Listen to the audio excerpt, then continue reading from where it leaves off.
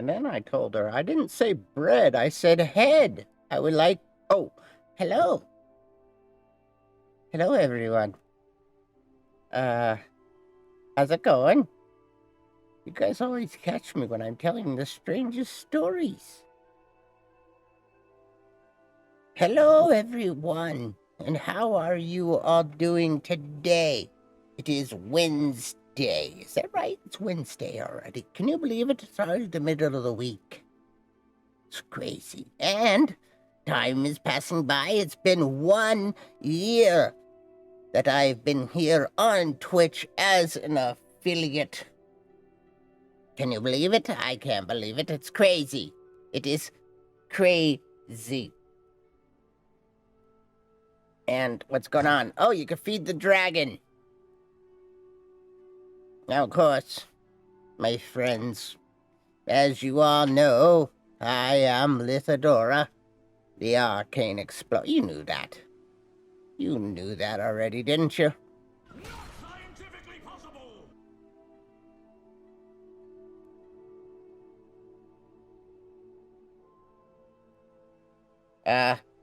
Hello?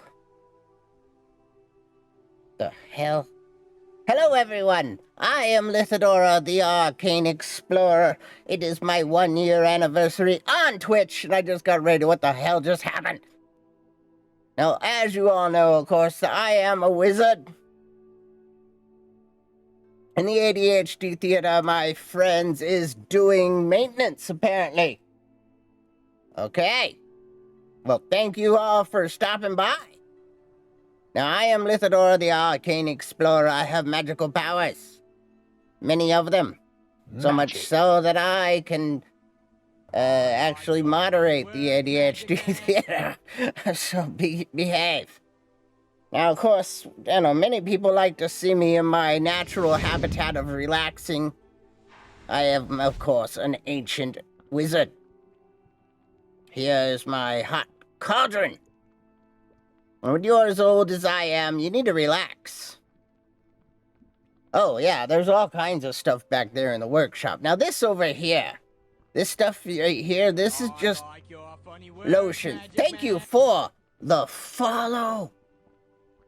Bioblade. What are you guys doing over there? I knew what you were doing. I was there 20 minutes ago. I like your funny words. I'm gonna allow that, Kraken.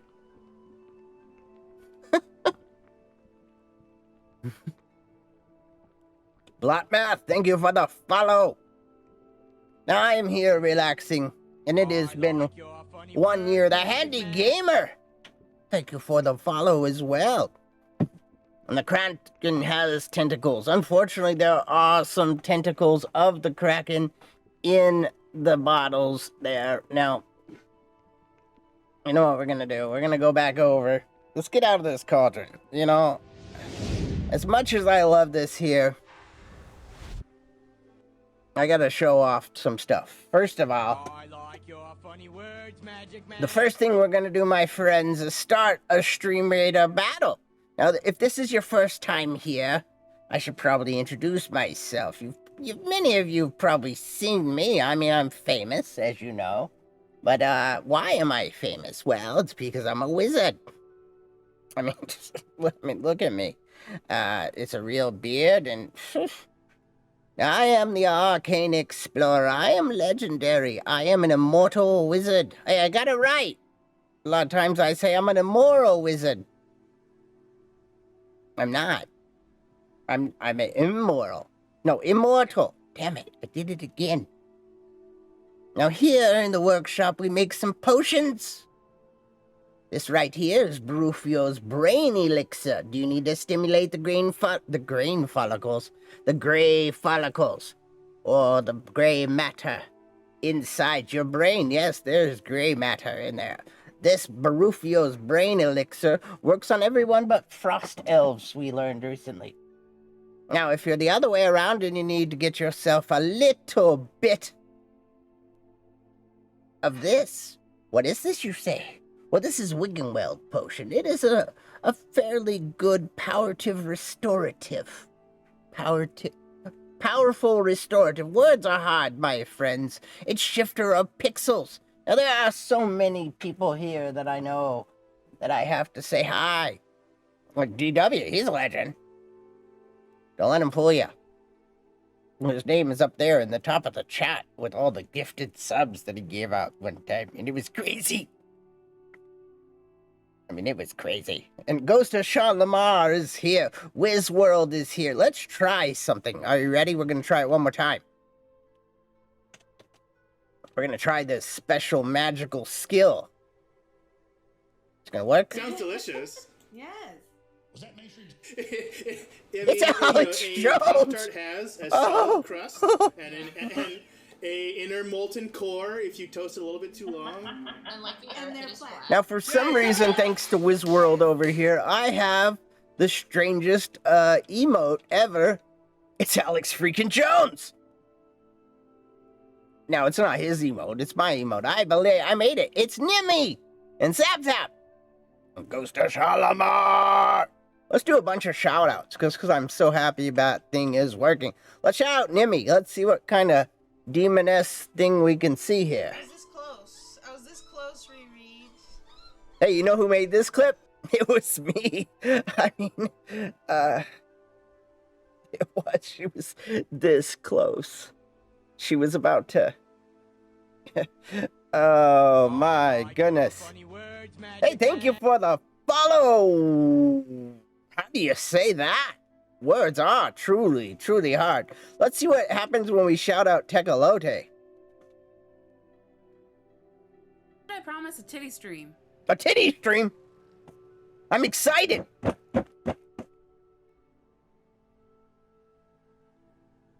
Damn, I'm disappointed already. You got your first clip today. Let's see what happens. Let's see what happens when we shout out the Ghost of Shalamar. I like your funny words, Magic Man. Testicle cup? No, it's like a phone. A testicle cup? Back in the day. But you put what in the... Mama! Hi! How you doing? Hello! Welcome back to the Wizard Workshop. Now, as my apprentice used to call this is the Master's Laboratory, or the Masturbatory. I prefer you don't, but in case you do. Juggling love balls. Well, I can get my love... You know, these are my wizard balls right here. Can you do this with your balls? I think I can do it with both hands. I'm ambidextrous. Woo! And I've been working on this thing that Darren does, where he does this little thing with the ball. I don't know how he does it. It looks magic. Ooh, Veronica, you keep those in your balls. Whew. Yes, I can do that thing. Who else is here? Oh, I almost forgot the other guy. My good friend SS Kraken, who normally he and I are playing Sea of Thieves together. Let's see. House whoops.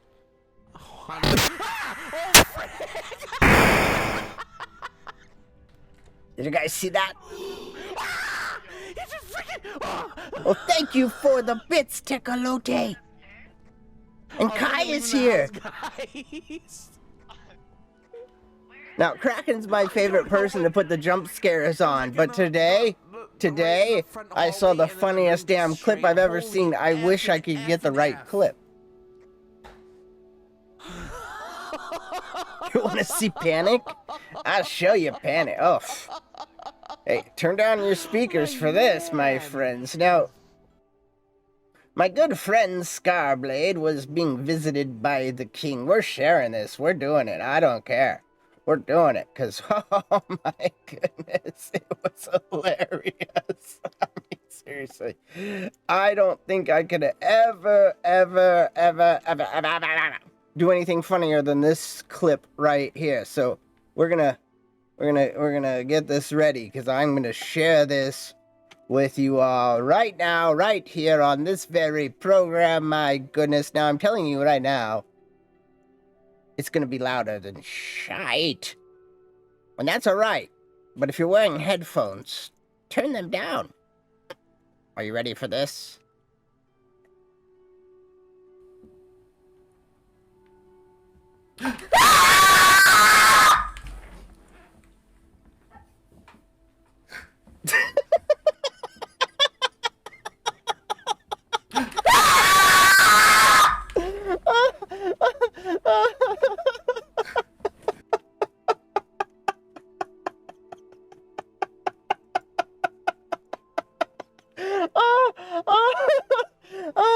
She was.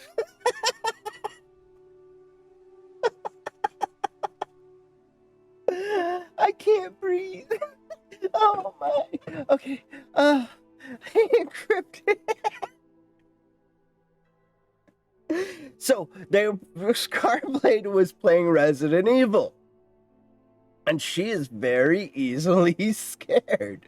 And the king goes, he saw something.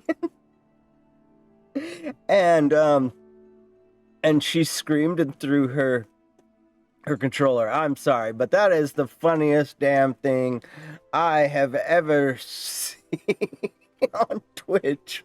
It reminds me of the first clip I ever saw of Twitch, which was of a gentleman playing a scary game, and his young daughter comes up and like touches him, and he jumps into the air. Now this is Scarblade. Let's see another clip of Scar.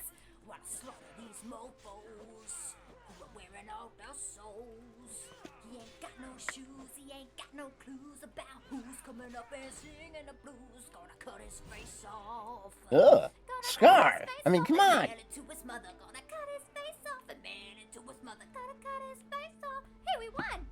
Yay! Scar won, everyone! Victory! Now, this little thing right here is a spell I wrote myself! Veronica! Hello! And thank you for the bits for Scarblade. I'll be sure to deliver them and say for making people laugh so hard they could not breathe. What's going on? They're dropping the bits too. Oh, we got a choo-choo train. Well, who doesn't like a good choo-choo train, my friends? Well, thank you all for kicking off a hype train here on our 1-year anniversary. I can't believe it. You know how hard it was to get started here on Twitch? Nobody wants to come and see the wizard. All magic comes with a price.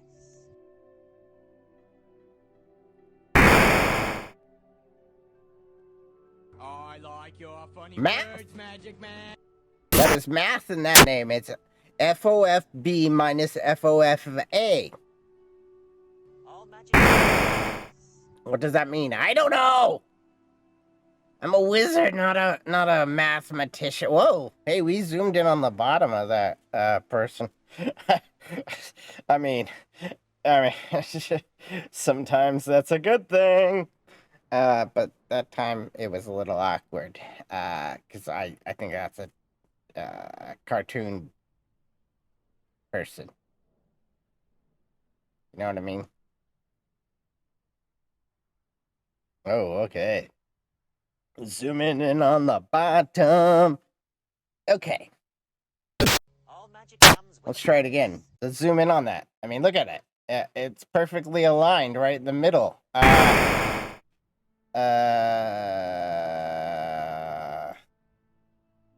Let's not do that again. And I'm suddenly a little blurry. Oh, I found someone in the kingdom to make me new things for my eyes. I'm gonna get new, peepers or whatever you call them. And Veronica, thank you for the bits. And Shifter, thank you for the bits. And Kai, thank you for the blow-up doll. I mean, we are having a party.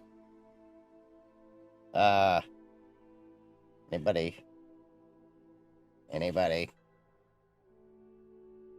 Oh, that's your friend's wife?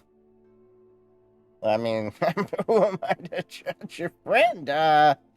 He's a nice guy. all magic It's comes Pub. with a price. Public inter. Where's whose butt is this in my face? You know, I say that often. Whose butt is in my face? It's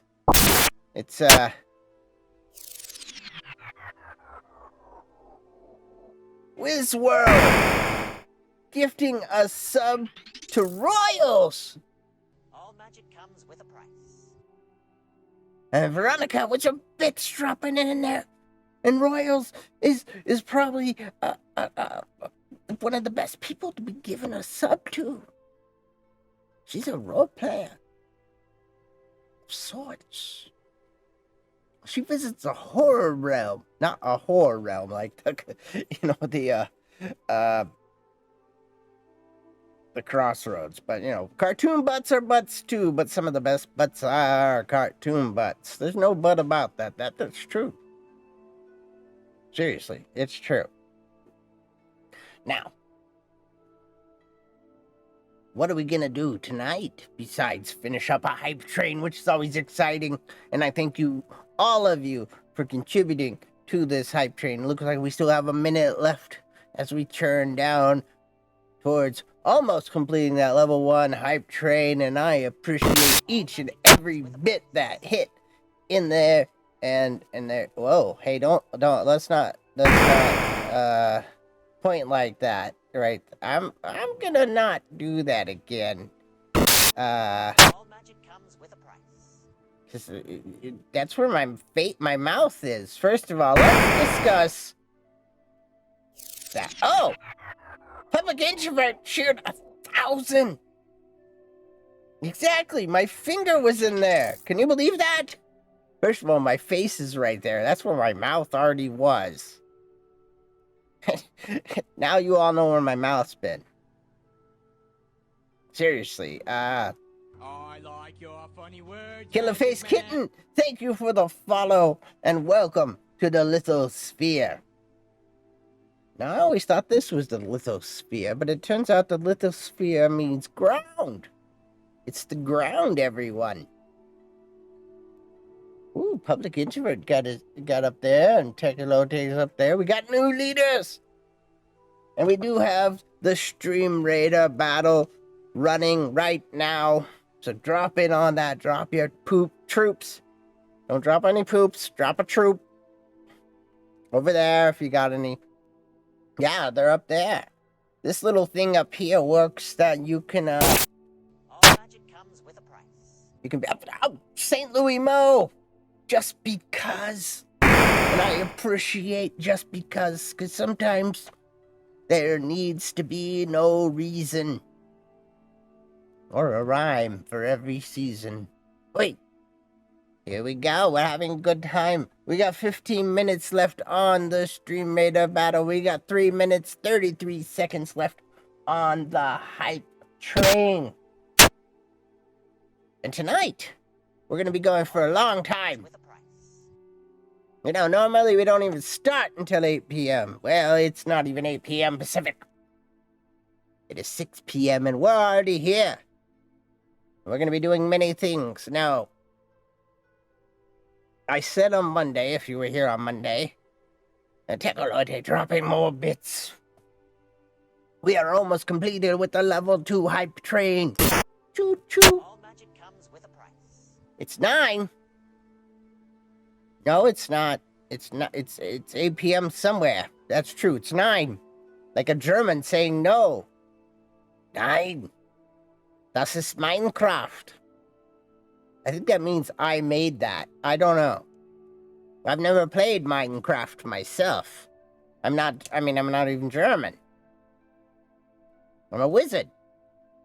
I mean, do they have German wizards? I'm sure they do. Oh, look at that. You can still see the thing. Das ist Minecraft. Ja. Sehr gut, ja? Guess who took German as the Muggle Learning Annex course? Yes, they have German wizards, like Faust. Do they have Slow? All magic comes with a price.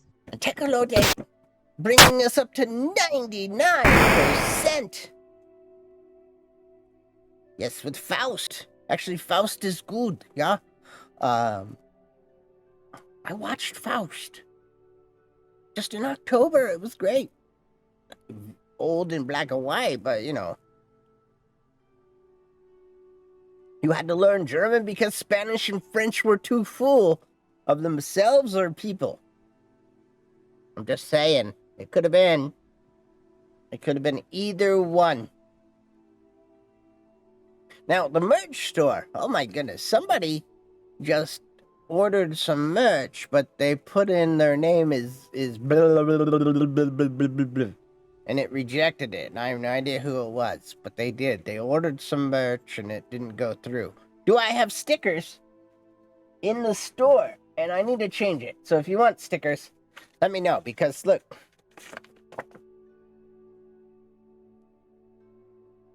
Words are hard. Or how about this guy? And these are the big versions. There's some little ones, like, oh. I got these stickers. Woo! We hit 100% on level 2. We are on to level 3. Choo-choo! You know what I should do? I should have a giveaway. We could give away a sticker today. That's what we're going to do. We're going to give away a sticker. Why? Because I have them. Now, this particular pattern, which you can't see unless I hold it way the hell back here, whoop, is you are my sun, my moon, and all my stars. I have a pillow with this particular thing on it with stars and a background available on the merch store. I love magic too. And I sleep on this thing every night on the pillow. I love my pillow. I really do. Yes. Let's see, what else do I have here? Well, of course, the little words are hard stickers. And a cauldron wizard. A cauldron wizard. So you know what we're going to do? That's what we're going to do. We're going to have a giveaway. That's right, we're going to have a giveaway. We're going to give away one of these stickers tonight. That sounds like a good time. Woo! Yeah, the cauldron one is the best. Look at this guy. I mean, let's compare. Why don't we?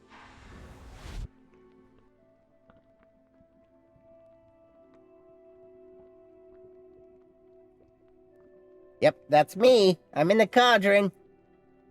Okay, let's connect this to chat. Connected to chat. Excellent, excellent, excellent. Now what we're gonna do is we're gonna wait for this hype train to complete. When we complete this hype train, however it finishes, we are gonna have a giveaway. We're gonna give away a sticker. And right now, you can actually enter into the drawing right now by putting !wizard into the chat. Yes, !wizard. There we go, it's working. Hot cauldron. You need a sticker. Now we're going to be giving away one of the little stickers. And you get your choice.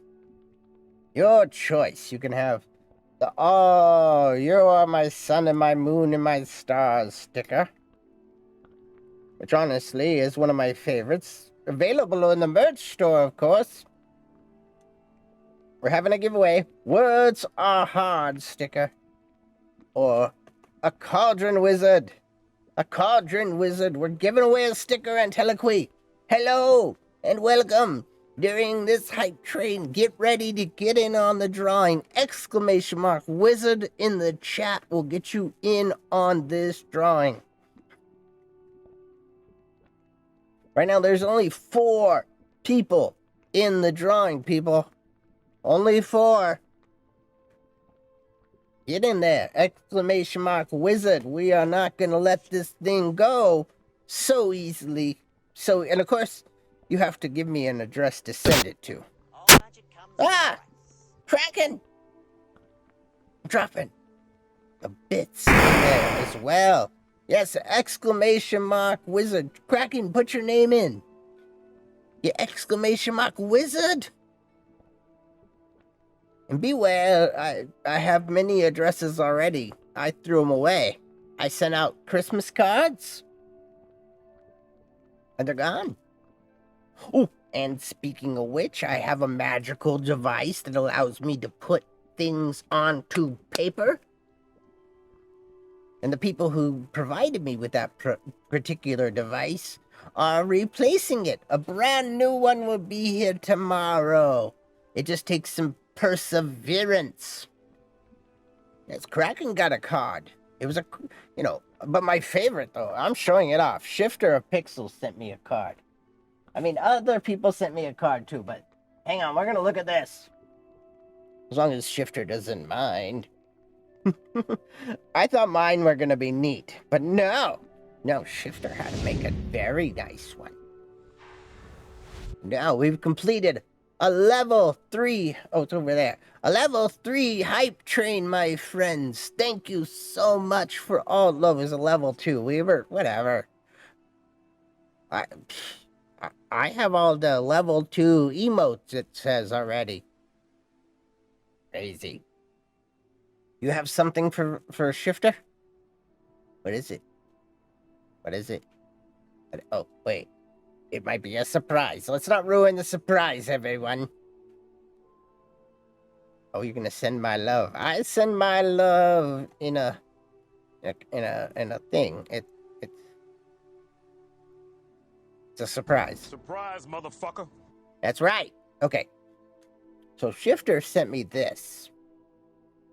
This is the Christmas card I got from Shifter. That's me. That's me. And then when you open it up,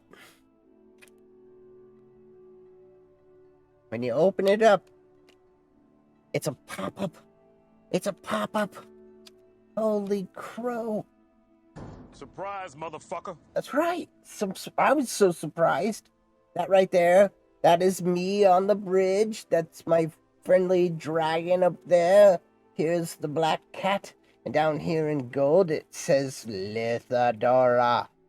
It's a 3-dimensional pop-up Christmas card, which, to be honest with you, has been on display at all times. Like, it clicks into place and it sits there like that. And it's been on my shelf ever since I received it. It's gonna stay up there. Right there on the wizarding shelf, where it belongs, because it's really cool and it adds to the ambiance. It is really cool. I like it a lot. And I wish you could all see it much closer, like, here, wait. There you go. Look at that.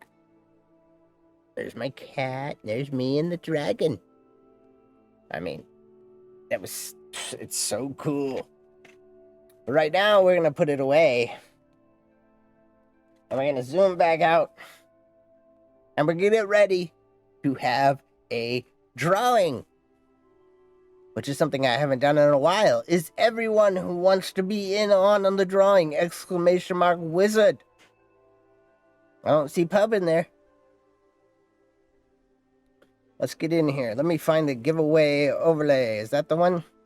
Hey, there it is. You know what, though? Yes. Get on in there. And if you don't see your name right here in the middle, hey, I'm not on the screen. I'm probably too big to be on this screen. Let's try it anyway. Yep, there. If you don't see your name right here, you're not in the drawing. We got Anteloquy. We got Full Aloof. Goes to Shalamar. Nemi. Public Introvert. Shifter of Pixels. Kraken. St. Louis Mo. Tecalote. Veronica. And Wiz World. We are giving away your choice of one of the following stickers. Yeah, don't walk around like, get in here. This right here. Would you like a wizard in a cauldron? Would you like to be my moon, my sun, my stars? Or would you like a words are hard sticker? These are available in the merch store. Now, don't walk runs a lot here. Has the most amazing Lithodora shirt. How is that shirt working for you, by the way? I'm going to show that shirt off. I'm going to do it. Yeah, you love the others. What sticker do you... Yeah, let's show off the shirt. Because I made the shirt as a bit of a joke, in my opinion. And, that crazy son of a bitch bought it. You know what I need to do? I need to really get in there and put up the cauldron. Or the potions in the store. And while we're doing that real quick, before we get into the drawing, like I say, get in on the drawing. Now is your last chance. ! Wizard in the chat. And Tiliqui has joined us. There we go. I want to show off the shirt. And so... let's do this right there. I'm trying to rearrange. You know, I'm a professional streamer. There we go. Look at that. Look at that shirt. You see that? He has that shirt right there. With the Lithodora logo completely covering the shirt. Back to front. Just the logo. It's right there. It's available in the merch store. Yes, you can get yourself one too. And because I am getting the new device available, I will be making labels for the potions. We'll be putting the potions up finally. There was such complications. Rancifer! Magic comes with a price. Rancifer, we're doing a giveaway! ! Wizard in the chat. And you can be entered in right here. Get your name right here on this list. ! Wizard. You can get a sticker. You can get a Words Are Hard sticker. You can get yourself a sticker that says you are my... no, just ! Wizard. It says it right there. You see that? Where it says ! Wizard? Yes. The anime butt goes right on my face every time. It's like I planned it. Because let's face it. Anime butt on my face? Woohoo! Should have said that more like the Pillsbury Doughboy, huh? So you can get yourself a Cauldron Wizard sticker. You can get your my sun, my moon, and my stars. I wrote that. I barely remember what it says. And your last choice would be a Words Are Hard sticker. We're going to do the giveaway right now. And then we're going to go over here and do a Stream Raider battle. It is your last chance to get on the Stream Raider battle. We're going to continue doing them all night. We're going to be here for a while. Well, I'm going to be here for a while. I hope you stick around. Right now, I'm going to get myself out of the way. And... are you ready for this? Are you all ready? Are you ready, kids? Let's go.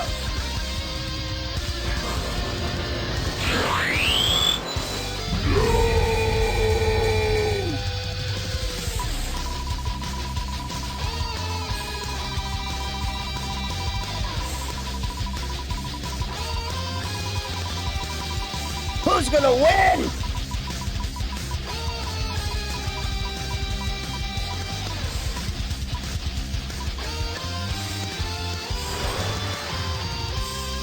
Yo! Don't Walk Runs a Lot is our winner. Congratulations, my friend. Now, DM me over there in the Discord. Send me an updated address to send you a physical item at. I know you have an address but on file, but it's old. There's actually another animation. I want to show it. It doesn't matter. He's won. But I want to show this part because it's always fun to me. Ready? Here we go. Look. Did not work? Oh.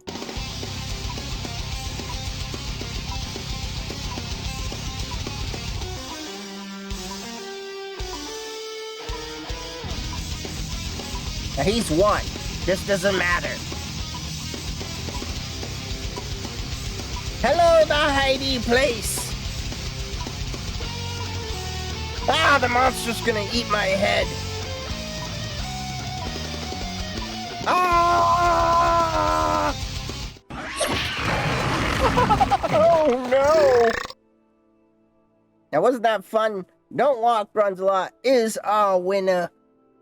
And sometimes you have the drawing, and if the person doesn't talk, you don't give them their prize. But I think he gets it. So how are you doing, Heidi? Welcome on in.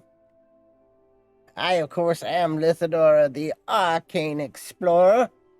I'm a wizard from another... No, I'm actually from Earth. I'm in another dimension. I'm not from another dimension. I'm from Earth. But I left there because, you know, people are like, about magic. And, you know, what am I to do about it? I'm a wizard. Now, the other thing we gotta do, my friends, is jump right over. Jump right over. We have a stream raider battle. Well, there it goes. Whew. Yeah. Everybody go follow on the ticker talker. I got a ticky tack as well. Mostly thanks to Veronica lately. Oh, that's the wrong window. Hey, guess who was trying to click on their own stream to drag the spell into stream readers like a professional? Not me. No, not at all. Wasn't me. Let's go.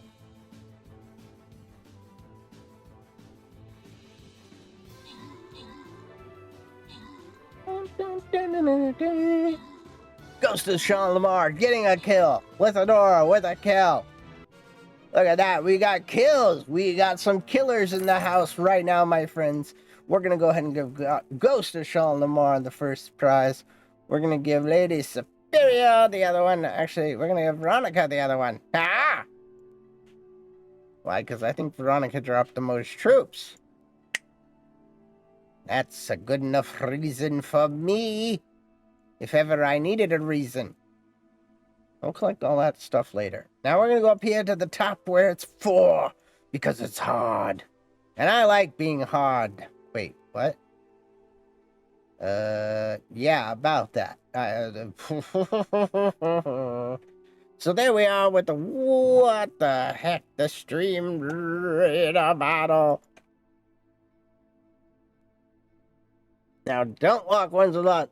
You missed it, but you won. You are our winner. But you also got eaten. But that's okay. I already said you won. So you won.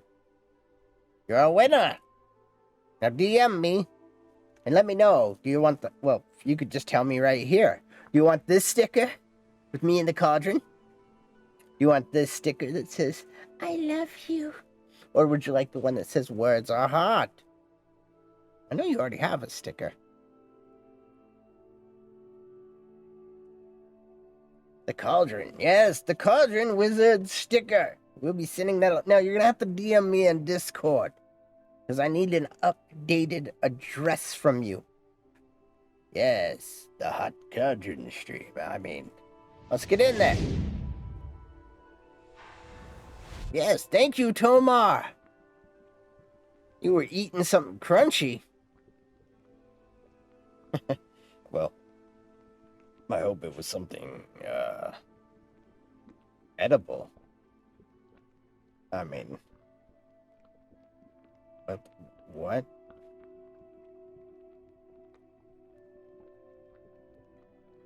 Oh, yeah, thank you, Tomar. You know, well, I understand being dumb. I'm surrounded by people. I mean, what? I didn't just say that, did I? Well, I didn't mean it like that. I meant it like this. Wait, what? Now, my friends, tonight I was gonna jump into the library, and I was gonna read a book. You can tell the king. Who knows? I'm... Hey, look, Brancifer got the top spot somehow over there, and Kraken got the other one. Very nice. You tell the king, he'll go, huh? And you'll scream. Like Scarblade did. That was the funniest damn thing I'd ever seen. What just happened?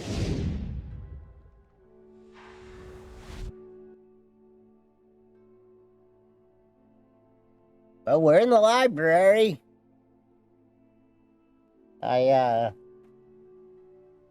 Did not expect to be in the library yet. Well,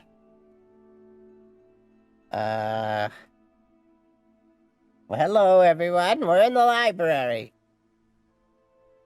I need to move this. This thing right here to over to there. And, yep.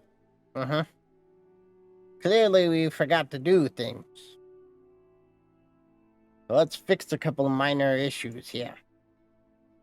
It is dusty in here. Let's fix this. Let's put this person right here.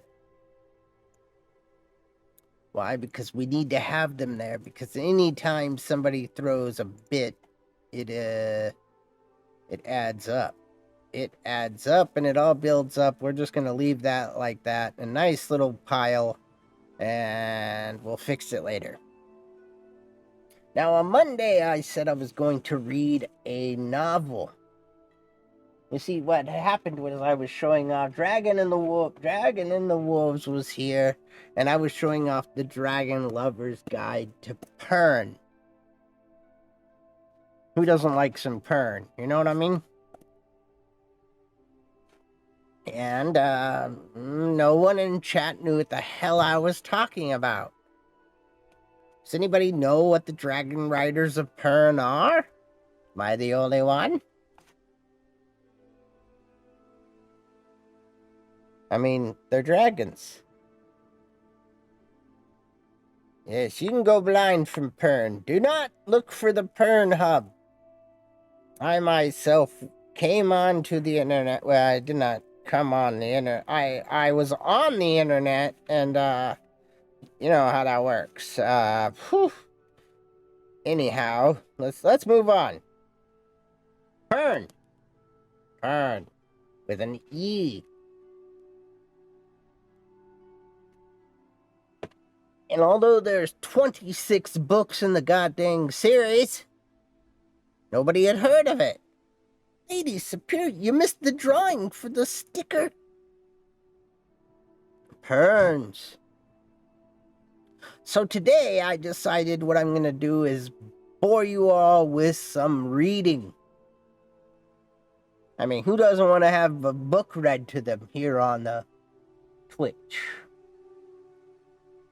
Oh, you missed it.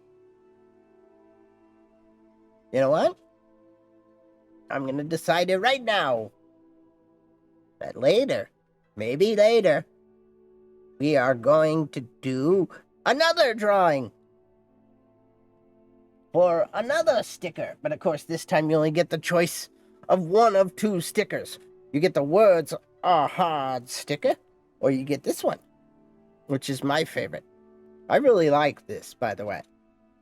I worked really hard to make this. And, you are my sun, my moon, and all of my stars. And it is available over in the merch store as well, in case you need something like a pillow.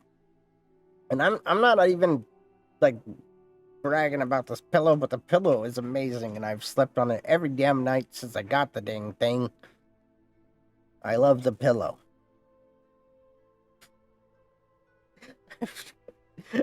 It's almost started some arguments. Captain Peelcard, welcome in. It is, of course, the 1-year anniversary here on Twitch for me being an affiliate. An affiliate.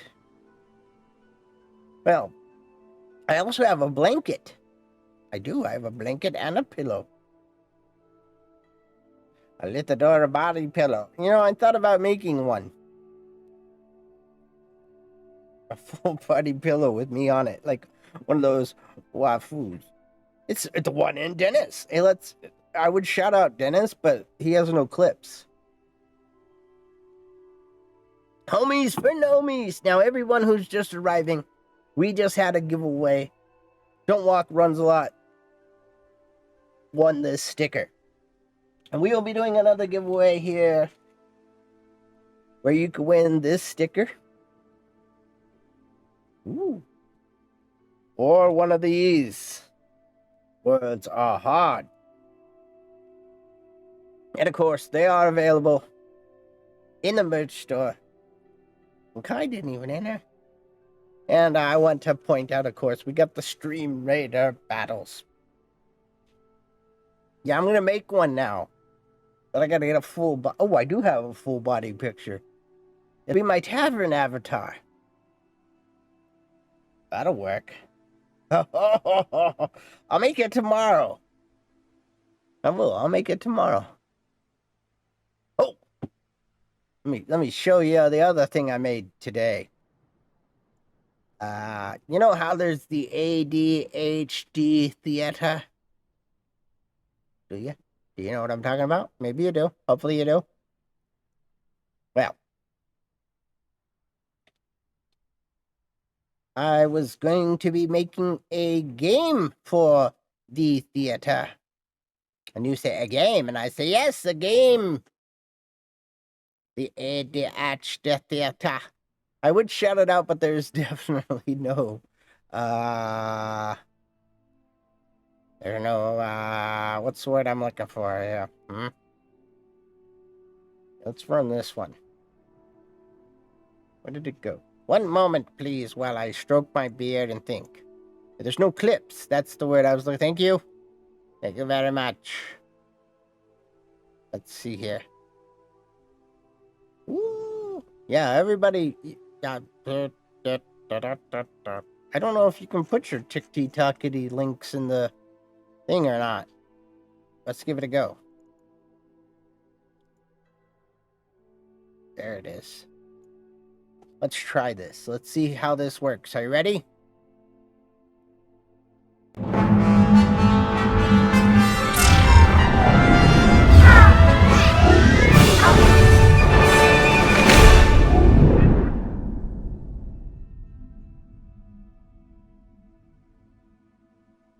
Hey, I made that today. What? I'm loud. Oh, well, I didn't even think about the volume, to be honest with you. What do you think this is? Some ASMR stream? So it's Twitch Tacto. And I'm going to gather a bunch of people that I need to have on the game show because it's basically... Ever seen some game on the earth that used to be on TV called Hollywood Squares? Oh yeah? I'm going to switch to ASMR and read a book in a second. That was actually part of the plan. So Hollywood Squares, basically, was we'd get 9 people. 3, 3, 3, 3. And I line them all up, and then I'm the host of the game show. And then I have 2 contestants. I ask the question of... I ask them to pick a person in the squares. I ask a question. The person in the square gives an answer that they think is either right or at least funny. Or entertaining, and then the contestant decides if that person is right or wrong. If they're right, they get an X. If not, it passes on to the next player. They try to complete the board by completing tic-tac-toe. There's better rules, but the game is coming soon. I'm working on the details of it. Getting 11 people on the screen all at once can be difficult. But we're going to try it. I'm working on it. I've been working on this game idea for a while. And I also have a few other ideas in the works. Three or 4 more. Because I think that... How do I put this? You know how on Twitch there's some of these dating show game things? There's no outcome. It doesn't matter. They're not going to date at the end. Nobody's finding love. It's hard to get invested into it. But at least on this game, somebody might win something. You've already found love. I'm all out of love. I'm so lost without shoes. I think I'm barefoot. I'm all lost without shoes. Isn't that the lyrics? I don't know. I don't know. Woo! We're gonna get a waifu pillow. I didn't even know I could do waifu. We are seriously, we're switching to ASMR. I'm gonna read.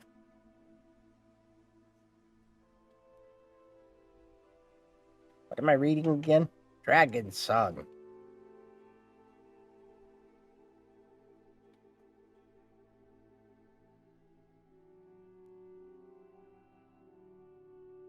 Seriously, we're gonna read a book. I hope everybody's happy with this idea. Whew. I am. I will make the pillow.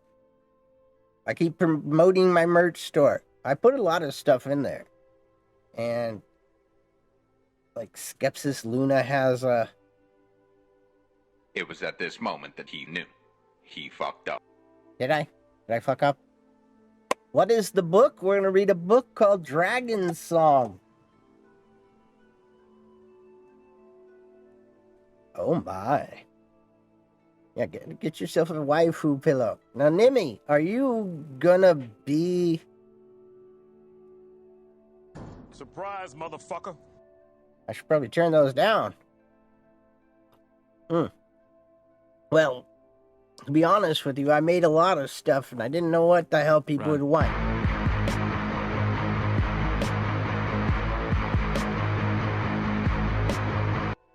Where are we running? Where are we going?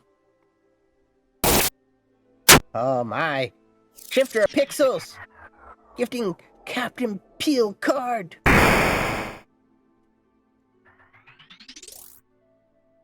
I'm going to turn down the sound alerts just a little bit.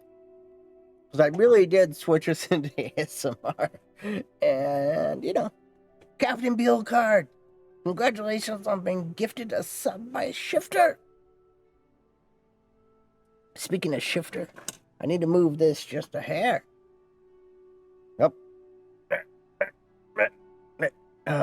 Okay.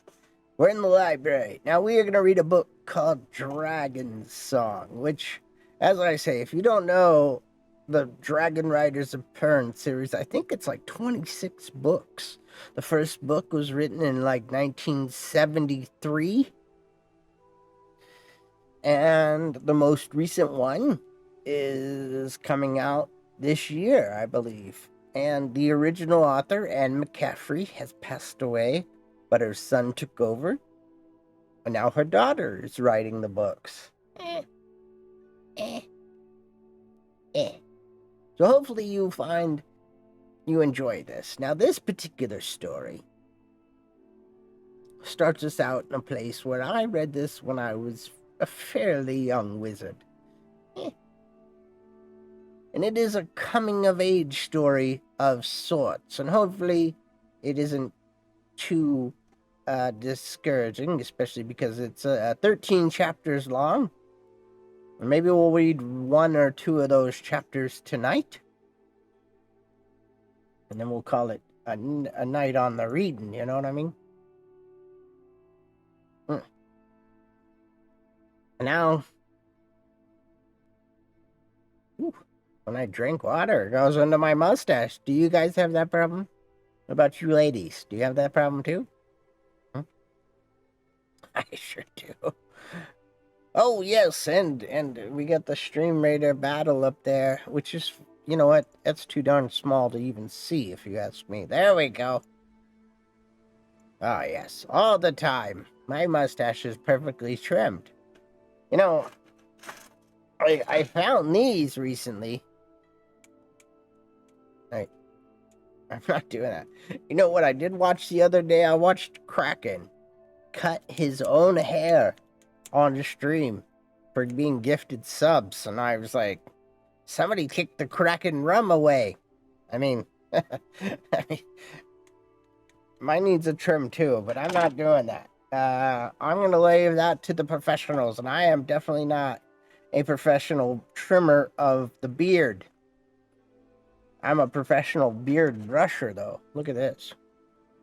Reread. Speaking of rereading, I am reading a book. We're about to get started. And this book is called Dragon Song. It takes place in the Dragon Riders of Pern series. And again, like I say, there's 26 books in the series.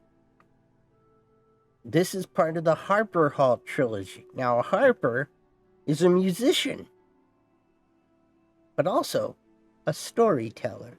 In some ways, I am a Harper. In fact, when I visited the dimension of Pern, that was what I did. They have no magic there. But what they do have are dragons. We're still not allowed to remove or make in hair cutting places, so I have to trim mine myself. Oh, well, no, that's a harp player. I can't play the harp. I can play guitar. And the harpers can play guitar or harp or things, but in this world, yeah, there are so many legends here. There are legends, which I don't understand that term, because what is at the end of a leg? A foot. I'm not going to call you people feet. That's disgusting. You're all a bunch of ankles. Some of you are probably ants, but the rest of you are ankles. Good on you. I don't know. Look at all these feet. Exactly. Woo! So there are harpers, and basically the forward here is going to explain the world to us. We do have a Stream Raider battle.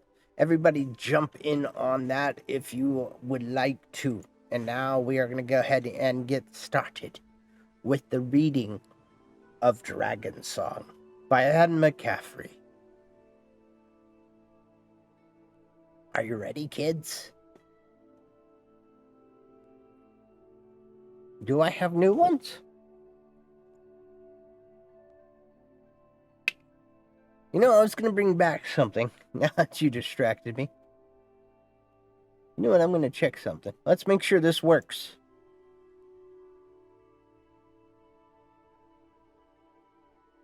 And it didn't.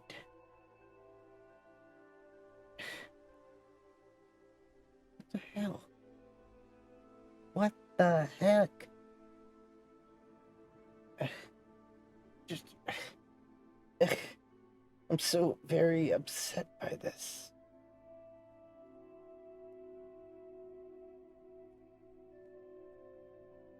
Dragon and the Wolves?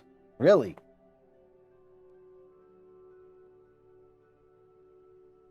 Well, that's broken. Ignore that. All right. What is your wizard names? Exactly.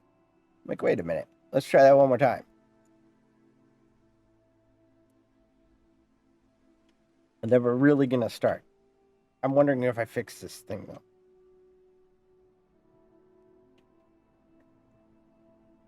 Nope. Still broken. I got an idea. Hang on, we're fixing something. There goes my cat. We're going to fix something. We're doing it live.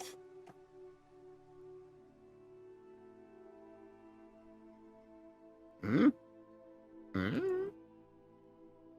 I was connected with OBS.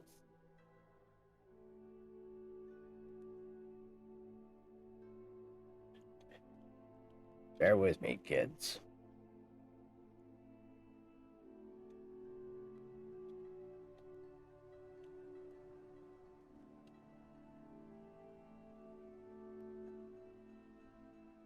Ow. Yes, there's a bear with me. Let's try this one more time. 5, 4, 3, 2, 1. I need the cooldown to finish, by the way. That's why I'm doing a countdown. Hey, look who fixed it. It's like I'm some kind of wizard. I fixed it. I fixed it. Okay. Where is the bear? In my underwear. Where do you keep your bear?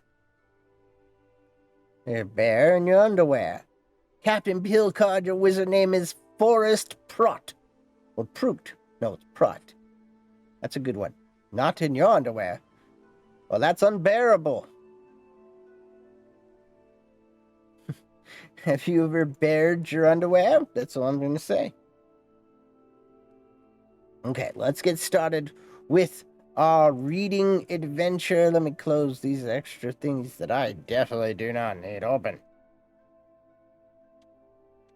And now, finally, we shall begin the reading. And I'm curious about one more thing. Hang on just a millisecond. Hope that's not working still, but that's okay. Uh-oh. Look what I did. Hey, everybody, we're about to play guitar. That was not right.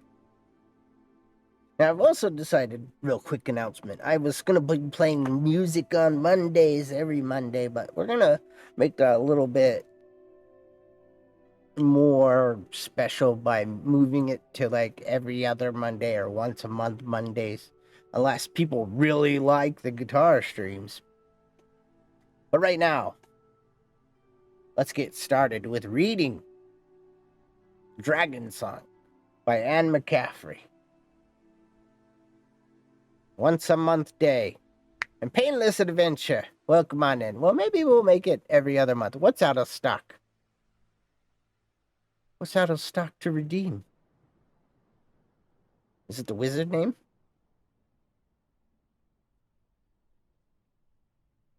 This Dragon Song is the first of the Harper Hall trilogy. Welcome in Painless Adventure. We are reading a book, except we're going to stop in 5 minutes. So first, we're going to read...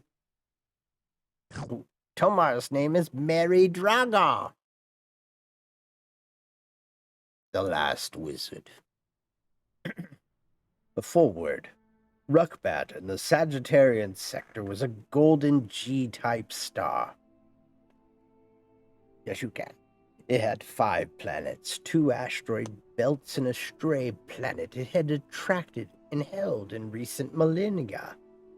When men first settled on Ruckbat's third world and called it Pern, they had taken little notice of the strange planet, swinging about in its adopted primary in a wildly erratic elliptical orbit. For 2 generations, the colonists gave the bright red star little thought, until the path of the wanderer brought it close to its stepsister, a perihelion. Yeah, you can redeem a boy one. Then the spore life, which proliferated at an incredible rate on the red star's wild surface, spun off into space and bridged the gap to Pern. The spores fell as thin threads on a temperate, hospitable planet and devoured anything organic that was in the way, seeking to establish burrows in Pern's warm earth, from which to set out for more voracious threads. The colonists suffered staggering losses in terms of people scored to death, and in crops and vegetation wiped out completely. Only fire killed Thread on land. Only stone and metal stopped its progress. Fortunately, it drowned in water. But the colonists could scarcely live on the seas. The resourceful men cannibalized their transport ships, and abandoning the open southern continent where they had touched down, had set about making the natural caves in the northern continent habitable. They evolved a 2-phase plan to combat Thread. The first phase involved breeding a highly specialized variety of a life form indigenous to the New World. The dragons, named for the mythical Terran beasts that they resembled, had 2 extremely useful characteristics. They could get from one place to another instantly, by teleportation. And when they had chewed a phosphorine-bearing rock, they could emit a flaming gas. Thus, the flying dragons could char thread to ash in midair and escape its ravishes themselves. Men and women with high empathy ratings or some innate telepathic abilities were trained to use and preserve these unusual animals, partnering them in a lifelong and intimate relationship. The original cave fort, constructed in the eastern face of the great western mountain range, soon became too small to hold either the colonists or the great dragons.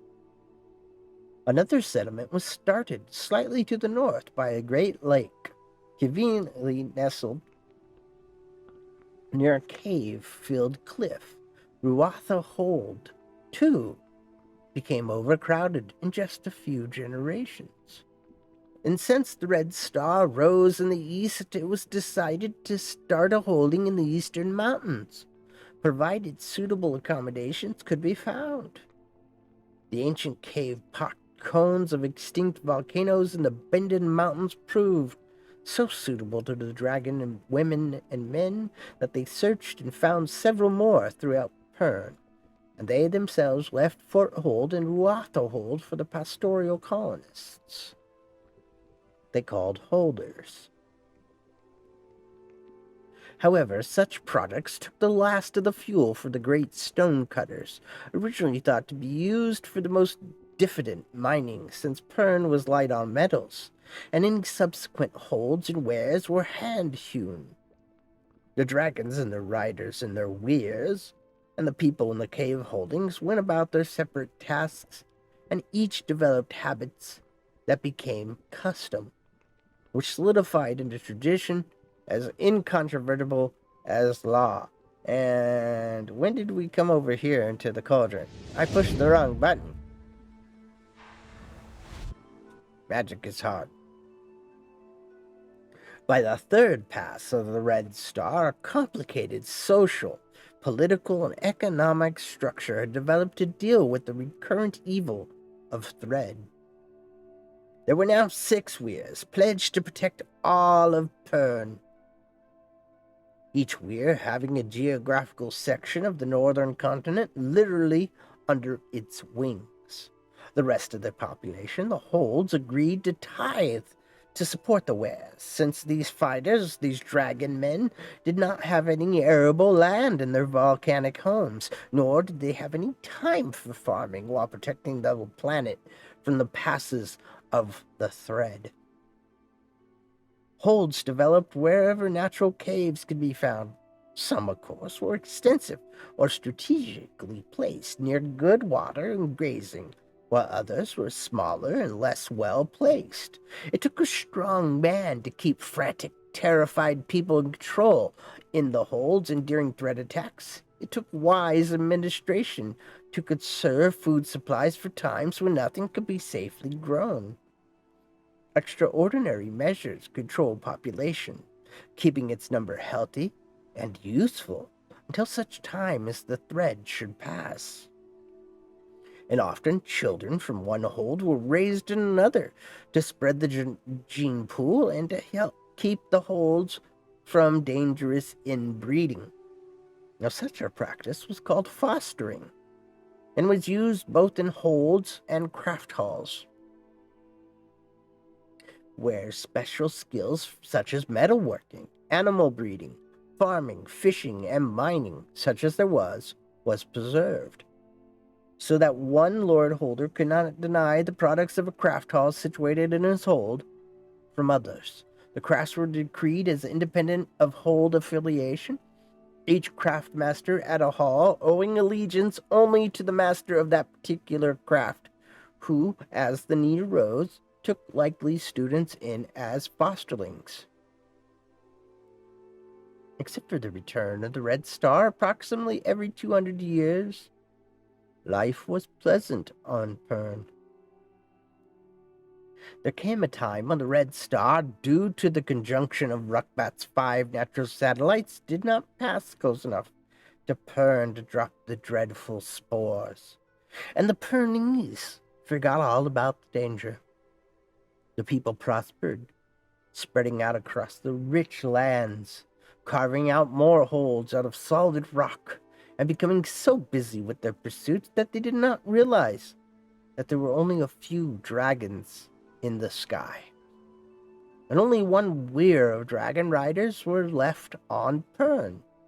In a few generations, the descendants of the holders began to wonder if the Red Star would even return. The dragon riders fell into disfavor.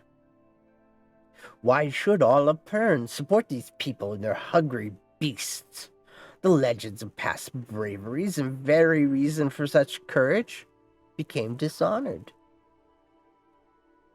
But in the natural course of events, the Red Star again began to spin close to Pern, winking with a baleful red eye on its intended victim.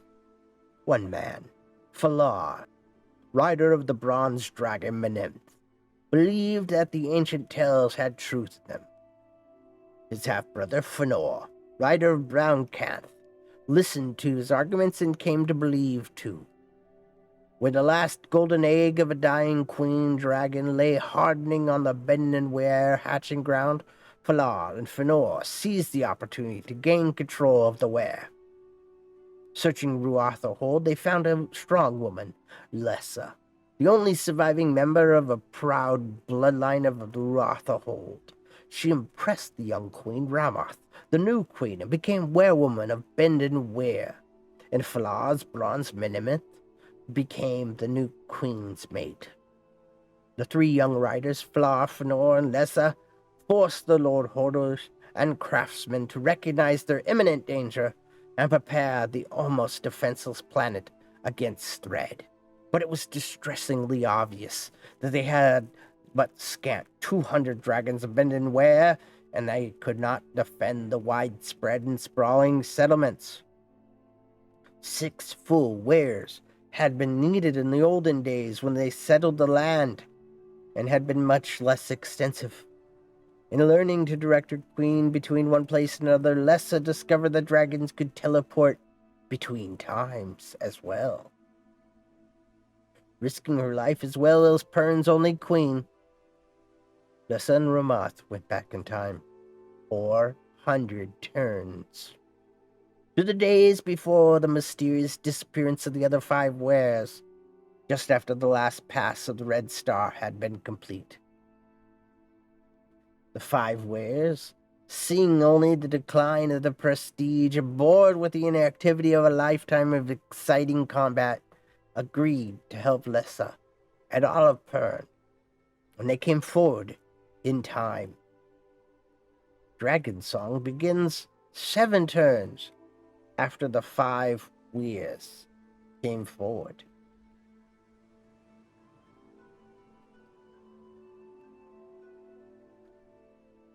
We're going to do some stream raiding. I hope everybody's enjoying this story. And hello, Eris, the cat goddess. We are reading Dragon Song. So far, we've read the foreword.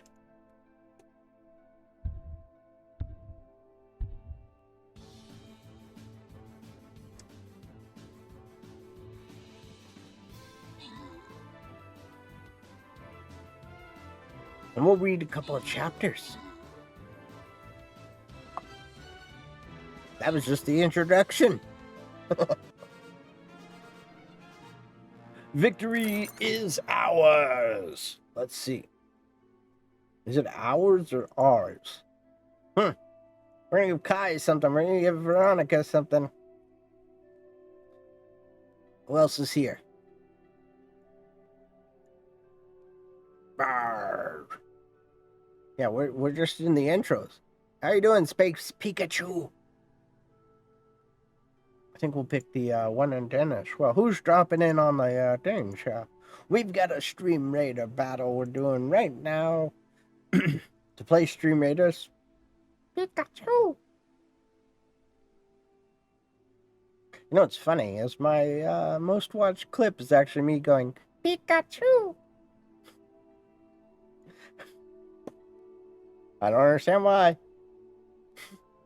But that's the case. Let's get back to the library. Hope everybody's enjoying the book. Well, thank you. I'm enjoying being here for a year. My most watched clip is me saying, "That's what I sound like when I sneeze. Pikachu." That's it. All right, Stream Raiders battle is ready to go. All right. Good night, a Heidi Place. Chapter 1.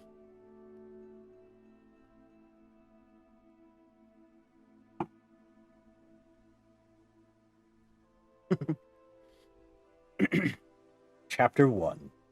Drummer beat and piper blow, harper strike and soldier go. Free the flame and sear the grasses till the dawning red star passes. I guess I should point out music is important in this realm. Almost as if the elements, too, mourn the death of the gentle old harper. A southeaster blew for 3 days, locking even the burial barge in the safety of the dark cavern. The storm gave Seaholder Yanis too much time to brood over his dilemma. Gave him time to speak to every man who could keep rhythm and pitch, and they each gave him the same answer. They couldn't properly honor the old harper with his death song, but Menelli could. To which answer Yanis would grunt and stamp off. It rankled in his mind that he couldn't give voice to his dissatisfaction with that answer and with his frustration. Melanie was only a girl. Too tall and lanky to be a girl at that.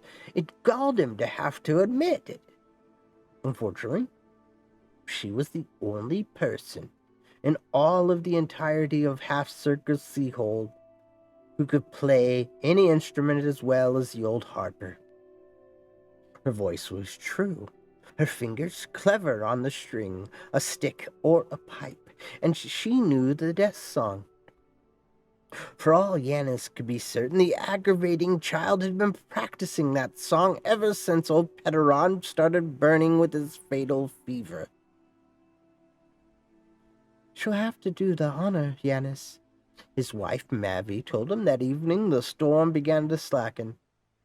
"The important thing is that Petaron is properly sung to rest. One does not have to record who did the singing." "Ah, the old man knew he was dying. Why didn't he struck one of the men?" "Because," replied Mavi with a touch of sharpness in her voice, "you would never spare him a man when there was fishing to be done." "But there was young Tranterfly." "Whom you sent to foster and is to Seahold." "Could that young lad have Forteralt?" "His voice is changing. Now come on, Yanis. It has to be Menelli." And Yanis grumbled bitterly against the inevitability as he climbed into his sleeping furs. "Well, that's what everyone told you, isn't it? So why make so much of a necessity?"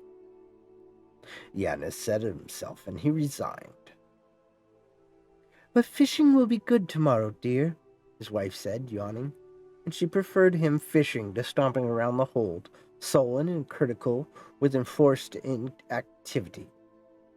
She knew he was the finest Seaholder Half Circle had ever had. The hold was prospering, with plenty of bartering set by in the storage caves. They hadn't lost a ship or a man in several turns either, which said much for his weather wisdom. But Yanis, at home on the heaving deck in foul weather, was very much adrift when taxed with the unexpected on land. Now Mavi was keenly aware that Yanis was displeased with his youngest child.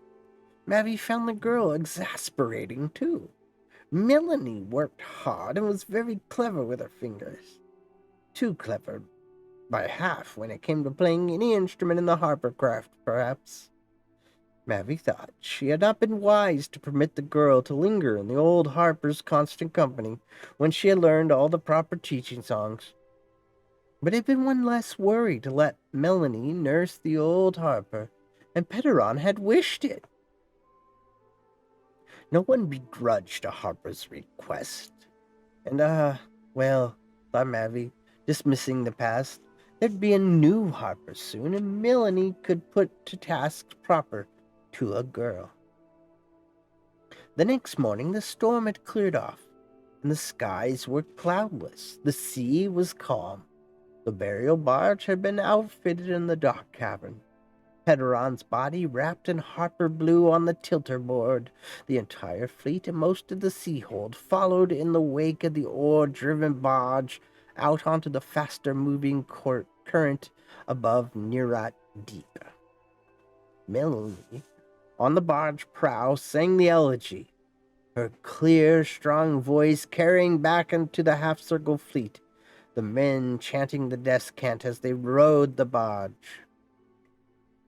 On the final chord, Pederon went to his rest. Melanie bowed her head and let the drum and stick slide from her fingers into the sea. How could she ever use them again when they had beaten Pederon's last song? She held back her tears since the Harper had died because she knew she had to be able to sing his elegy, and you couldn't sing with a throat closed from crying. Now the tears ran down her cheeks, mingled with the sea spray, her sobs punctuated by the soft chant of the steersman. Setting about, Pederon had been her friend, her ally, her mentor. She had sung from the heart as he had taught her, from the heart and the gut. Had he heard her song where he had gone? She raised her eyes to the palisades of the coast, to the white sanded harbor between the two arms of half-circle hold. The sky had wept itself out in the past 3 days, a fitting tribute. And the air was cold. She shivered in her thick ware-hide jacket. She would have some protection from the wind if she stepped down into the cockpit with the oarsmen. But she couldn't move. Honor was always accompanied by responsibility, and it was fitting for her to remain where she was until the burial barge touched the stones of Dock Cavern. Half-Circle Hold would be lonelier than ever for her now. Pederon had tried so hard to live long enough for his replacement to arrive. He told Melanie he wouldn't last the winter. He'd dispatch a message to Master Harper Raboton to send a new Harper as soon as possible. He also told Melanie that he had sent 2 of her songs to the Master Harper. But women can't be Harpers, she told old Pederon, astonished and awed. 1 in 10,100 have perfect pitch, Pederon said in one of his evasive replies. 1 in 10,000 can build an acceptable melody and meaningful words. Were you only a lad, there'd be no problem at all. Well, we're stuck with me being a girl. Well, you'd make a big, fine, strong lad, though, wouldn't you? Pederon had replied exasperatedly. And what's wrong with being a big, fine, and strong girl? Meneley had said, half teasing and half annoyed. Nothing. Surely nothing at all. And Pederon had patted her hands and smiled up at her. She'd been helping him eat his dinner, his hands so crippled, even the lightest wooden spoon left terrible ridges in the swollen fingers. And Master Robinson's a fair man. No one on Pern can't say he isn't. And he'll listen to me. He knows his duty, and I am, after all, a senior member of the craft hall, being taught up in the craft before him himself, and I'll require him to listen to you. Have you really sent those songs you made me wax down on slates? I have, and sure I have done that much for you, my dear child. He'd been so empathetic that Melanie had to believe he had done what he had said. Poor old Petaron. In the last months, he'd not remembered the time of turn, much less what he'd done the day before. He was timeless now, mentally told herself, her wet cheeks stinging with cold. She would never forget him. Hello, Ultima Avatar. We're reading a book called Dragon Song. We're in chapter 1. The shadow of the two arms of half-circles cliffs fell across her face. The barge was entering the home harbor. She lifted her head. High above, she saw the diminutive outline of a dragon in the sky. How lovely! And how had Bendon Ware known? No, the dragon rider was only doing a routine sweep. With thread falling at unexpected times, dragons were often flying above half-circle, isolated as it was by the bogs on the top of Nerat Bay. No matter. The dragon was awing above half-circle hold at the appropriate moment, and that to Minoli, the final tribute to Petaron, the harper. The men lifted the heavy oars out of the water, and the barge glided slowly to its mooring at the far end of the dock. Fort Antillic might boast of being the oldest sea holds, but only half-circle had a cavern big enough to dock the entire fishing fleet and keep it safe from threadfall and weather. Dock Cavern had moorings for 30 boats, storage space for all the nets, traps, and lines, airing racks for sail, and a shallow ledge where holes could be scraped free of sea growths and repaired. At the very end of the immense cavern was a shelf of rock, where the hold's builders worked when there was sufficient timber for a new hull. Beyond there was a small inner cave where priceless wood was stored, dried on high racks or warped into frames. The burial barge lightly touched its pier. Minoli, the first oarsman, held out a hand to her. Startled by the unexpected courtesy to a girl of her age, she was about to jump down when she saw in his eyes the respect due her at this moment. And his hand, closing on hers, gave silent approval for her singing of the harper's elegy. The other men stood too, waiting for her to disembark first. She straightened her shoulders. Although her throat felt tight enough for more tears, she stepped proudly down onto the solid stone. As she turned to walk back to the land side of the cavern, she saw that the other boats were discharging their passengers quickly and quietly. Her father's boat, the biggest of the half-circle fleet, had already tacked back into the harbor. Yanis's voice carried across the water, above the incidental sounds of creaking boats and muted voices.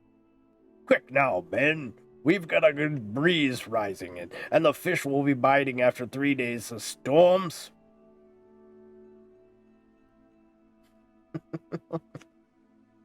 The oarsmen hurried past her to board their assigned fishing boats.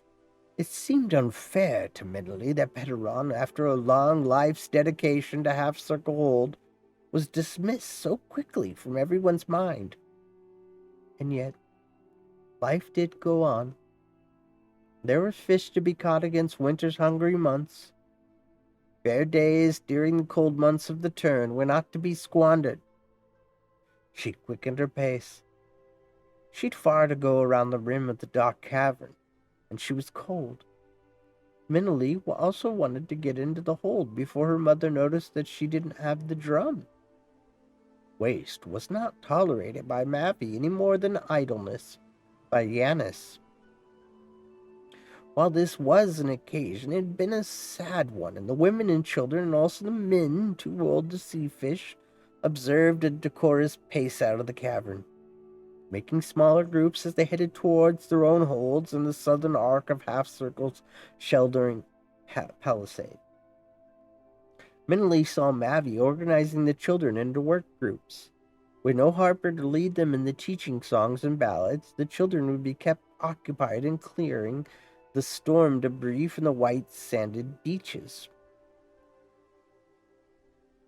There might be sun in the sky and the dragon rider still circling on his brow, but the wind was frigid, and mentally began to shiver violently.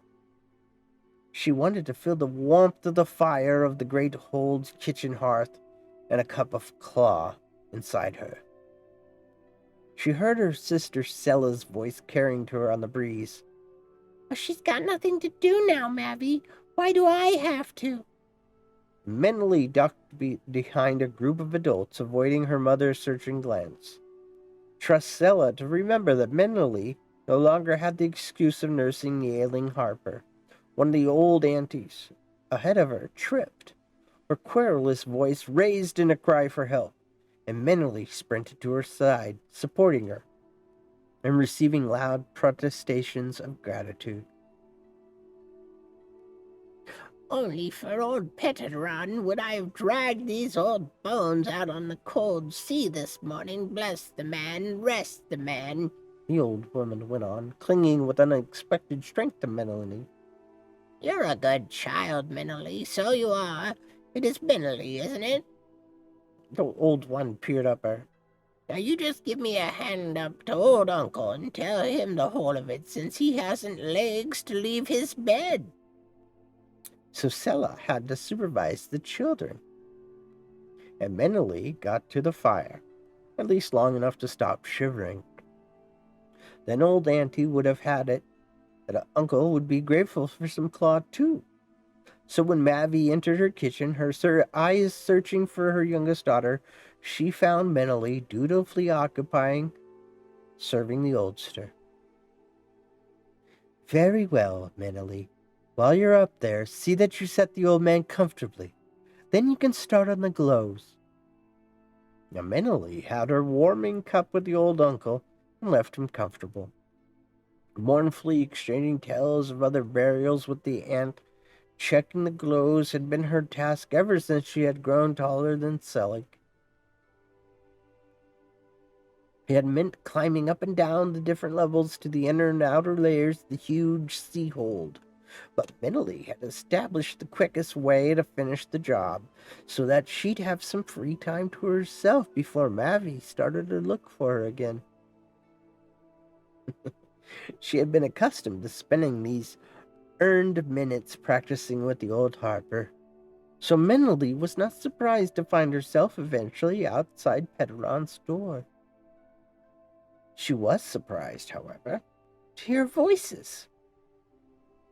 She was about to charge angrily through the half-open door and demand an account when she heard her mother's voice very clearly. The room won't need much fixing for the new Harper. Menelene stepped back into the shadow of the corridor. The new Harper? What I want to know, Mavi, is who's to keep the children up in their learning until he comes? That voice was Cyril's, the wife of the first holder, and therefore the spokesman of the other hold women to Mavi as the sea holder's lady. She did well enough this morning. You have to give her that, Mavi. Yes, but Yanis will send the message ship. But not today, nor tomorrow he won't. I don't fault sea holder Mavi, but it stands to reason the boats must fish and the sloop's crew can't be spared. That means 4 or 5 days before the messenger gets to Iggenhold, and from Iggenhold, if a dragon rider obliges, by carrying the message. But we all know that the old-timers at Iggenware are like, so let's say Harper drums to the Master Harper Hall at Fort. It's another 2 to 3 days. A man has to be selected by the Master Harper Robinson and sent overland by ship. And with red falling at times as it pleases, no one travels fast or far in the day. If 11 by spring before... It'll be spring before we see another Harper, and the children to be left without teaching for months?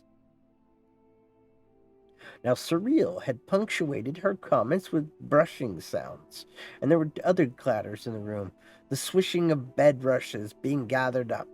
Now Menelene could hear the murmur of 2 other voices supporting Cyril's arguments. Petteron has taught well. Well, he taught her well, too, Cyril interrupted Mavi. But harpering is a man's occupation. Well, fair enough, a sea holder will spare a man for it. Cyril's voice was almost belligerent because everyone knew the answer to that. Truth be told, I think the girl knew the sagas better than the old man. You know his mind was ranging back in time, Mavi. Yanis will do what is proper. The finality in Mavi's tone firmly ended that discussion. Mentally heard footsteps crossing the old Harper's room, and she ducked down around the nearest bin and down into the kitchen level. It distressed mentally to think that of anyone, even another Harper, in Pedron's room. Obviously, it distressed others that there was no Harper. Usually such a problem didn't arise. Every hold could boast one or two musically able men, and every hold took pride in encouraging these talents. Harpers liked to have other instrumentalists to share the chore of entertaining their holds during the long winter evenings. And it was also the better part of wisdom to have a substitute available for such an emergency as Half Circle Seacold was experiencing now. But fishing was hard on the hands, and the heavy work, the cold water, the salt and fish oils thickened the joints and calloused fingers in all the wrong places. Fishermen were often away for many days on long hauls. After a turn or two at net, trap, and sail line, young men lost their skills at playing anything but simple tunes. Harper teaching ballads required deft, quick fingers and constant practice. By putting to sea to fish so quickly after the old Harper's burial, Yanis thought to have time enough to find an alternative solution. There was no doubt that the girl could sing well, she could play well, and she had not disgraced Hold or Harper that morning. It was going to take time to send for and receive a new Harper, and the youngsters must not lose all progress in the learning of their basic teaching ballads. But Yanis had many strong reservations about putting such a heavy responsibility upon the shoulders of a girl not yet 15 turns old. Not the least of these was Menelie's distressing tendencies towards tone-making. Well, enough. And amusing now and again in the long winter evenings to hear her sing them, but old Pedron had been alive to keep her to rights. Yanis wasn't sure that he could trust her not to include her trivial little whistles in the tunes. How were the young to know what were hers, weren't proper songs for their learning? The trouble was, her melodies were the sort that stayed in the mind so that a man found himself humming or whistling them without meaning to. By the time the boats had profitably trawled the deep and tacked for home, Yanis had found no compromise. There was no consolation to know that he wouldn't have any argument from the other holders. Had Menelie sung poorly that morning, but she didn't. As sea holder for Half Circle, he was obliged to bring up the young of the hold in the traditions of Pern.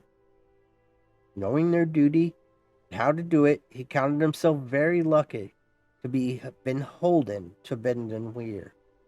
To have Falar, Bronze Menem's rider, as Weir leader, and Lessa as Ramas werewoman. So Yanis felt deeply obliged to keep tradition at Half Circle, and the young would learn what they needed to know, even if it was a girl doing the teaching.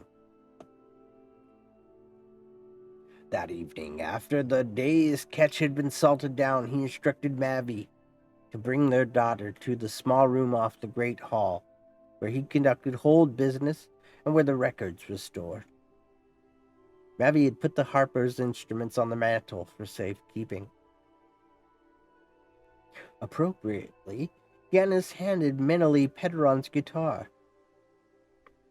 She took the instrument in a proper reverential manner, which reassured Yanis that she appreciated the responsibility he was placing upon her. Tomorrow you'll be excused from your regular morning duties to take the youngsters for their teaching. But I'll have no more of those finger twiddlings of yours. But I sang my songs when Pederon was alive, and you never minded them then. Yanis frowned down at his tall daughter. Pederon was alive. Now he's dead, and you'll obey me in this. Over her father's shoulders, Mentally saw her mother's frowning face, saw her warning head shake, and held back the quick reply. Now you'll bear in mind what I've said. And Yanis fingered the wide belt he was wearing. No tuning. Yes, Yanis. Start tomorrow, then. Unless, of course, there's threadfall. Then everyone will bait long lines. Yanis dismissed the two women and began to compose a message to the Master Harper to go out when he could next spare the sloop's crew. They'd sell it to Iggenhold, and about time Half Circle had some news of the rest of Pern anyway. And he could ship some of the smoked fish. The journey needn't be a wasted trip. Once in the hallway, Mavi gripped her daughter's arm. Don't you disobey him, girl. But there's no harm in my tunes, Mother. You know what Pederon said. I'll remind you that the old man is dead. That changes everything that would on be during his life. You behave yourself while you stand in a man's place. No tuning. Now to bed with you. And mind you turn the glow baskets. No sense wasting light that no eyes need.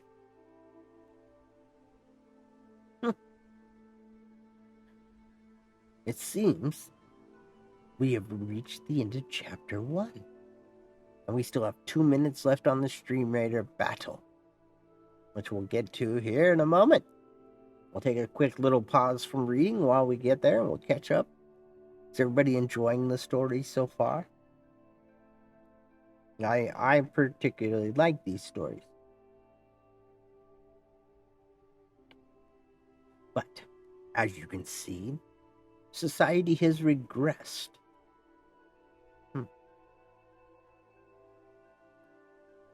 And now, it's a man's place or a woman's place. Will Mentally be able to take her rightful place in the world? Well, we're going to find out. That's what I think. Let's take a look at our Stream Raider battle. See how things are progressing. Yeah. I'm not done reading yet. We're going to keep going. Right now, we're going to check in on our Stream Raiders. I'm going to keep going. Why? Because I'm liking the story and it isn't taking long. We're just going to do the Stream Raider battle here in 59 seconds. And then we'll return to reading. Okay? We're almost there. I could probably be up here like this, though. Hope you guys are liking this story, though. I am too powerful to play the Stream Raiders. And we got Lithodora, we got the one-end Dennis dropping just a ton of troops. Ghost of Sean Lamar, Kai, we got Jukebox Hero, Bronzia, Furbomb Mika, and Puzzgal. We are ready to rock and roll. We only have a few seconds remaining. 13 seconds. Let the timer begin.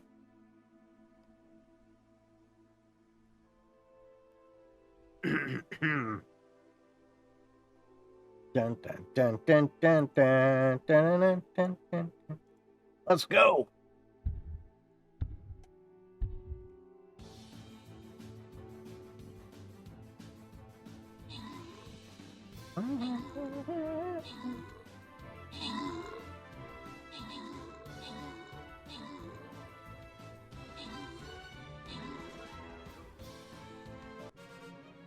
Oh, we did it. We have done it, everyone. Congratulations, victory is ours. Ghost is Sean Lamar doing some damage up in there. I'm going to gift that out. We're going to give the one end Dennis, the other, because, well, let's just say that, one end Dennis did the most damage there. And now let's pick another. We are not done. Hello, Mr. F-Word. Prepare for battle. Oh, it works. I fixed it. All right, so that's going to let us know when it's time to battle. And we're going to put this creature right there. Boom. Been a while. Yes, it has. How are you doing today, of all days? Now, we are reading a book. Let's get back into the library. Whoop. We've got Stream Raiders going. We've got, 29 minutes till that begins again. I have just finished chapter 1 of our story, Dragon Song, book 1 of the Harper Hall trilogy, part of the Dragon Riders of Pern, which, if you've never heard of the Dragon Riders of Pern, it's like 26 books in the series. And we're starting with one of the easiest of the reads.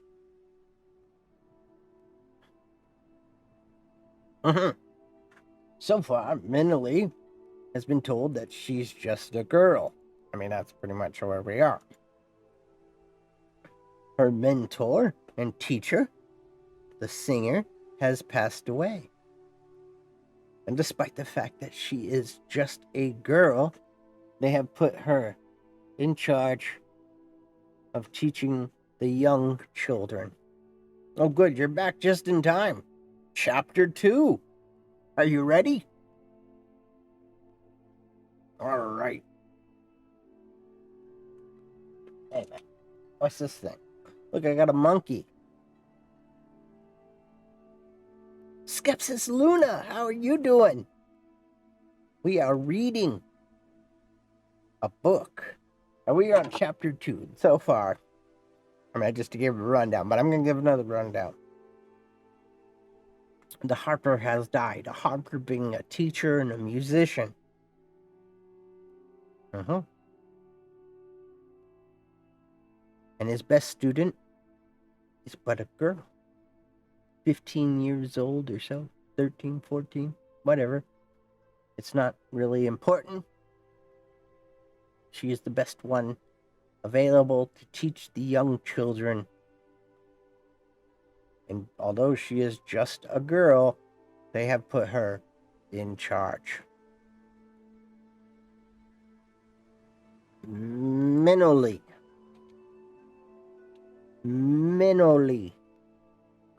Ooh. A little demon emo. I like a little demon emo. Oh, wait, that's not a euphemism, is it? Minoli. Yes. Huh. I actually need to work on some emotes myself. Let's jump into this. Let's get into chapter 2. You know what I need to do before I can do that, though? Drink a little water. Now, I thank each and every one of you for being here right now, helping me celebrate my 1-year anniversary here on Twitch. I can't believe I've been twitching that long. You would think the muscle spasm would have stopped by now.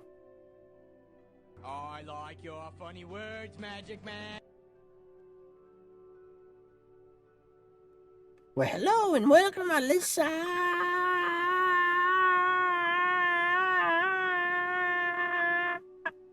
15. Let's do a little stretch. Oh, that feels good. Let's just keep stretching. Oh. Okay.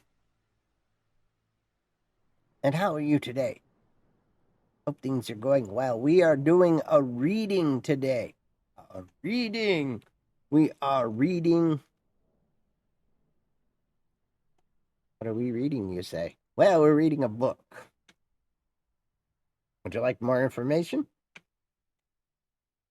Dragon Song by Anne McCaffrey. Chapter 2.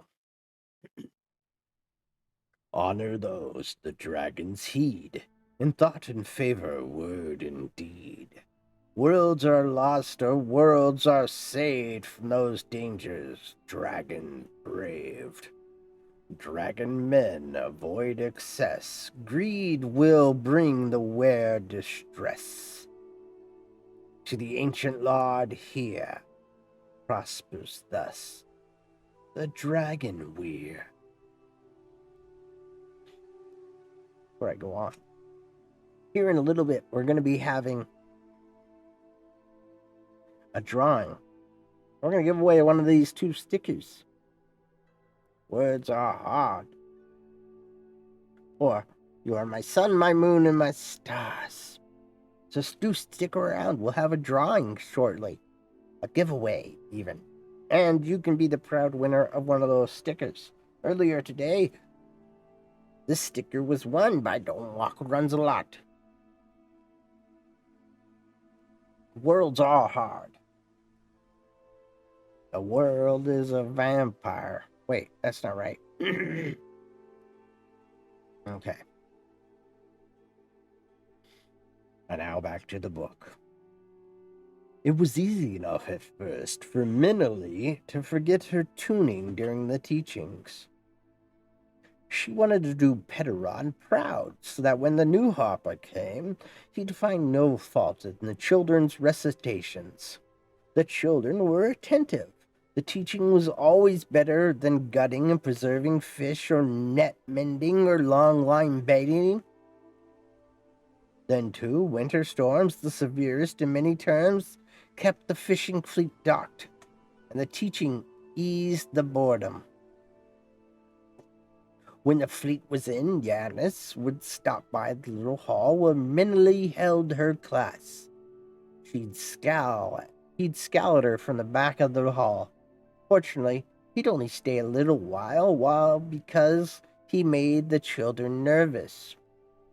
Once she actually saw his foot tapping to the beat. He scowled when he realized what he was doing, and then he left. He had sent the message sloop to Eigenhold 3 days after the burial. The crew brought back news of no interest to Minnalee, but the adults went around looking black. Something about the old-timers. And Minnalee wasn't to worry her head. So she didn't. The crew also brought back a message Slade addressed to Petaron and signed with the imprint of the Master Harper Robinson.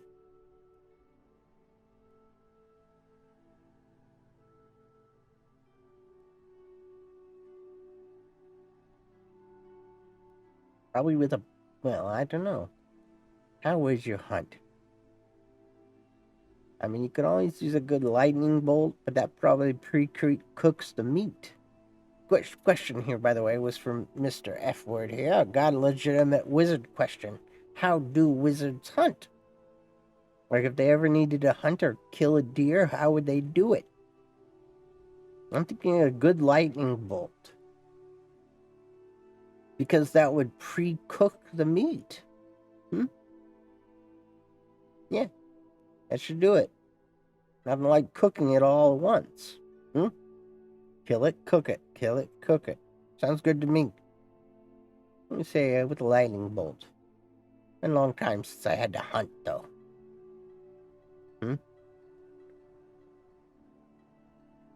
I like your funny words, Magic SCB Man. 1970. Welcome to the lithosphere. Now back to the reading. Poor old Petaron, one of the old aunties told Minnalee, sighing and dabbing affectedly at her eyes. He always looked forward to slates from the Master Harper. Oh well, it'll keep till the new Harper comes. He'll know what to do with it. It took Minnalee a while to find out where the slate was, propped up conspicuously on the mantel in her father's records room. Hello, Dented Drip. Mentally was positive the message had something to do with her, with the songs that Pederon had said he'd sent to the Master Harper. The notion so obsessed her that she got bold enough to ask her mother why Yanis didn't open the message. Open a sealed message from the Master Harper to a dead man?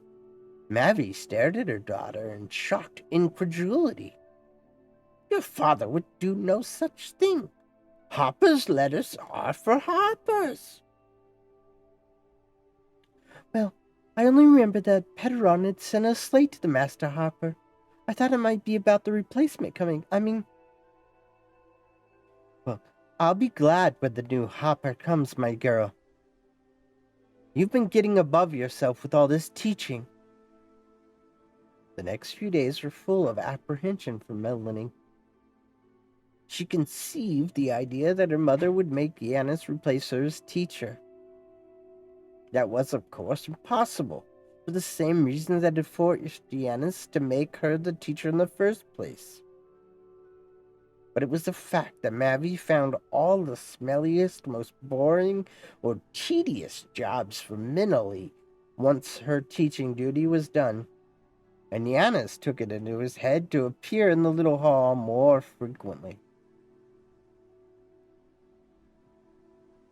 Then the weather settled down into a clear spell, and the entire sea-hold was kept at run with fish.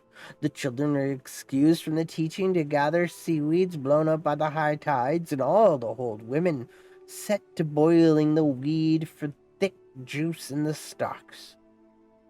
Juice that kept back many sicknesses and bone ailments, or so the old aunties said.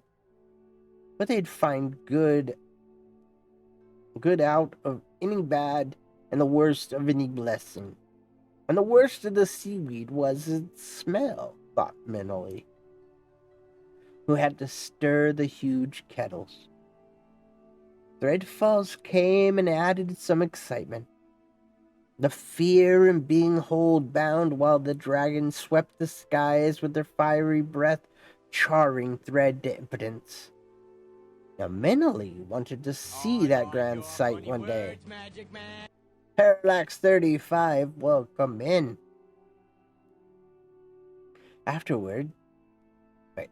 Minoli wanted to see that grand sight one day instead of just singing about it or knowing it was taking place outside the thick stone walls and heavy metal shutters of the hold's windows. After she joined the flamethrower crews that checked for any possible thread that might have escaped Dragonflame.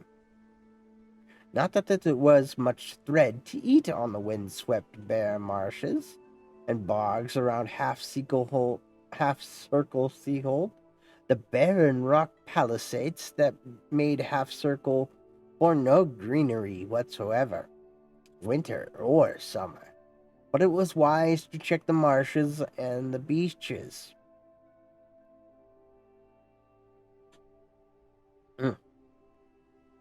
Thread could burrow into the seagrass stalks, or slide down the marshberries, or sea beach plum bushes, burrow into the roots, and multiply and eat anything green and growing until the coast was bare rock. Yes, if you welcome in, Lee. And if you are close enough to Dragonflame, you're probably too close. That's a good point. The flaming crew was cold work, but it was a distinct pleasure for Minoli to be out of the hold and in the rough air. Her team got as far as the Dragon Stones to the south. Pederon had told her those stones, standing offshore in the treacherous waters, had once been part of the palisade, probably hollowed with caves like all this stretch of cliff. The crowning treat for Minoli was when the were leader, Falar himself on Bronze Menem, circled in for a chat with Yanis.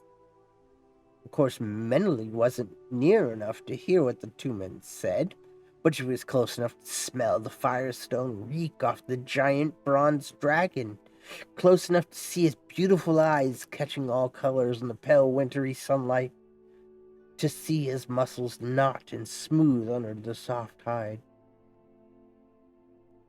Mentally stood, as was properly respectful, with the other flamethrower crews. But once when the dragon turned his head in a lazy fashion to peer in her direction, his eyes whirled slowly with the changing colors, and she was certain that Meniph looked right at her. She didn't dare breathe. It was so beautiful. Then, suddenly, that magic moment was over. Vlar gave a graceful leap to the dragon's shoulder, caught the fighting straps, and pulled himself up into place on the neck ridges of the dragon. Air whooshed around Menelli and the others as the great bronze opened up his fragile-looking wings. The next moment, he seemed to be in the air, catching the updraft, beating steadily higher. Abruptly, the dragon winked from view. Menelli was not the only one to sigh deeply. To see the dragon rider in the sky was always an occurrence. To be on the same ground with the dragon and his rider, to witness his graceful takeoff and exit between, was such a marvel.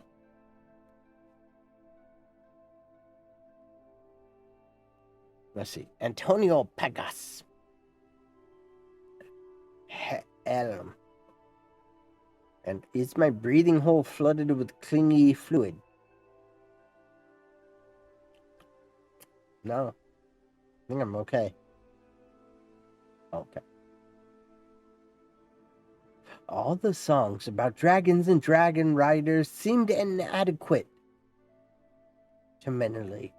She stole up to the little cubicle in the woman's dormitory that she shared with her sister Scylla. She wanted to be alone. She had a little pipe amongst her things, a soft, whispery reed pipe, and she began to play it, a little whistle composed of her excitement and her response to the day's lovely event. So there you are.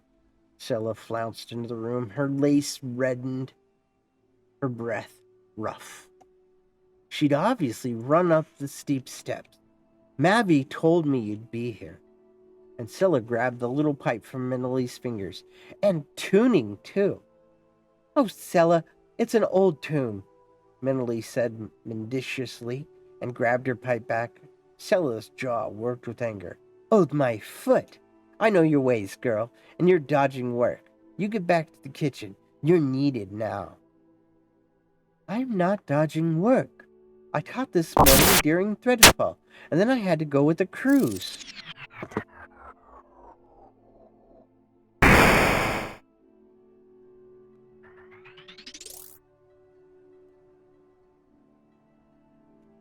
Meadow Fairy's here. No, it's okay. We got our monkey. We're okay. We're ready. We got our monkey. We're reading. We're in chapter 2 of Dragon Song. Look, Meadow Fairy's back on the chart. She's been there for like 2 months. So, I like your funny words, Magic Man. Maddie, chat 34, welcome to the lithosphere. Now, Menelli's sister is older. And she's not jealous, but she is annoyed by her younger sister possibly getting out of having to do work. And we are reading Dragon Song, which is one of my favorite book series in the entire world.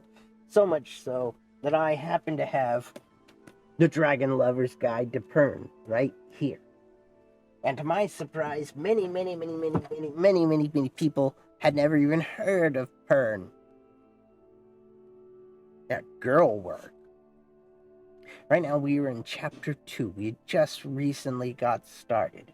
And Menelli lives in a sea hold, and there's dragons.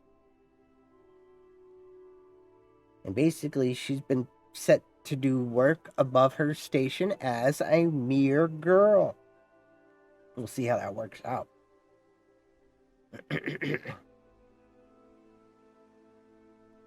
Your crew's been in this half day or more. And you're still in the smelly, sandy clothes mucking up the room I have to sleep in. You get below or I'll tell Yanis you've been tuning. Huh. You wouldn't know a tune if your nose was rubbed in it. Thank you for the bits. Huh. But Minnie was shedding her work clothes as fast as she could.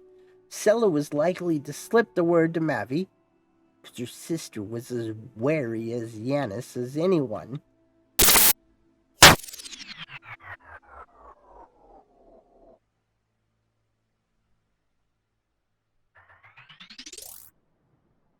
Just happened. What was that? Wilkie Fairy dropping the bits. Bringing us to a level 2 hype train. Choo choo. Broke the space-time continuum with that one. And boop boop, it's a train. Everyone, look, it's a train. I don't even know what a train is. I'm a wizard.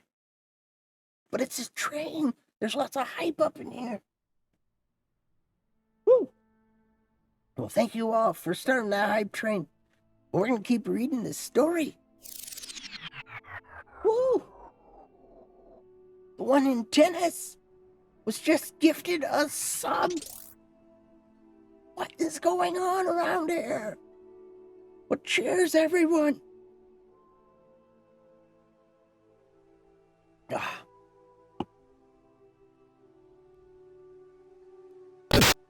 Shifter of Pixels dropping some bits. Why didn't it... Where's the anime girl? Her butt's on my face. I don't understand. That's supposed to happen.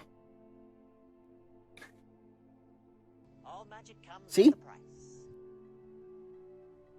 Butt is right you know what? You can see right between her legs, too. Look. You can see my... Oh, wait. Sorry. I didn't mean to point that out. Everyone ignore that.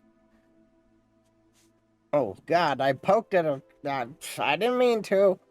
It's just where my face is. Well, thank you all for the love, the support. Thanks to Dennis getting back his number 1 next to the name. Look at that. It's there. It's a good time. The other thing, my friends, is we're going to do another giveaway here in a little bit. We got the Words Are Hard sticker. All magic comes with a price. I mean, seriously, why is that always on my face? Just saying, I should probably come up with a new thing. I like that thing, but that girl's crotch is always right in my face, and I hope that's appropriate.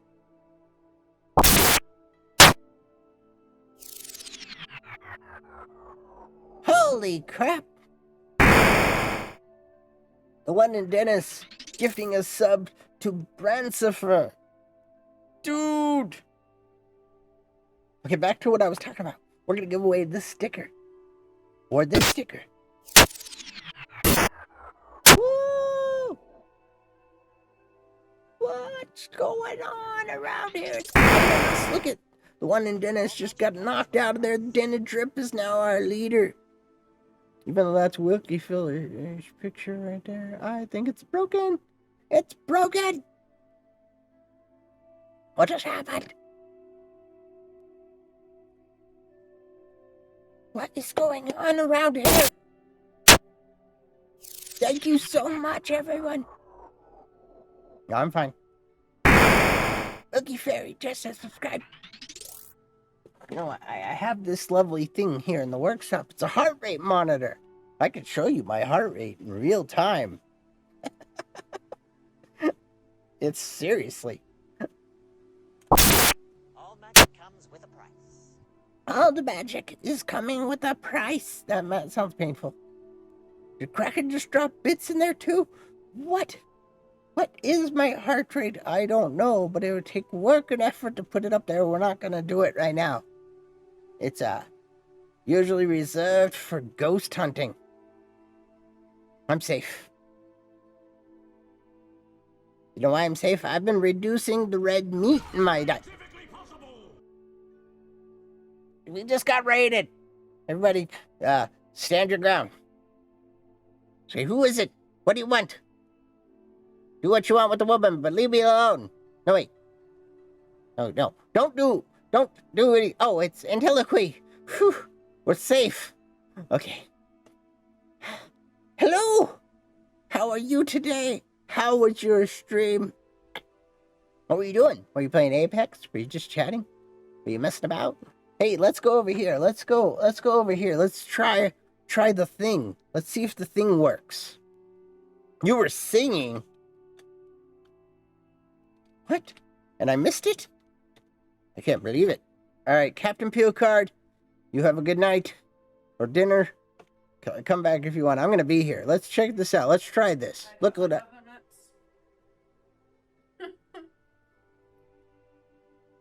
You see that? She's got oven mitts. Let's see what Meadow Fairy looks like.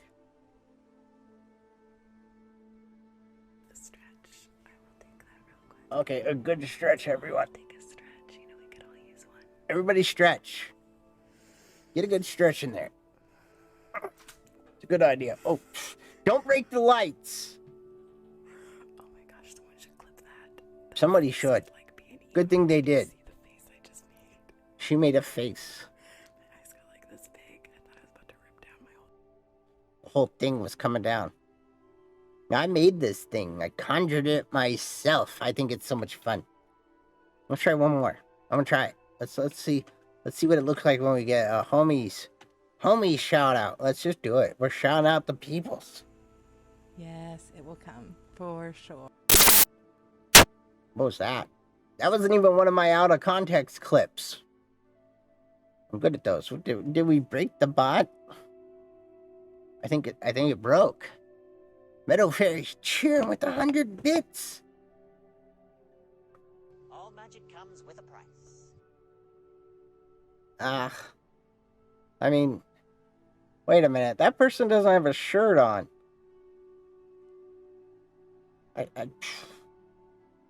All magic comes Look, with a price. That's a topless girl. What is with this anime stuff? Level 5 Wilkie Fairy taking us over the edge. Let's go. Look at what I got. I got a bell. You know what the sad part is? If I ring the bell, you can't actually hear it. Yes, you put the kids to bed. I'm reading a story. You can just have me read them a story. That would work. All magic comes with a price. I didn't poke it. I didn't poke it. Bye, Intelliqui. Thank you so much for the raid. Let's see what Kraken looks like in the, Oh, wait. Let's see if Skepsis has any. Ah! No. Let's try Kraken. If it does it again, I broke it. I mean, it's kind of the only thing I can think of. There's going to be a scream. I promise you. You don't have any clips. Okay. Oof. Kraken has some great clips. I've made a lot of them myself. Oh, I made this. I had to conjure it myself. Like, a lot of people use this thing called Twitch Guru, but I wasn't satisfied with that Twitch Guru thing. Oh, thank you for the 25 bits, Meadow Fairy. We are at 4% of a level 5 hype train. You know what? Let's see if Veronica's got one. Let's see. Let's see what kind of clips she's got. My friends are probably like, The hell was that? Scientifically possible. What? What is going on?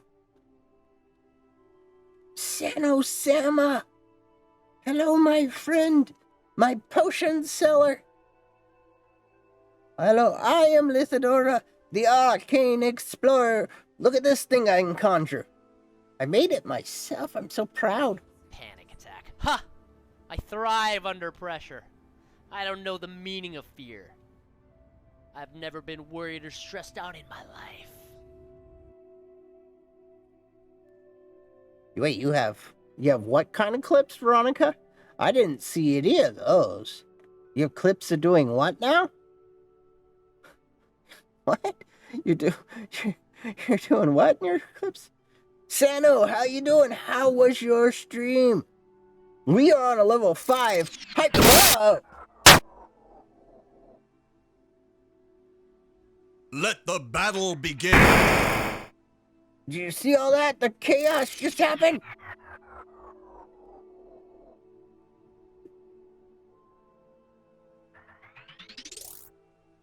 Look at all these people getting the subs, all the hype.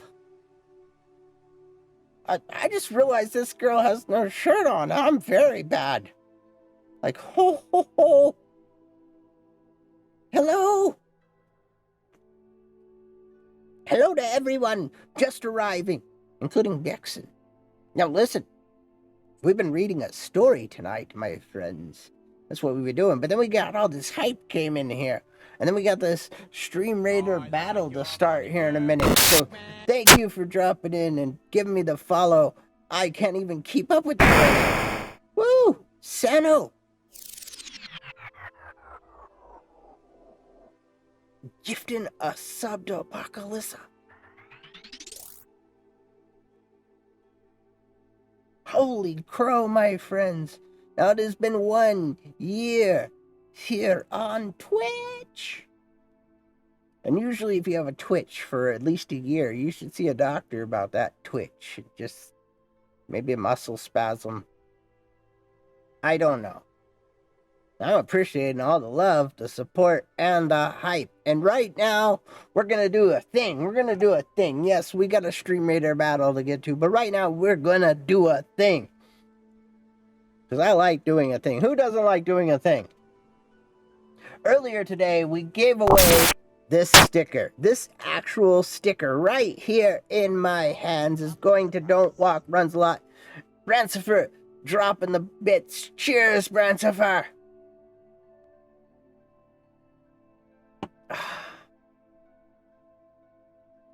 Where do you go to see how long you've been streaming on Twitch? Well, your start date is different, but your affiliate date. Go into your Twitch, go to your subscriptions, and look at how long you've been subscribed to your own channel for.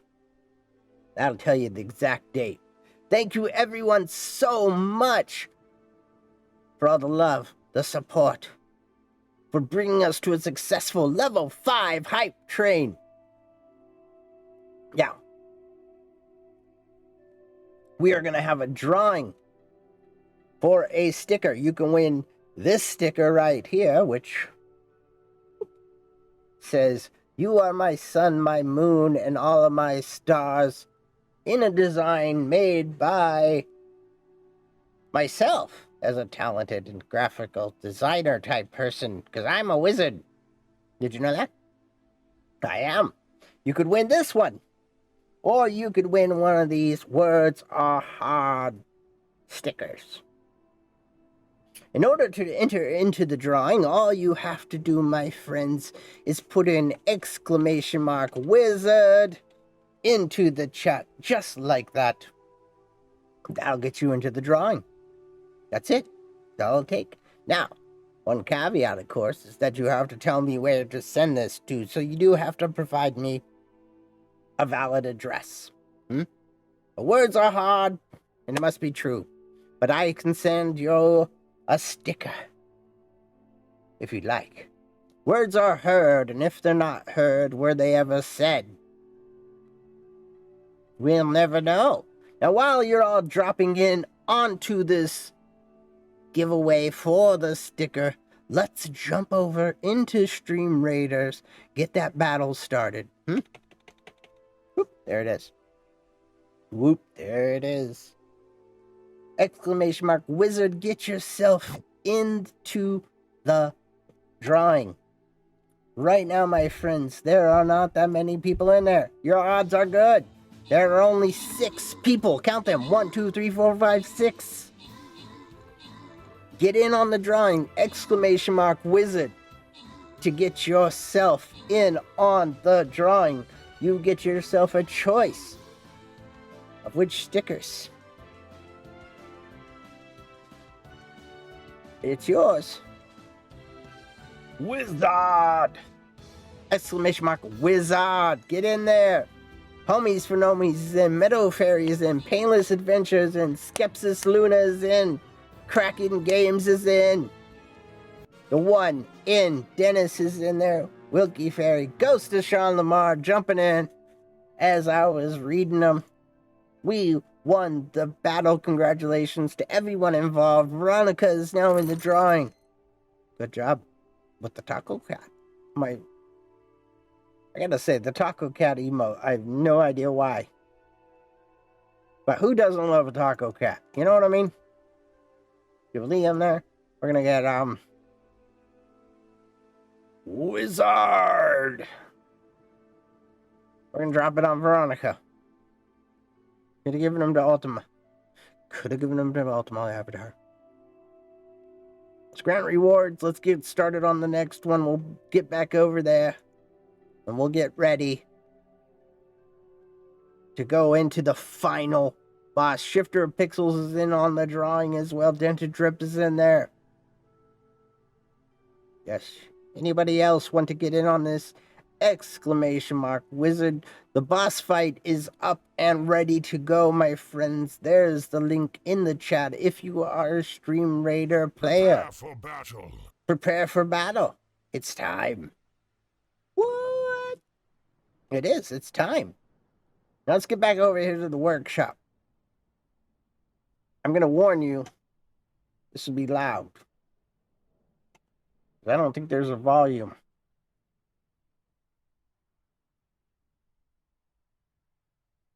Sound effects. Haha. I found it. Good. It was super loud last time, so just so we're all clear. Whoop. There's a giveaway. If you don't see your name in this list right here, now is your last chance. Exclamation mark wizard. Get in. You get your choice of my beautiful sun, moon, and star sticker or words are hard sticker. You can have one. It can be yours.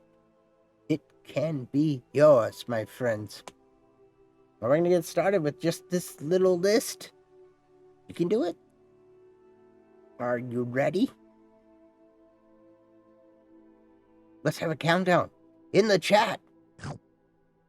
Everybody start typing. We'll start at like 10.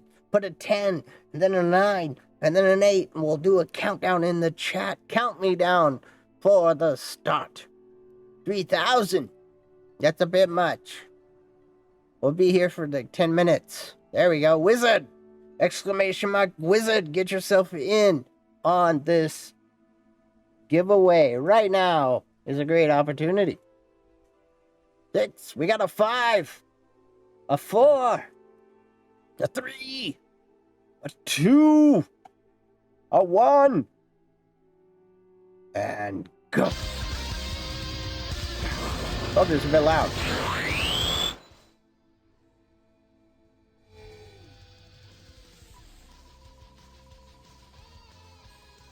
I turned it way down, too.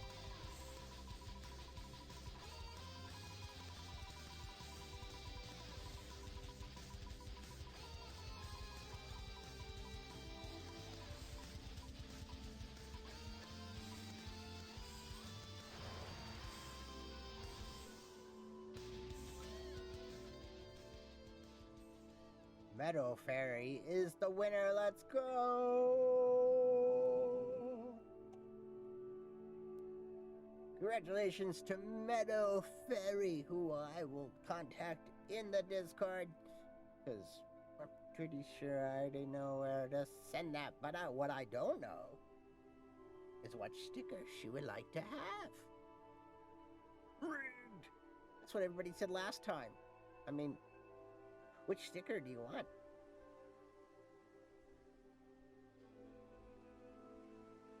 Do the second part. Yeah, let's do that real quick. Watch this, because it's entertaining.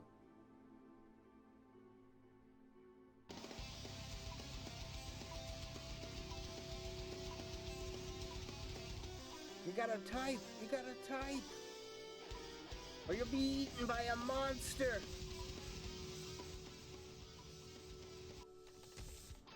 Yay!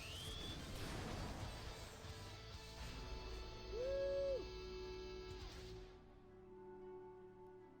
Look, you beat the monster. You defeated the monster. Now, which sticker do you want? I know you did, Tom, but woo! I just did that for fun. You won no matter what happened in that event. Which sticker would you like? You killed the monster.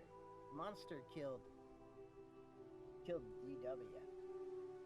It did. It killed him. And he died. He'd be dead. And it happened. Now.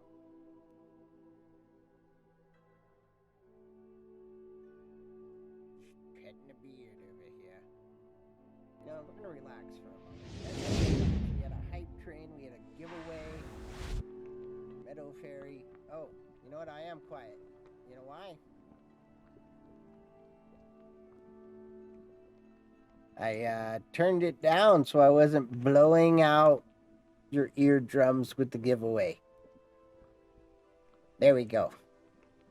We're back up to normal. But yeah, I didn't want anybody to have their eardrums blasted out by the dancing pigs that Kraken just put in the chat. No, I mean by the drawing, by the giveaway, because it's super loud. And I turned the volume down on that thing to minuscule, but no. It was still loud. Louder than should be. That's all I can say about that. Okay, my friends. Should we get back to reading the story? We were reading a book. We're in the middle of a chapter. Let's finish our chapter. That's what I think we'll do. Yes, please. Now, in order to finish reading, we're going to go ahead and jump into the library. Whoa, what just happened? I twitched a little bit. Hey, I'm here. Whew. Whew. I'm going to need to get myself a little bit of drinks.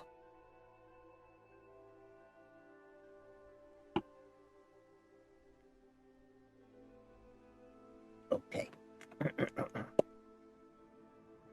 What? You want the smutty fan fiction? That's later. It's got about another hour or so, maybe. Maybe I'll be even doing some pirate ones. You know, and those pirates are always searching for booty. So that's pretty smutty. Yeah, I think so. Anyway. All right. Back to the story.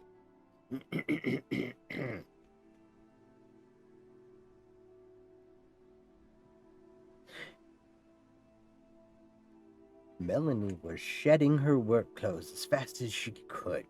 Scylla was just as likely to slip the word to Mavi because her sister was as wary of Yanis as Minali was. But Scylla was likely to tell about Minali piping in her room. A suspicious action all on its own. Though Minali hadn't sworn not to tune at all, only to not do it in front of people. However, everyone was in a good mood that night. Yanis, because he'd spoken to Flaw, the were leader, and because there'd been good fishing on the morrow if the weather held. Fish always rode to feed from the drowned thread, and half the fall had been over near at Bay. The deep would be thick with schools. With Yanis in a good mood, the rest of the sea holders could also rejoice because there'd be no thread on the ground at all. So it wasn't any wonder that they called upon Minali to read to them, or to play to them. She sang 2 of the longer sagas about dragons, and then did the name song for the current wing leaders of Bendon Ware, so that her seahold would know their dragon men. She wondered if there'd been a recent hatching at the half-circle mightn't have heard about, being so isolated as they were. But she was certain that Flar would have told Yanis if there had been so. But Yanis, would he have told Minoli? She wasn't the Harper to be told such things as a courtesy. The Seaholders wanted more singing, but her throat was tired and dry. So she played them a song that they could sing, bellowing out all the words and voices roughened by wind and salt. She saw her father scowling at that, though he was singing along with the rest of them, and she wondered if he didn't want her, a mere girl, to play men's songs. It galled her because she'd played them often enough when Petaron was alive. She sighed at this injustice, and then wondered what Flar would have said if he'd known that Half-Circle Seahold was dependent on a mere girl for their harpering. She heard everyone say that Flar was a far-seeing man and a fine dragon rider. There were even songs about him and his werewoman Lessa. She sang them in honor of the were-leader's visit, and her father's expression lightened. She sang on until her throat was so tight that she could not squeak. But nothing would come out. She wished that someone else could try to give her a rest, but as she scanned the faces of the holders, there wasn't any of them who could beat a drum properly, much less finger a guitar or a pipe. That was why the next day it seemed only logical for her to start one of the children learning the drums. Plenty of songs could be sung just to a drum beat, and one of Sorel's 2 children still in teaching was sensitive enough to learn the pipe. Someone, Sella perhaps, Menely thought bitterly later, informed Mavi of Menely's activity. "You were told no tuning."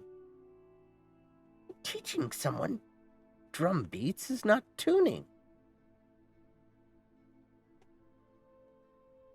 Teaching anyone to play is Harper's business, not yours, my girl.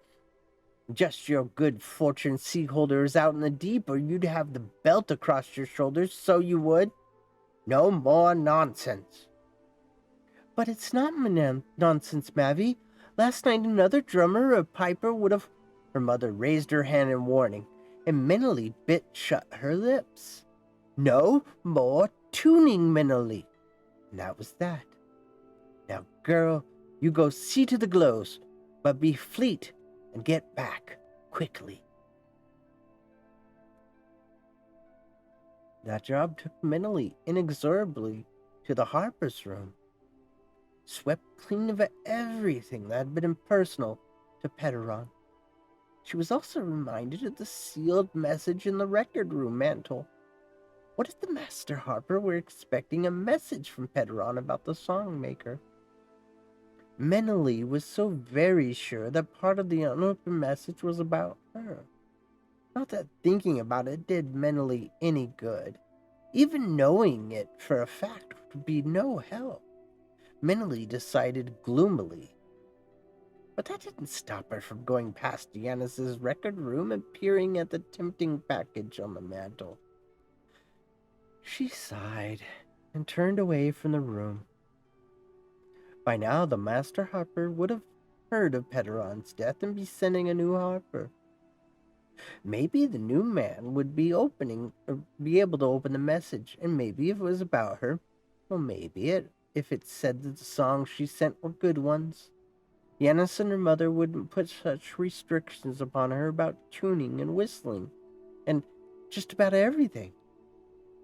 And as the winter spun itself out, Menely found that her senses of loss that she had felt with Petaron deepened. He had been the only person in the Seahold who had ever encouraged her in anything, and most especially in that one thing that she now was forbidden to do. Melodies don't stop growing in the mind, tapping at the fingers just because they've been forbidden, and Meneley didn't stop composing them. What she felt was not precisely disobeying.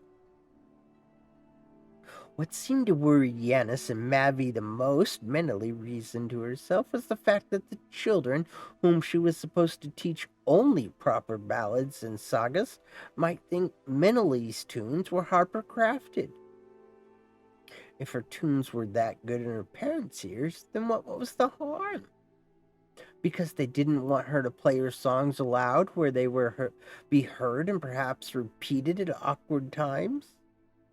Meneley could, therefore, see no harm in writing down her new tunes. She played them softly in the empty little hall when the children had left, before she began her afternoon chores, carefully hiding her notations amongst the Harper's records in the rack of the hall. Safe enough, for no one but herself, till the new Harper came, would discover them there. This mild deviation from the absolute obedience to her father's restrictions about tuning did much to ease Meneley's growing frustration and loneliness. What Meneley didn't realize was that her mother had been watching her very closely, having recognized the signs of rebellion in her. Mavi didn't want the hold to be disgraced in any way, and she feared that Meneley, her head turned by Petaron's marked favor, was not mature enough to be disciplining of herself. Scylla had warned her mother that Meneley was starting to get out of hand. Mavi put some of that tale down to sisterly envy. But when Scylla told Mavi that Meneley had actually started to teach another about how to play an instrument, Mavi had been obliged to intervene. Yet one whisper of Meneley's disobedience, and there would be real trouble for the girl. Spring was coming, and with spring the quieter seas, perhaps the new Harper, would arrive. And then spring did come, a first glorious day. The sweet scents of sea, beach plum, and marshberry filled the seaward breezes and came in through the open shutters of the little hall. The children were singing loudly, as if shouting got them through learning faster. True, they were singing one of the longer sagas, word perfect, but with far more exuberance than was strictly needed. Perhaps it was that exuberance that infected Meneley and reminded her of a tune she had tried to set down the day before. She did not consciously disobey. She certainly was unaware that the fleet had returned from an early catch. She was equally unaware that the chords she was strumming were not officially of the Harper's craft, and it was doubly unfortunate that the slaps occurred just as the Seaholder passed the open windows of the hall. He was in the little hall almost at once, summarily dismissing the youngsters to help unload the heavy catch. Then he silently, which made the anticipation of the punishment worse, removed his wide belt. He signaled to Meneley to raise her tunic over her head, and he bent her over the high Harper's stool. When he had finished, she had fallen to her knees on the hard stone flags, biting her lips to keep back the sobs. He had never beaten her so hard before. The blood was roaring in her ears so fiercely that she didn't hear Yanis leave the little hall. It was a long while before she could ease the tunic over the painful welts on her back. Only when she got slowly to her feet did she realize he had taken the guitar. She knew then that his judgment was irrevocable and harsh. And unjust. She'd only played the few first bars, hummed along, and then only because the last chords of the teaching ballad had modified into the new tune in her head. Surely that little snitch wouldn't have done any lasting harm. And the children knew all their teaching ballads that they were supposed to know. She hadn't meant to disobey Yanis. Mentally, her mother came to the class hall door, and carrying a thong of empty skin in her hand. You dismissed them early. Is that wise? Her mother stopped abruptly and stared at her daughter. And then suddenly an expression of anger and disgust crossed her face. So you've been the fool after all. There was so much at stake, and you had to tune. I didn't do it on purpose, Mavi. The song, it just came into my mind, and I played it no more than a measure. Now, there wasn't any point in trying to justify the incident to her mother. Not now. The desolation mentally felt when she realized her father had taken the guitar intensified in the face of her mother's cold displeasure. Hang on, I seem to have been frozen, by the way.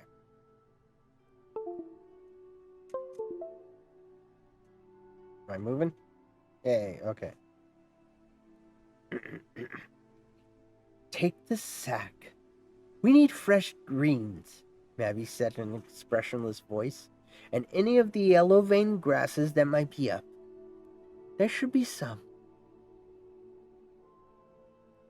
Resigned, mentally took the sack and without thinking looped the thong over her shoulder. She caught her breath as the unwieldy sack banged against her sore back. Before Mentally could avoid it, her mother had nipped up the loose tunic and gave an articulate exclamation. Oof, you're gonna need numbweed on those, dear. Mentally pulled away. Oh, what's the good of a beating if it's numbed away at the first chance? And she dashed away out of the hall.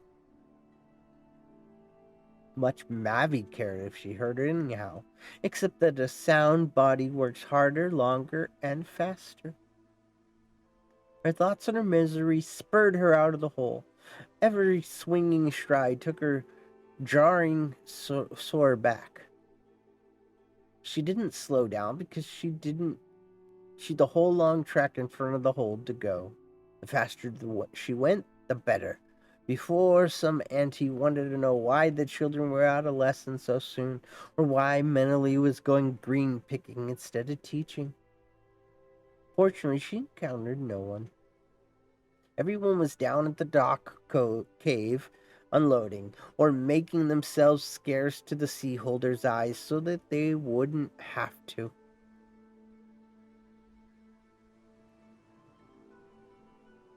Mentally charged past the smaller holds, down a ways on the marsh road, then up the right-hand track south of the half-circle. She put as much distance between herself and the sea hold as she could, all perfectly legitimate in the search of greenery. As she jogged along the sandy footpath, she kept open for fresh growth, trying to ignore the occasions where it should jar her whole body.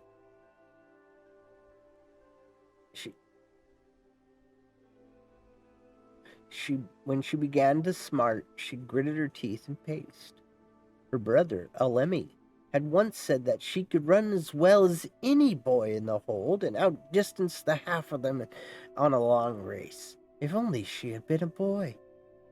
Then none of this would have mattered if Pedron had died and left them harperless. Nor would Dianis have beaten a boy for being brave enough to sing one of his own songs.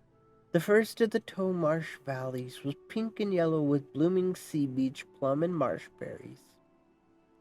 Slightly blackened here and there, more from the low-flying queens catching the odd thread that escaped the main wings than anything else. Yes, and there was the patch the flamethrower had charred, the one thread infestation that had gotten through. One day, mentally told herself that she'd just throw open a window's steel shutters and see the dragon's charring thread in the sky. I mean, what a sight it must be, for certain. Fearful, too, she reckoned, having seen her mother treat men for thread burn. Why, the mark looked as if someone had drawn a point-deep groove with a red-hot poker on the man's arm, leaving the edges black with singed skin. Corley would always beat that straight scar, puckered and red. Thread score never healed. Neatly. She had to stop running. She began to sweat heavily and her back was stinging. She loosened her tunic belt, flapping the soft runner beast hide to send cooling drops up between her shoulder blades. Past the first marsh valley, up over the rocky hump hill into the next valley. Cautious going here. This was one of the deep boggy places. There was no sign of yellow grasses. There had been a stand last summer, 2 humps hills over. She heard them first, glancing up with a stab of terror at the unexpected sounds above. Dragons? She glanced around wildly, looking for the telltale gray glitter of skyborne thread in the east. The greenery blue sky was clear of that dreaded fogging, but not of dragon wings. She heard dragons, but it couldn't be. They didn't swarm like dragons. That didn't sound like dragons. Always flew in ordered wings in a pattern against the sky. These were darting, dodging, swooping, and climbing. She shaded her eyes. Blue flashes, green, the odd brown. And then, of course, sun glinted gold off the leading dart-like body. A queen! A tiny queen? No, a queen can't be that tiny. She expelled her breath that she just realized she'd been holding in her amazement. A fire lizard queen? Why, it had to be. Only fire lizards could be that small and look like dragons. Wares certainly didn't, and wares didn't mate in midair. And that's what Minley was seeing, the mating flight of a fire lizard queen with her bronzes in close pursuit. So fire lizards weren't just boy talk.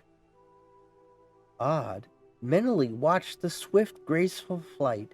The queen had led the swarm so high that the smaller ones, the blues, the greens, and the browns, had been forced to drop out. They circled now at a lower altitude, struggling to keep the same direction as the high flyers. They dipped down and dashed in mimicry of the queen in bronzes.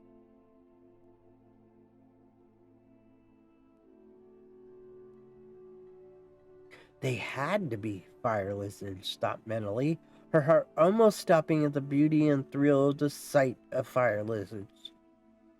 And they were just like little dragons, only so much smaller. And she didn't know all the teaching songs for nothing. A queen dragon was gold, and she mated with the bronze who could fly her, which was exactly what was happening right now with the fire lizards. Oh, they were beautiful to behold. The queen had turned sunward, and mentally, for all her eyes were very long-sighted, could barely pick out that black mott and trailing cluster. She walked on. Following the main group of fire lizards, she'd bet anything they'd end up on the coastline near the Dragonstones. Last fall, her brother Elimi had claimed he had seen fire lizards there at dawn, feeding on the fingertails in the shallows. His report set off a rash of what Peteron called lizard fever. Every lad in the Sea-Hold had burned with plans to trap a fire lizard, and they'd plagued Elemi to repeat his sighting. It was just as well that the crags were unapproachable. Not even experienced boatmen would be brave enough with those treacherous currents. But if anyone had been here when there were fire lizards there, Well, no one would have known from her. Even if Pederon had been alive, mentally decided, she would not have told him. He'd never seen a fire lizard, though he admitted to the children that the records allowed that fire lizards did exist. They're seen, Pederon had told her later, but they can't be captured. He gave a wheezing chuckle. People have been trying to since the first shell cracked.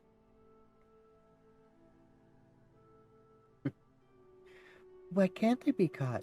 Oh, they don't want to be. They're smart. They just disappear.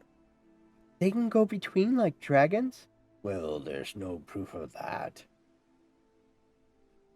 As if Pederon was a trifle cross if she'd been too presumptuous in suggesting a comparison between fire lizards and the great dragons of Pern. Well, where else can you go to? Wait, what is between? Someplace that isn't. Pederon shuddered. You're neither here nor there. And he gestured first to one corner of the hall and then towards the sea dock on the other side. It's cold, and it's nothing. No sight, no sound, no sensations. You've ridden Dragonback? Menely was impressed. Once, many turns ago. He shuddered again in remembrance. Now, Let the battle begin. Lady Superior, welcome in with the raid. We are reading a book. How was your stream? Rereads here. We're going to pause for just a moment and jump over here. Whoop. Let's see if Lady Superior has any of these clips. I'm going to be going for a while here. That's my evening. Let's check it out. Let's see. Bad poison.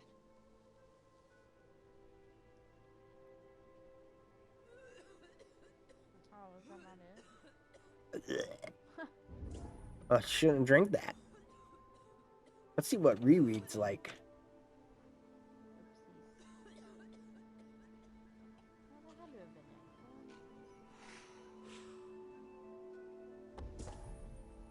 I have 3 million people in here. I have everybody here. Hello, everyone. It is my anniversary. We're still reading. Let's see what rereads look like. Oh, gosh. I paid money out of my wallet for this. This game looks beyond frustrating. I was here for this, and I gave them my money. I think I'm a masochist. Mm-hmm. Because I knew what the game was before I fucking bought it. I think a lot of people did.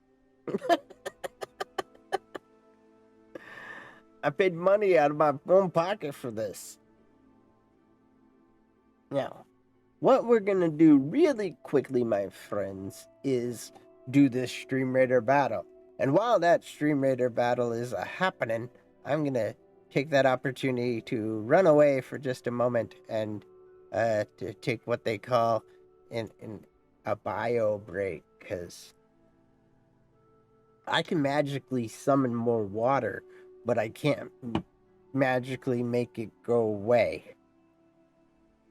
I gotta, go do something. So, I'm gonna go ahead and start our battle. And I'll be right back to... Oops, wait, I didn't mean to do that. I wanted to drop the haste on everybody.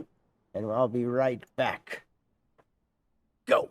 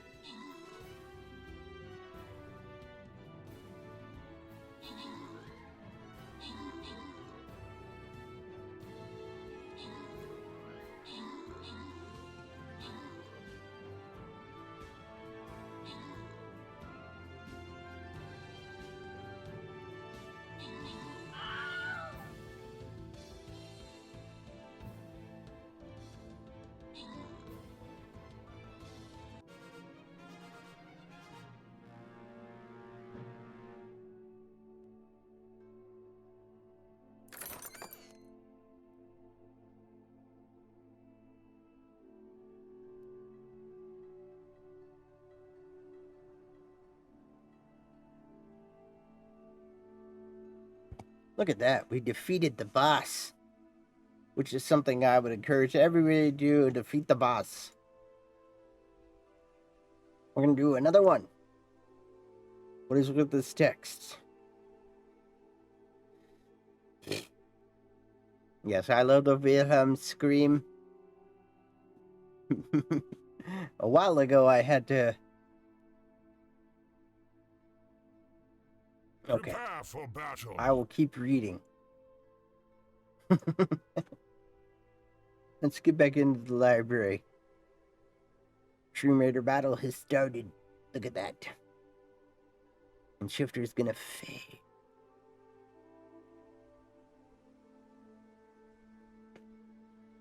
Let's do a little more reading. Wait, I'm gonna take a moment to stretch. Everybody stretch. If you've been sitting this whole time, stretch. What just happened? Hang on. The library book fell. Whoops. What just happened there? Oh, no. Pay attention to that. There we go. Hey, there we go. We're back. Okay. Back to the story. Oh, wait. Let's summon some more water. Whee!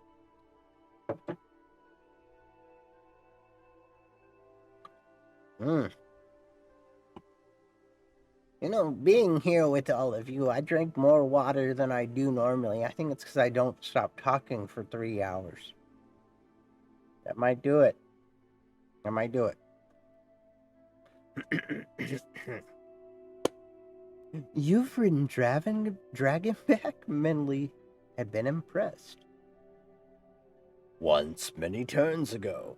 And he shuddered. Again in remembrance. Now, since we're touching on the subject, sing me the riddle song.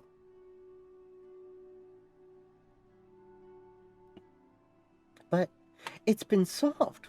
Why do we have to know it? Sing it to me so that I know that you know it, girl.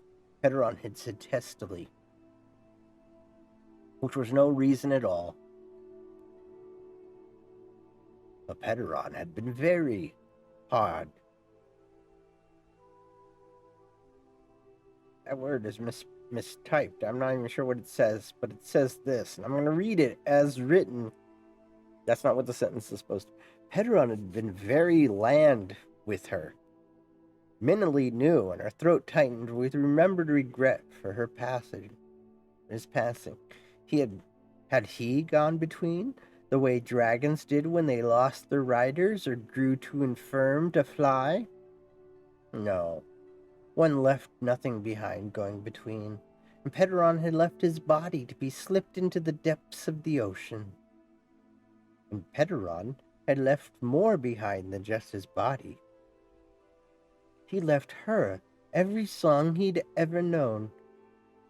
Every lay, every ballad, every saga, every fingering chord, strum, and every rhythm. There wasn't any way a stringed instrument could be played that she didn't know, nor any cadence on the drums at which she wasn't time perfect. She could whistle double trills as well as any wherry with her tongue or on the reeds. But there had been some things Heteron wouldn't, or perhaps couldn't, tell her about the world. Mentally wondered if this was because she was a girl. And there were mysteries that were only the male mind could understand. Well, as Mavi had once told Menely and Sella, there are feminine puzzles that no mere man could understand, so that score is even. What? And one more for the feminine side, said Menely as she followed the fire lizards.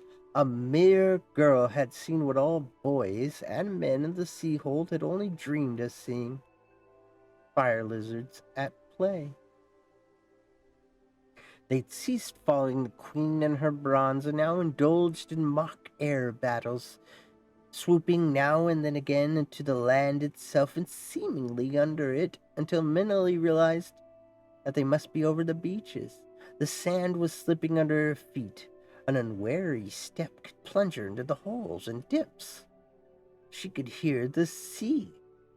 she changed her course, keeping to the thicker patches of coarse marsh grasses. The ground would be firmer there, and she would be less visible to the fire lizards. She came to a slight raise before the bluff broke onto a steep dive into the beaches. The dragonstones were beyond in the sea, slightly hidden by a heat haze. She could hear fire lizards chirping and chattering. She crouched in the grasses, and then, dropping to her full length, crept to the bluff edge, hoping for another glimpse of the fire lizards. They were quite visibly and delightfully so. The tide was out, and they were exceedingly busy in the shallows, picking rock mites from the tumbled exposed boulders, or wallowing on the narrow edge of the red and white sand, bathing themselves with great enthusiasm in the little pools, spreading their delicate wings to dry. There were several flurries as 2 fire lizards vied for the same choice morsel. In that alone she decided that they must differ from dragons. She'd never heard of dragons fighting amongst themselves for anything. She heard that dragons feeding amongst herds or runner beasts and wherries were something horrible to behold. Dragons didn't eat that frequently, which was as well, or not all, the resources of Pern could keep the dragons fed.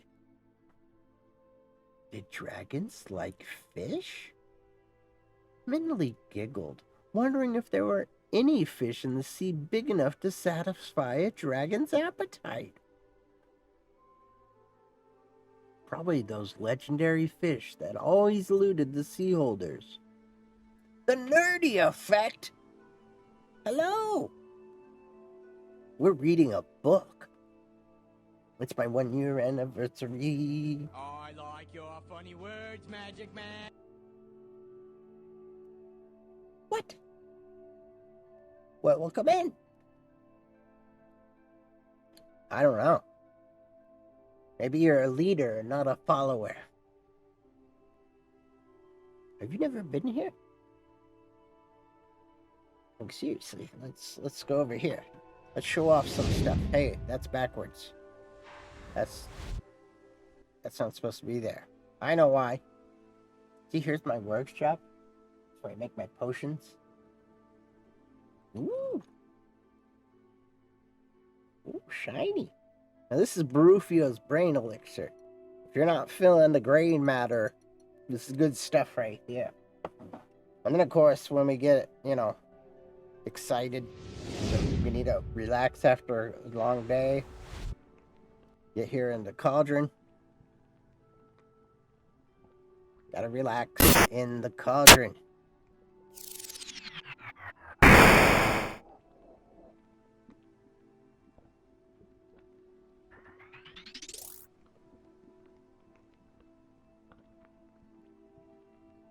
Nerdy Effect is subscribed.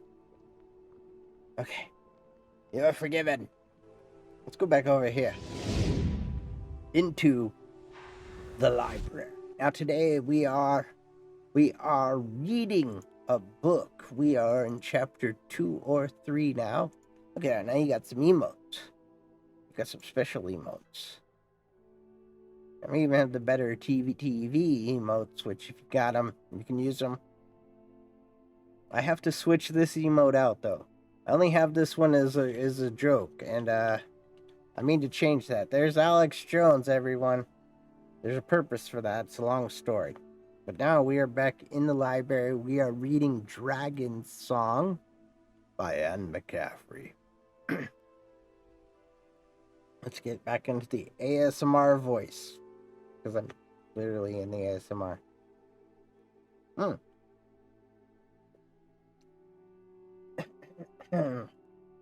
How's the wrestling world? Actually, wait, let's do one more thing.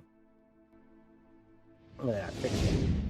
Let's try this. Let's do this in case nobody knows. And they need to. Magic. And then we're gonna take this damn uniform off. That's right. This hot, hey now. chafing uniform has got to come off tonight. It's just so warm. You know what I mean? It's just, it's so hot. So hot and warm. Just got to, there we go. Got caught on the thong. All right, get up. There we go, right there. That's right, got to get this right. Oh, these buttons are so tight. So tight and hard. That's why I don't wear anything under my robes.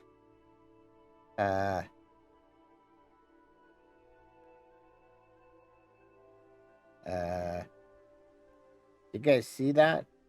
I mean, was I the only one that saw that? Like, I'm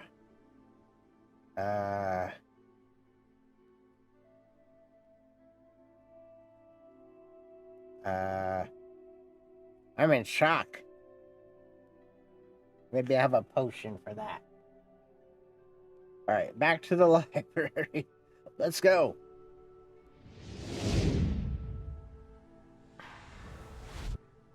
Ooh, we're back. Very nice. It's the nerdy effect. Very, very nice.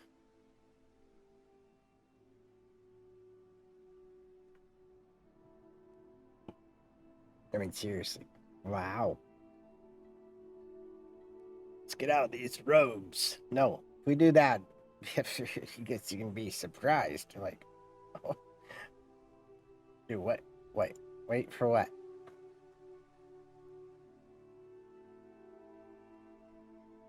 What's up? What am I waiting for? I'm holding on. I have stopped. Join the Discord.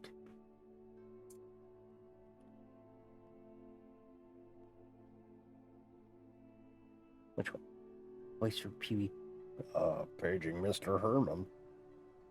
Paging Mr. Pee-wee Herman. I have to watch that again. I'm pretty sure I can. I just can't think of what it sounds like exactly.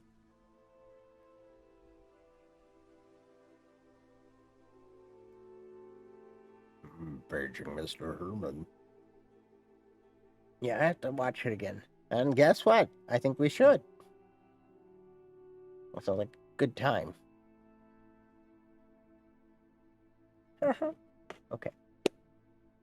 Let's get back into reading. And look, nerdy effects right here. Yeah, give me the clip, because I can't remember. I can do a lot of voice. I'm pretty sure, you know, when I was a young wizard, I liked Pee-wee Herman. Corrupted my mind. Made me the immoral wizard I am today. Immortal. A little bit immoral. You see, what happened was Pee-wee Herman wasn't made for children originally. And my young wizard self saw the adult Pee-wee Herman show before I ever saw any of the children's stuff. You can go deep. That's right. Tell your friends. Lithodora can go deep. That's because I can play that song. And you know what it's like to drive a Ford truck? Down. I can't help it. I do it every time I play that song on guitar now. That meme has ruined it for me. You know what it's like to drive a Ford truck? It's like having a twin sister and sleeping with her father. I can't help it. It's ruined it. It's just terrible. Let's get back to reading.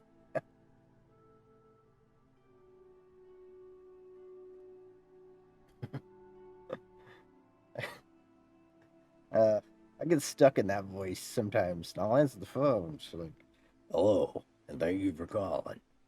How can I help you today?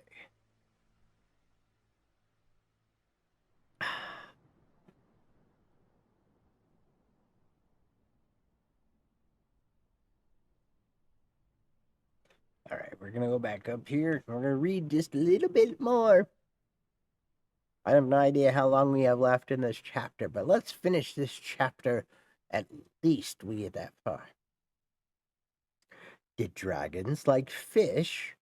Mentally giggled, wondering if there were any fish in the sea big enough to satisfy a dragon's appetite. If you're sending a link, I think you have to send it directly to me. Probably those legendary fish that always eluded the Seahold nets. Her Seahold sent their tie of the sea produce, salted, pickled, or smoked to bend and wear. Occasionally, a dragon rider came asking for a fresh fish for a special feast like a hatching. And the women of the weir came every spring and fall to bury or cut the withes and grasses. Minley had once served Minora, the head woman of Binden Lower Caverns, and a very pleasant, gentle woman she had been, too. Minley hadn't been allowed to stay in the room long because Mavi shooed her daughters out, saying that she had things to discuss with Minora. But Minley had seen enough to know that she liked her. Just like Darren the Wizard, who doesn't like Darren. We're going to do a thing here in a second, but I'm going to finish reading, turn the page, see where we are. The whole flock of lizards suddenly went aloft, startled by the return of the queen in the bronze who had flown her. The pair settled warily in the warm, shallow waters, wings spread as if both were too exhausted to fold them back. The bronze tenderly twined his neck about his queen's, and they floated so, while Blues excitedly offered the resting pair fingertails and rock mites. Entranced, Menly watched from her screen of seed grasses. She was utterly engrossed by the small doings of eating, cleaning, and resting. By and by, singly or in pairs, the lesser fire lizards winged up to the first of the sea-surrounded bluffs, lost quickly from Menely's sight as they secreted themselves in the tiny creviced wares. With graceful dignity, the queen and her bronze rose from their bathing. How they managed to fly with their glistening wings so close together, Menely did not know. As one, they seemed to dart aloft, and then they glided in a slow spiral down to the dragonstones, disappearing on the seaside and out of Menely's vision. Only then did she become conscious of discomfort, of the hot sun on her welted back, sand in the waistband of her trousers, seeping into her shoes, dried as sweaty grit on her face and hands. Cautiously, she wriggled back from the edge of the bluff. If the fire lizards knew that they had been overseen, they might not return to this cove. When she felt she'd crawled far enough, she got to a crouching position and ran for a ways. She felt as rarely privileged as she'd been asked to go to Benden Weir. She kicked up her heels in an excess of joy, and then, spotting some thick marsh grass canes in the bog, snicked them off at the waterline. Her father may have taken her guitar away, but there were more materials than string over a sounding box to make music. She measured the proper length barrel and cut off the rest. She deftly made 6 holes top and bottom, as Pederon had taught her, and in moments she was playing herself a reed pipe, a saucy tune, bright and gay because she was happy inside, a tune about a little fire lizard queen sitting on a rock in the lapping sea, preening herself for her adoring bronze. She'd a bit of trouble with obligatory runs and found herself changing keys, but when she'd rehearsed the tune several times, she decided she liked it. It sounded so different from the sort of melody that Pederon had taught her, different from the traditional form. Furthermore, it sounded like a fire lizard song, sprightly, cunning, secretive. She stopped her piping, puzzled. Did dragons know about the fire lizards?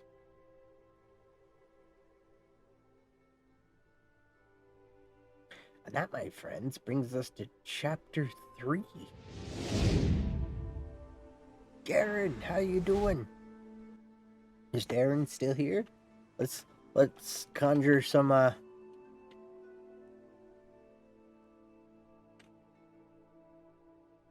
perks for sure. He's playing Noita. And yeah, so on and so forth. That does look like Noita. It really depends on what kind of run you're doing. They might shift up or down one. I kind of averaged some of them. Oh, he's looking at the oh, okay. Combos. I just kind of did your own. I should try the new bouncing. Who's last playing Whirlwind? After the buffs.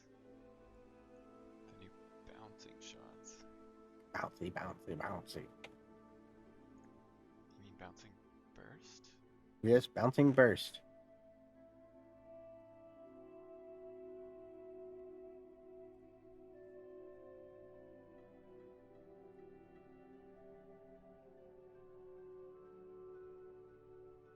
That was almost perfect. Paging Mr. Herman. Mr. Herman in a white courtesy phone. That wasn't far off. That's funny. Now. Paging Mr. Herman. I am probably too low.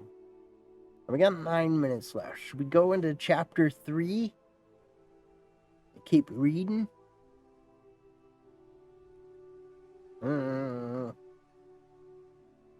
What do you think? I think we can keep reading for a little bit longer. Okay, you can't go that low. How low can you go? Yeah, that's about as low as it goes. What's funny though is the portal has a thing where it recognizes my voice, and so if I go outside of my normal range, it actually won't pick it up. It just won't.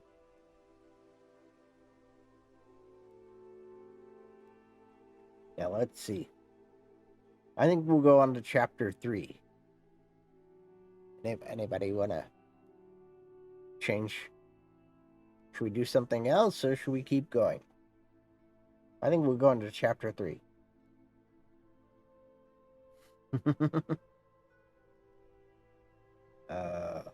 Paging Mr. Herman.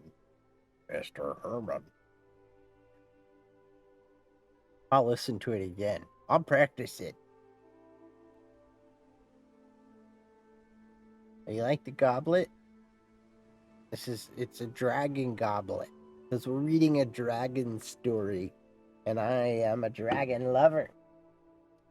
I mean that in a weird way. I mean it like this. This is the dragon. Dragon Lover's Guide to Pern. And in here is a list of every character, every dragon, every little hold and craft hall. And here's some of the musical instruments, for example.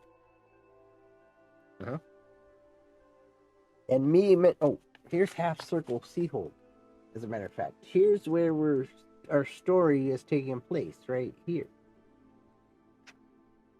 Yes. It's basically... yep.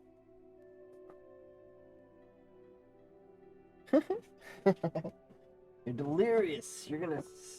You are gonna dream of dragons, which is fun. I think we're gonna do one more chapter, and then we'll call it good with the reading. Okay? Sound good? Sounds like a plan to me. Let's go. Chapter 3. Holder watch, holder learn. Something new in every turn.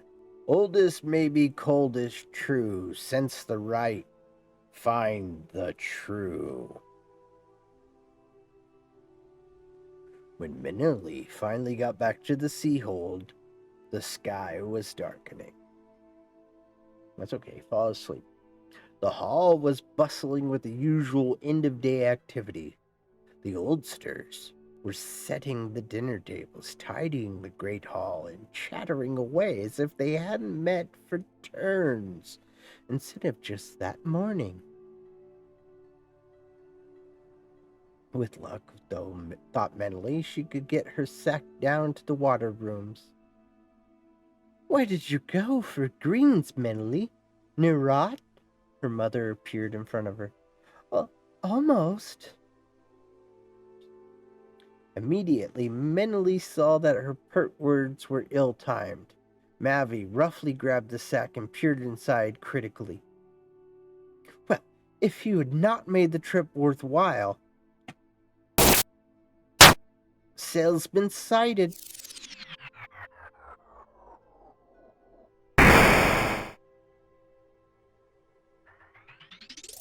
Who's that?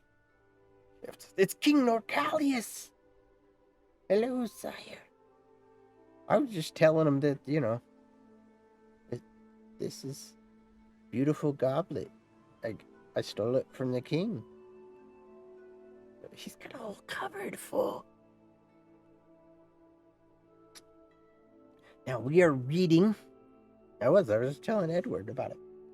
We are reading the dragon. Oh, we're reading a book called Dragon Song, and it's from Pern. And the reason we're reading this here is many people, when I mentioned Pern, had no idea what I was talking about. And it's one of my things I like to do. I'm trying to help to educate the well, I was going to say peasants, but these are not peasants. These are important people here. Yeah. We can continue on. Hello. We are in chapter 3 of this book. There are dragons. Well, there's little dragons in this part of the book, but that's where we are. So I hope you're having a wonderful evening tonight. I've been having a good time. I think I'm gonna read this one chapter, and I think we're gonna maybe sail the seas a little bit. Yeah, they'll leave me a bit. I'm gonna play a little Sea of Thieves, maybe. Been here a while. Sail has been sighted. A sail? Mavi closed the sack and shoved it back into Minley's hands. Yes, a sail. You should have been back hours ago. Whatever possessed you to take off so far with thread? There weren't any greens near. What would thread do to fall any time? You're a fool twice over. I was safe enough. I saw Dragon Rider doing his sweep. Wait, we gotta go do the thing. We gotta do the thing. And thank you for the congratulations. Time does fly. Watch this. I have a great spell I worked on. It's a great conjuring spell.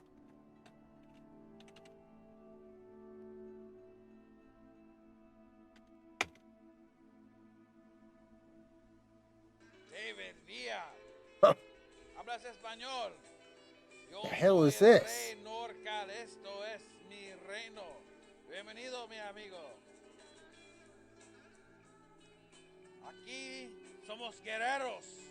No somos campesinos. That's the Grateful Dead. Don't be a campesino. Don't. Did I hear the Grateful Dead? That's pretty good. A different dimension, a different king in an alternate realm. That probably makes sense. I've been to many different realms, and as far as I know, they do have subtle differences. Look, the king has taken his rightful place here as the leader of the bits. Now, we only got 1 minute left on the Stream Raider battle. I'm going to take the time here to chit-chat for a moment.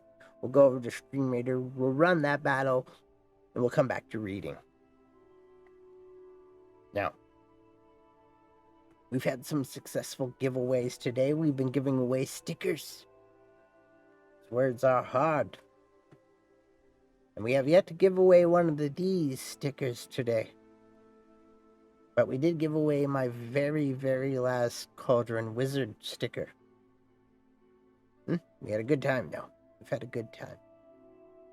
We got 26 seconds left on here. We're taking a quick little break. We'll do Raiders. Why is it so dark? Oh, there it is. Oof.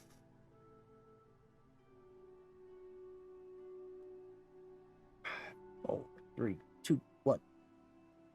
All right, let's get started on this. I think we're gonna.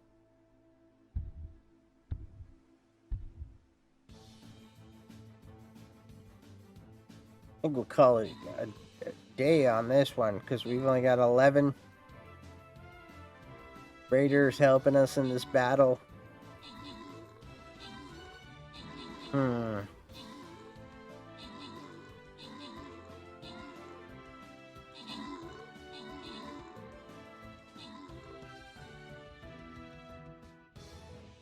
Yeah, we'll do one more.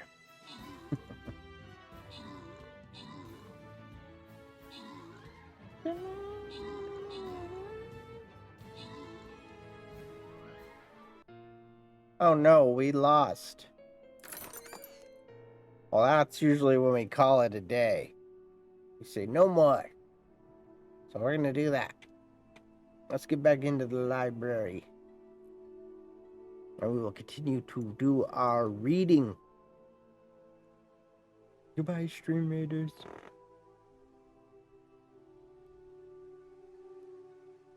Somebody needs to come down here and oil this chair.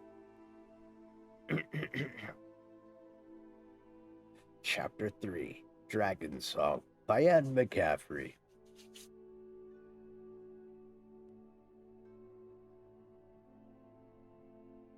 Cheers. I was safe enough. I saw Dragon Rider doing his sweep rides. That pleased Mavi. Well, thank heavens we're beholden to Bindon, and they're a proper weir. Mavi gave her daughter a shove towards the kitchen. Take those, and be sure the girls wash every speck of sand off. Who knows who's selling in? Now Minnalee slipped through the busy kitchen, countering orders flung at her by various other women who saw her as a capable assistant at their own tasks. Minnalee merely brandished the sacks and proceeded down to the water rooms. There, some of the older but still able women were busily sand scouring the best metal plates and trays. I must have one basin for the greens, Auntie, said Minnalee, pushing up to the rank of stone sinks. Greens is easier on old skin than sand, said one of the women in a quavering, long-suffering voice, and promptly deposited her pile of plates into the sink beside her and pulled her plug. More sand in greens than cleaning, said another woman. Yes, but take it off, greens. Oh, what a lovely mess of yellow veins, too. Where'd you find them at this time of year, daughter? Oh, halfway to near right. Minnalee suppressed her grin at the startled shrieks of dismay. The furthest they'd stir from the hold was the ledge in front on a sunny day. Why, with thread falling, you're a naughty girl. But did you hear about the sale? Well, who do you suppose it is? Why, the new harper. Who else? There was a wild chorus of cackling laughs and great wonderings about the appearance of the new harper. Oh, they always send a young one here. Oh, but Pedron was old. But no, he got that way, same as we did. Oh, how would you remember? Well, why not? I've lived through more harpers than you have. You have not. I came here from Red Sands and Ista. Now, you old fool, you were born here at Half Circle, and I birthed you. Huh. Minnalee listened to the four old women arguing back and forth until she heard her mother demanding to know if the greens had been washed. And where were the good plates? And how was she going to get anything done with all the gossip? Mentally found a sieve large enough to hold the washed greens and brought them up for her mother's inspection.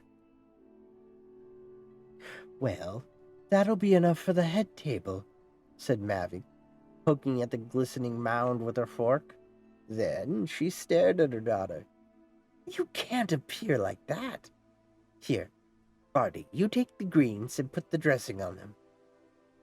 One in the brown flask on the fourth shelf in the cool room. You, Minnerly, you have the goodness to get yourself down, sand-free and decently dressed. You're to attend to old Uncle. The moment he opens his mouth, you shove something into it. We'll be hearing from him all night long." Minnerly groaned. Old Uncle smelled almost as much as he chattered. But Sella's much better handling them than me, Mavi." "No, Sella's to attend the head table. You do as you're told, and you be grateful."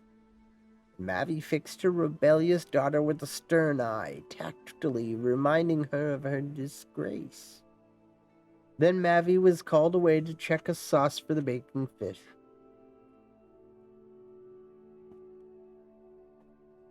Minnerly went off to the bathing rooms, trying to convince herself that she was lucky she hadn't been banished completely from the hall. Though tending old Uncle came as close to anything could be to banishment, honor obliged the sea holder to have all his household there to greet the new Harper. Minnerly shucked off the dirty tunic and breeches.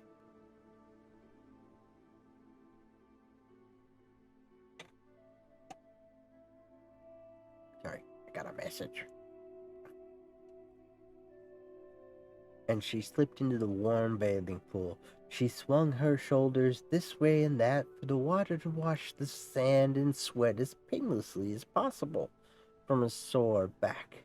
Her hair was all gritty with sea sand, too, so she washed that. She was quick because she'd have her hands full with old Uncle. If he'd be much better to have him all arranged in his hearth seat before everyone else was assembled for dinner. Draping her dirty clothes around her, Minnerly took the calculated risk that few people would be in the high hold at this hour, and charged up the dimly lit steps from the bathing pools to the sleeping level. Now every glow in the main corridor was uncovered, which meant that the Harper, if such it were, would have a guided tour of the hold later. She dashed down the narrow steps leading to the girls' dormitories and got into her cubicle without a soul the wiser. When she got to old Uncle's room later, she had to clean his face and hands and slip a clean tunic over his bony shoulders. All the while he was chattering about new blood in the hold, and who was the new Harper gonna marry. He'd a thing or two to tell the Harper, give him the chance, and why did she have to be so rough? His bones ached, after all. Must be a change in the weather, because his old legs never failed to give him a warning. Hadn't he warned them about the big storm a while back? 2 boats had been lost with all the crew on hand. If they'd paid attention to his warning, none of that would have happened. His own son was the worst one for not listening to what his father said, and why was she hurrying him so? He liked to take his time. Now, couldn't he have his blue tunic? One his daughter had made him, matching his eyes, she said. And why hadn't Turlon come to see him today as she had asked? And who paid him any heed any more anyway? The old man was so frail that he was no burden to a strong girl like Minnerly.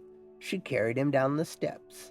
He complained all the way about people who'd been dead before she was born. Old Uncle's notion of time was distorted. That's what Petaron had told her.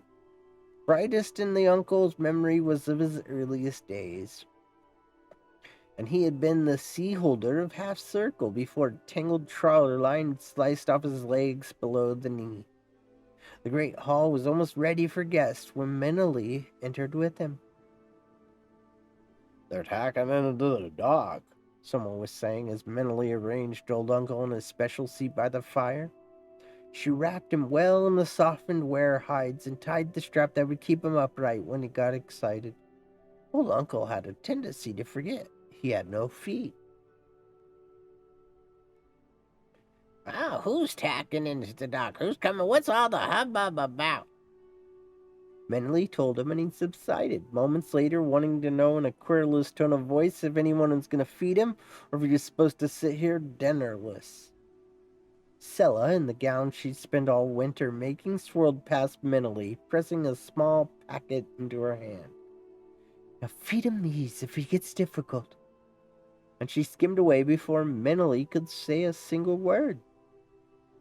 Opening the packet, mentally saw balls of a sweet made from seaweed, flavored with purple grass seed.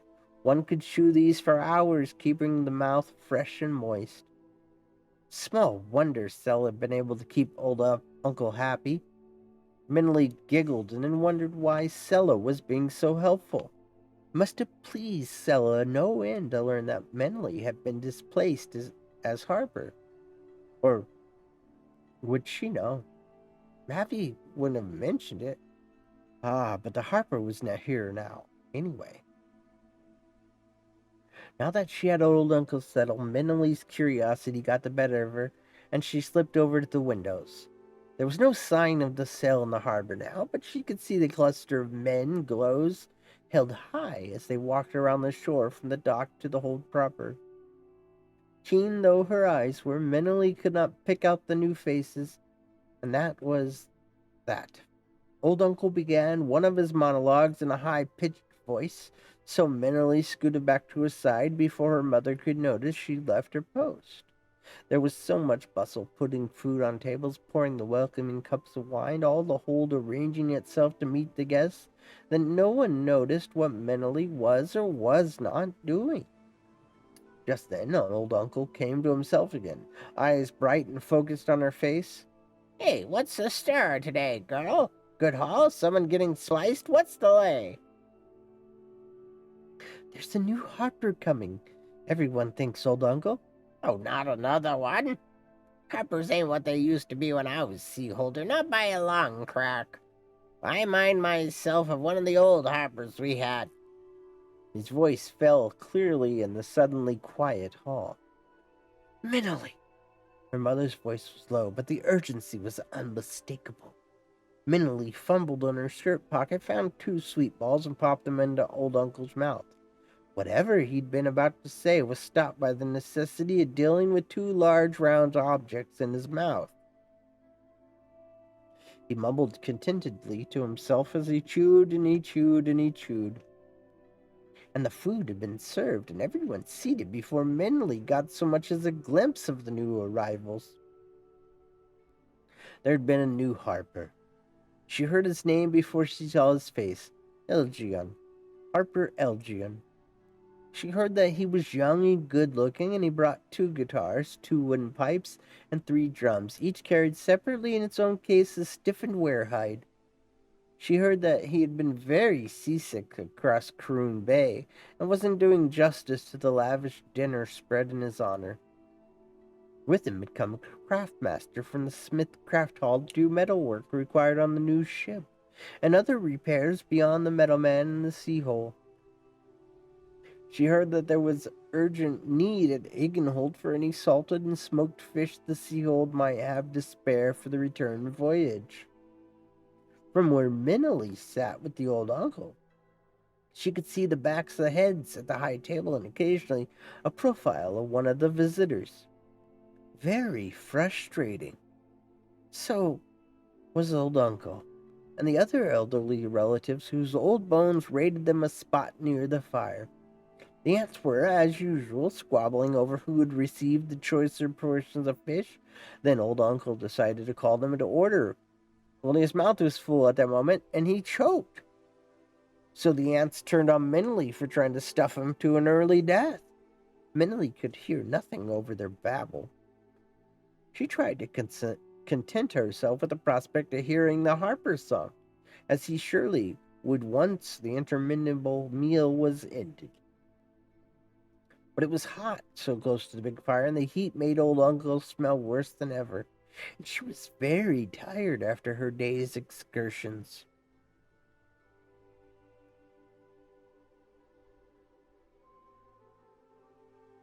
She was roused from a half-doze by a sudden hair-wide thudding of heavy sea boots. She jerked fully awake to see the tall figure of the new harper rising at the head table. He had his guitar ready, and he was taking the easy stance, one foot on the stone bench. "Ah, you sure this hall isn't rocking?" he asked, strumming a few chords to test the instrument's pitch. He was assured that the hall had been steady for many, many turns, never known to rock at all. And the harper affected not to be reassured as he tuned the G string slightly higher, to Menelie's relief. He made the guitar moan like a seasick soul. As laughter rippled through the eager audience, Melanie strained to see how her father was taking this approach. The seaholder had little humor. A harper's welcome was a serious and somber occasion, and Elgion did not appear to realize this. Hedron had often told Menelie how carefully harpers were chosen for the hold they were assigned to. Hadn't anyone warned Elgion about her father's temperament? Suddenly, old Uncle cut across the gentle strumming with a cackle of laughter. A man of humor. That's what we need in this hold. Some laughter. Some music. Been missing it. Let's have some rollicking tunes. Some funny songs. Give us a good rib-popping ditty, Hopper. You know the ones I like.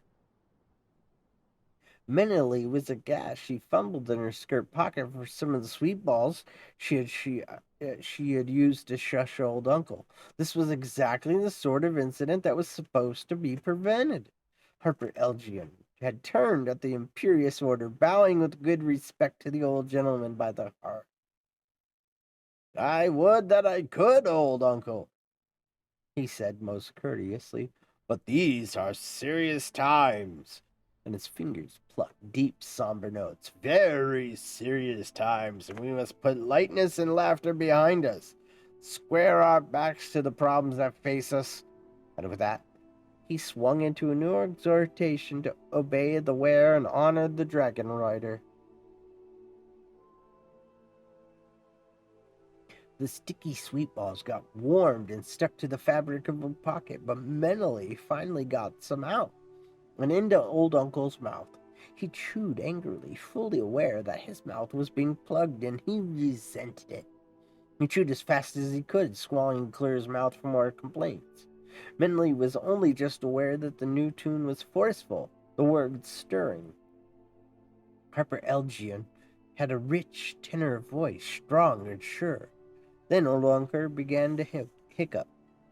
Noisily, of course, and to complain or try to through the hiccups. Menelie hissed at him to hold his breath, but he was furious at not being allowed to talk, at getting hiccups, and he started to pound the arm of his chair. The thumps made an out-of-tempo counterpoint to the harper's song, and brought her furious glances from the head table. One of the aunts gave her some water for the old man, which she overturned onto Menelie. The next thing, Sella was beside her, gesturing that they would take the old man back to his quarters instantly. He was still hiccuping him as they put him back to bed, and still beating the air with punctuated gestures and half-uttered complaints. "You're to stay with him until he calms down, Menelie, or he'll fall out of bed. Whatever you don't, give him... Why ever didn't you give him the sweet balls? They always shut him up." "I did, but then he started hiccuping." "You can't do anything right, can you? Please, Sella, you stay with him. You manage him so well. I've had him all evening, and I've not heard a word." "You were told to keep him quiet, and you didn't. Now you stay." And Sella swept from the room, leaving Menelie to cope. That was the end of the first day of Menelie's difficult days. It took hours for the old man to calm down and go to sleep. Then as Menelie wearily got to her cubicle, her mother arrived to berate her soundly for her inattentiveness that had given Uncle a chance to embarrass the entire hold. Minley was given no chance to explain. The next day, Thread fell, sequestering them all within the hold for hours. When the fall was over, she had to go out with a flamethrower cruise. The leading edge of Thread had tipped the marshes, which meant hours of plodding through sticky marsh mud and slimy sand. She was tired enough when she returned from that task, but then they all had to help load the big nets and ready the boats for a night trawl. The tide was right then. She was roused before sunrise the next morning to gut and salt the phenomenal catch. They took all the livelong day and sent her to bed so weary she just stripped off her dirty clothes and dropped into her sleeping furs. The next day was devoted to net mending, normally a pleasant task because the hold women would chat and sing, but her father was anxious for the nets to be repaired quickly so that he could take the evening tide again for another deep-sea cast. Everyone bent to the work without time for talk or for singing while the sea holder prowled amongst them. He seemed to watch mentally more often than anyone else, and she felt clumsy for it. It was then she began to wonder if perhaps the new harper had found fault with the way the youngsters had been taught their ballads and sagas. Time and again, Petterana told her that there were only one way to teach them, and as she learned properly from him, she must have passed on the knowledge correctly. Why then did her father seem to be annoyed with her? Why did he glare at her so much? Was he still angry for her letting the old uncle babble? She worried enough to ask her sister about it that evening when the ships had finally set sail and everyone could relax a little. Angry about old uncle?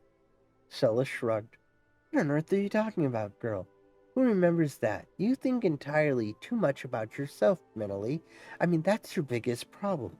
Why should Giannis care one way or another about you? The scorn in Sella's voice reminded mentally too accurately that she was only a girl, too big for a proper girl, and the youngest of a large family, therefore of least account. And it was in no way a consolation to be insignificant, even if her father was, for that reason, less likely to notice her or remember her misdeeds, except that he remembered her about her singing her own songs to the youngsters. Or had Sella forgotten that? Or did Sella even know about that? Probably, thought mentally, as she tried to find a comfortable spot in the old bed rushes for her weary body. But then, what Sella said about mentally thinking of only herself applied even more to Sella, who was always thinking about her appearance and of herself. Sella was old enough to be married to some advantage to the hold. Her father had only 3 fosterlings at the moment, but 4 of Menelly's 6 brothers were out at other sea holds, learning their trade. Now with a harper to speak for them again, perhaps there'd be some rearrangements. The next day the hold women spent in washing clothes. With Redfall past and a good, clear, sunny day, they could count on fast drying. Minley hoped for a chance to speak to her mother to find out if the harper had faltered her teaching, but the opportunity never arose. Okay. That was the cat, everyone. Instead, Minley came in for another scolding from Abby for the state of her clothes, unmended, her bed furs unaired, her hair, her sloppy appearance, and her slothfulness in general. That evening, Menelly was quite content to take a bowl of soup and disappear into a shadowy corner of the big kitchen rather than be noticed again. She kept wondering why she was being singled out for so much misunderstanding. Her thoughts kept returning to the sin of having strummed a few bars of her own song. That and for being a girl, the only one who could teach her play in the absence of a real harper. Yes, she finally decided. That was the reason for her universal disfavor. No one wanted the harper to know that the youngsters had been schooled by a girl. But if she hadn't taught them right, then Petteron had taught her all wrong. That didn't hold water. And if the old man had really written the master harper about her, wouldn't the new harper have been curious or sought her out? Maybe her songs hadn't been as good as old Pederon had thought. Probably Pederon never sent them on to the master harper. And that message hadn't said anything about her at all. At any rate, the packet was now gone from the mantle in the records room. And the way things were going, Meneley would never get close enough to Elgion to introduce herself. Sure as the sun came up, Meneley could guess what she'd have to do the next day. Gather new grasses and rushes to repack all the beds in the hold. It was just the sort of thing her mother would think of someone so out of favor. And she was wrong. The ships came back to port just after dawn, their holds packed with yellow stripe and packtail. The entire hold was turned out to gut, salt, and start the smoke cave. Of all the fish in the sea, Meneley detested packtails the most. An ugly fish with spines all over it. It oozed an oily slime that ate into the flesh of her hands and made the skin peel off. Packtails were more head and mouth than anything else, but the hack the front end off, and the rounded blunt tail could be sliced off the backbone. Grilled fresh, it was succulent for eating. Smoked it could be softened later for baking or boiling, and be just as tasty as the day it was caught. But packtails were the messiest, hardest, toughest, smelliest fish to gut. Halfway through the morning, Meneley's knife slipped across the fish she was slicing, gashing her left palm wide open. The pain and shock were so great that Meneley just stood, stupidly staring at her hand bones, until Sella realized that she wasn't keeping pace with the others. Meneley, just dreaming. Oh, for the love of Mavi! Sella could be irritating, but she could keep her wits, as she was doing now, grabbing Meneley's wrist and stopping the spurt of blood from the severed artery. As Mavi came and led her past the furiously working holders, Meneley was seized with a sense of guilt. Everyone glared at her as if she deliberately wounded herself to get out of working. The humiliation, the silent accusations brought tears to her eyes. Not the pain, not the sick feeling in her hand. I didn't do it on purpose, Meneley blurted out to her mother as they reached the hold's infirmary. Her mother stared at her in shock. Why, who said you did? No one, they just look it. My girl, you think entirely too much about yourself. I assure you no one was thinking any such thing. Now hold your hand out. The blood splurted up as Mavi released the pressure on the tendon of Melanie's wrist. For one instant, Meneley thought she might faint. But she was determined not to think of herself. She pretended that she didn't own the hand that Mavi was going to fix. Mavi now deftly fastened a tourniquet, and then laved the wound with pungent herbal lotion. Meneley's hand began to numb, increasing her detachment from the injury. The bleeding ceased, but somehow Meneley couldn't bring herself to look into the wound. Instead, she watched the intent expression on her mother's face as she quickly stitched the severed blood vessels and closed the long slice. Then she slathered quantities of the salve on the cut and bound the hand in soft cloth. There. Let's hope I got all the packtail slime out of the wound. Concern and doubt caused Mavi to frown, and Melanie became fearful. Suddenly she remembered other things. Women losing fingers, and my head will be all right, won't it? We'll hope so.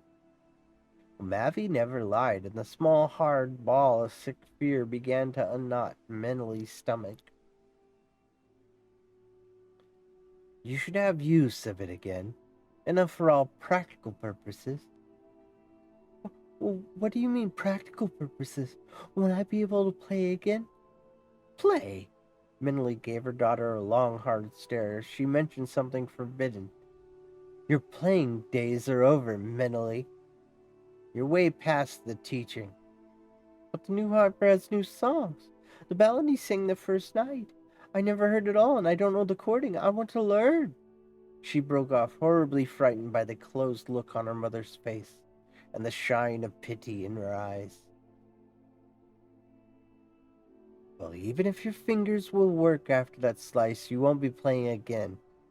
Content yourself that Yanis was so indulgent while Pederon was dying. But, Pederon? That's enough buts. Here, drink this. I want you in your bed before it puts you to sleep. You've lost a lot of blood, and I can't have you fainting away on me. Stunned by her mother's words, Minley barely tasted the bit of wine and weed. She stumbled, even with her mother's help, up the stone steps to her crucible.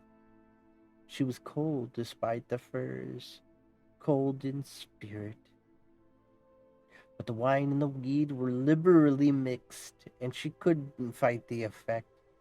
Her last conscious thoughts were of misery and being cheated of the one thing that had made her life bearable. And she knew now what a dragonless rider must feel.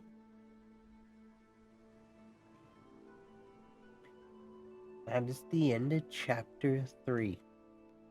Yes, we've gotten pretty far.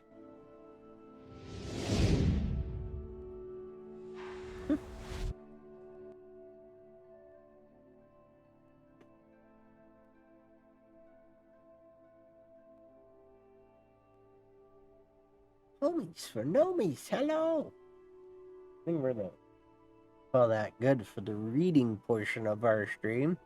Whew. How is everyone's night going? Everyone good?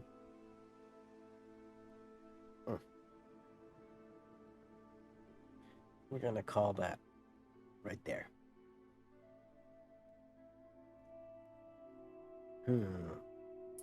I was gonna try to get anybody to play the Sea of Thieves with me tonight, but it looks like the majority of the people who were,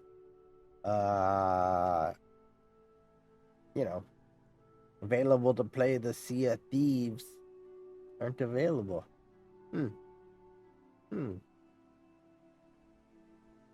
Recifer, you're here. You have Sea of Thieves, though? Do you want to play Sea of Thieves? Helping zombies set up OBS overlays. Woof. Oof. Look at all these overlays. Now, I found it was best to combine them all into one as much as possible. And so, like, these little goals over here and then the alerts that go off. There's actually multiple alerts in Stream Elements that I've got set up to do those things. So all of these alerts or overlays are actually all one thing. Works pretty good. Let's see here. I think I'm going to play a game. For a minute. Now we just broke the 4-hour mark here.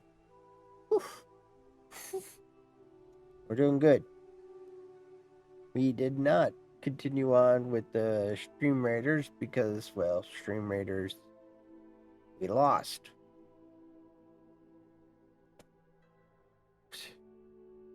And who wants to do that? Not me. Yeah, I'm gonna play a quick game, something. And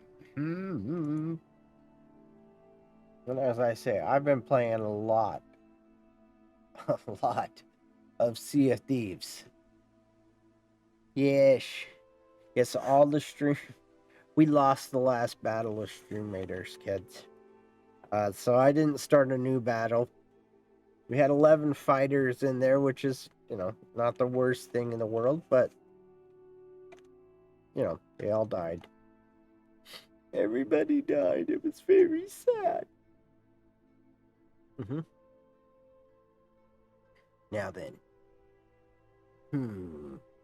What kind of games should we be playing? And did anybody see anything on the lunar cell on Steam that was worthy of purchasing? You tell me, I don't know.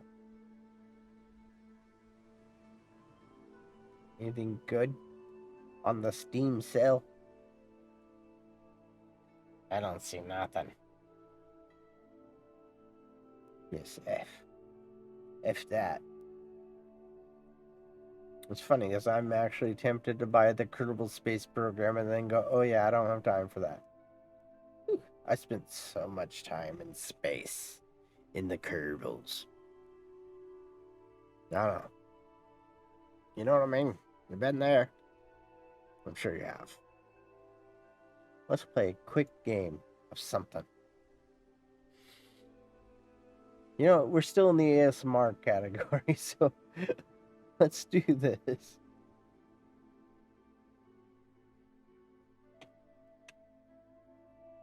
Let me switch this.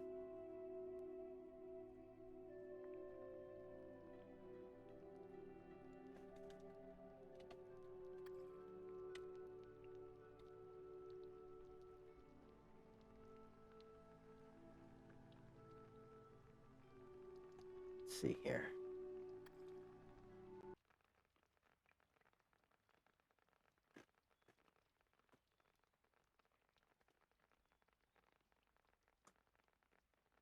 Okay. And let's put me right here. Look, I'm not tiny. Okay. We're gonna relax and have an enjoyable time.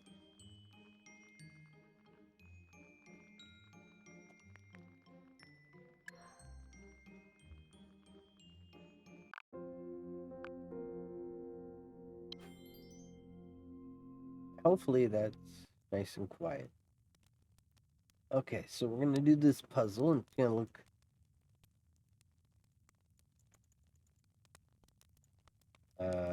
okay.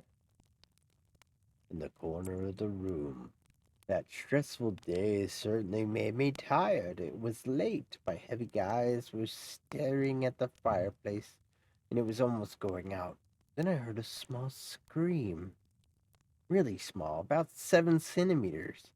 It was the little witch selling magic books.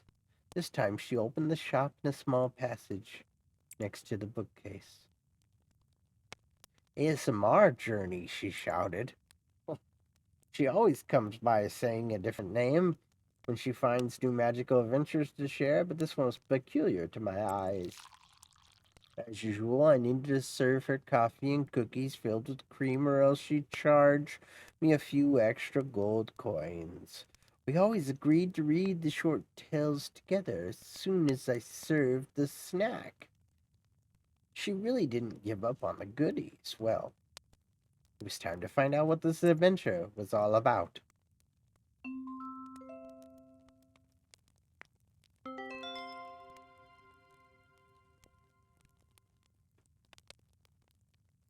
This is some peaceful stuff right here. Yeah, pee-pee. Look, the game just crashed. There we go. Look, I'm doing a crossword puzzle.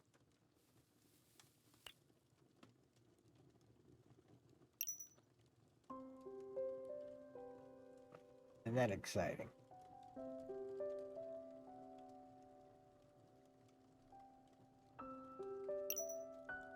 Ugh. This is going to be a while. Welcome to ASMR.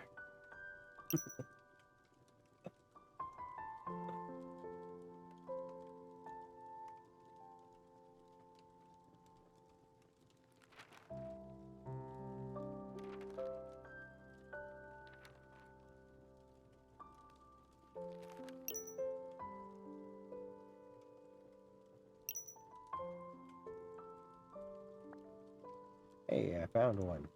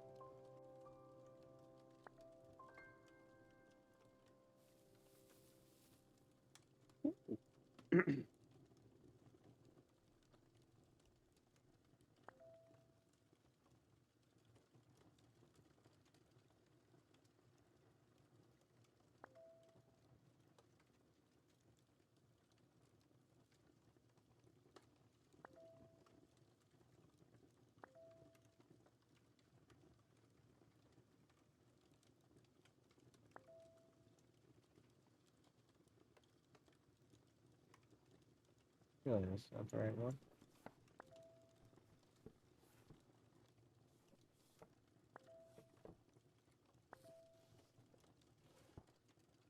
Hmm.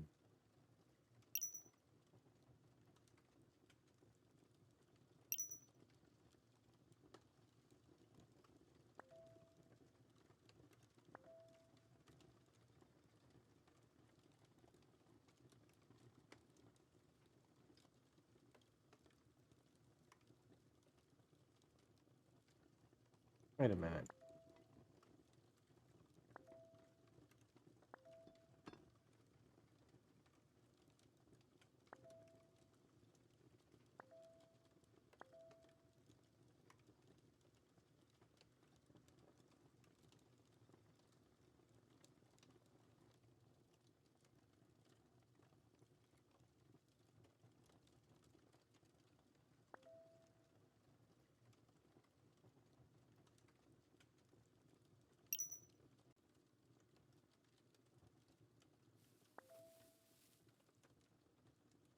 Just kind of rocking our way through.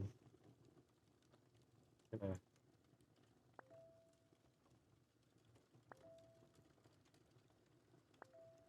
complete all these pieces.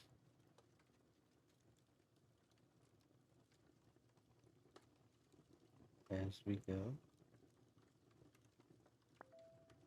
There we go. Old picture puzzle piece.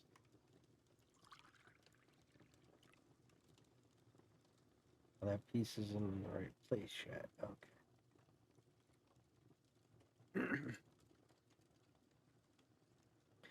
We're gonna be here a while. That's all I can say about this. Probably not as fun as Sea of Thieves, but you know. Oh, I see. That's not in the right place.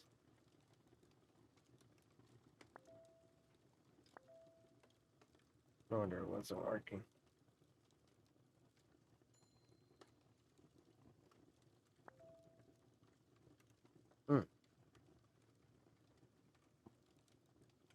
Okay.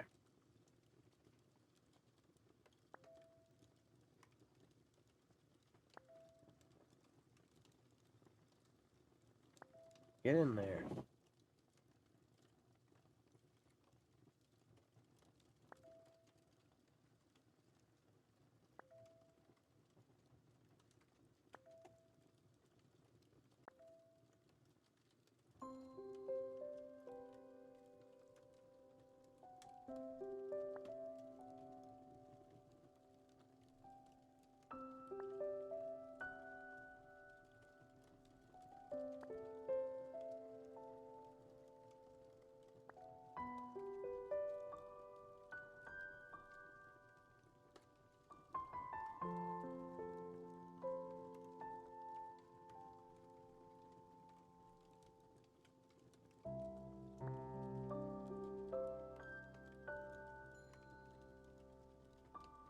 Oh, shit.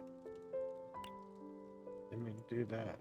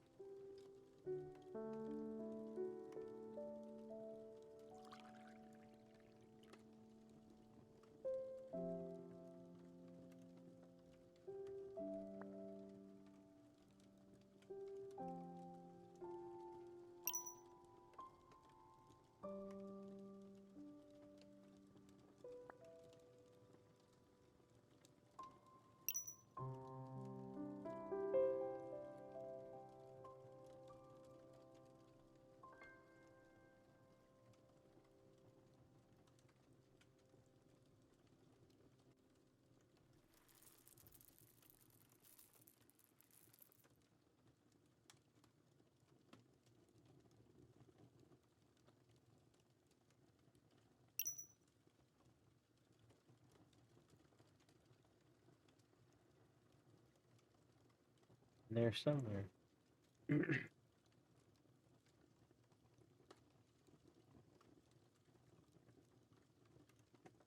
Alright.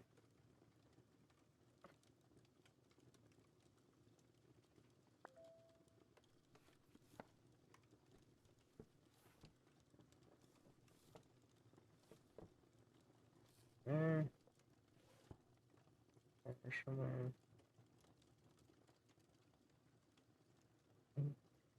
Hmm.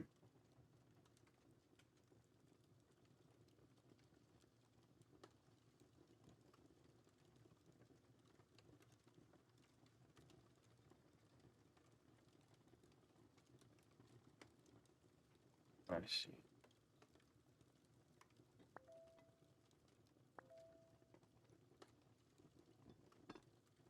It's not quite good right there.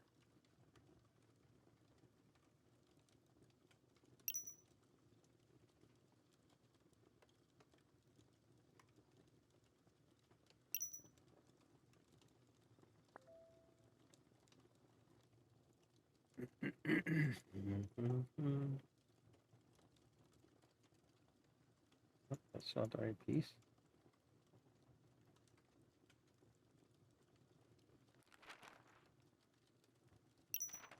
Hmm.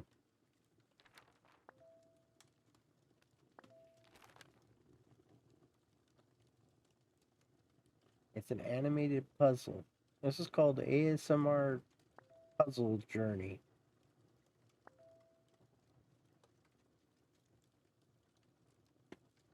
Which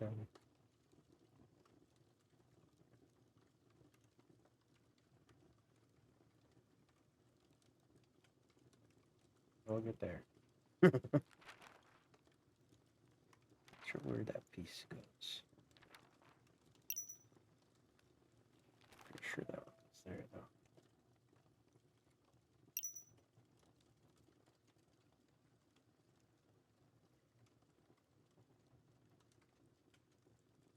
Oh, it's that piece right in there.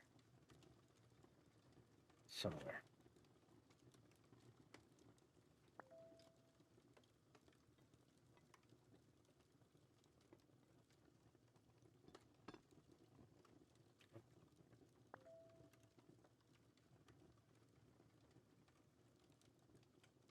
Get there with that one.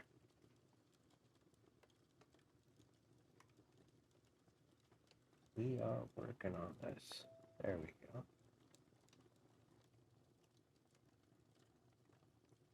That goes there somewhere.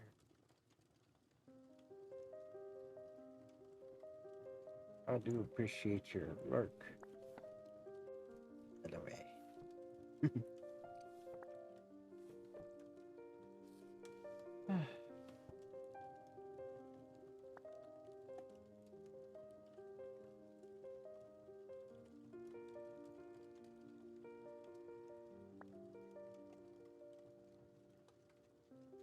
We're just putting together a puzzle. Nice, relaxing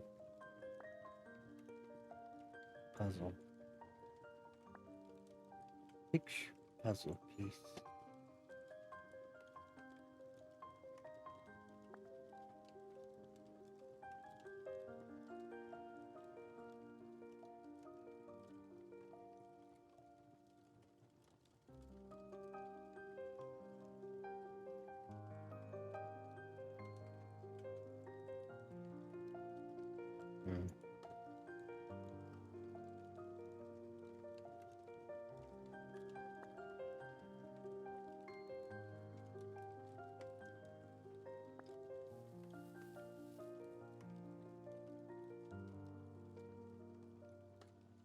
That'd be another.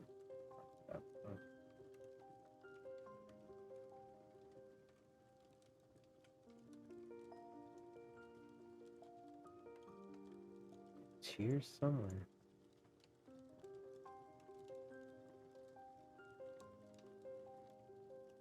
Ah. Very good.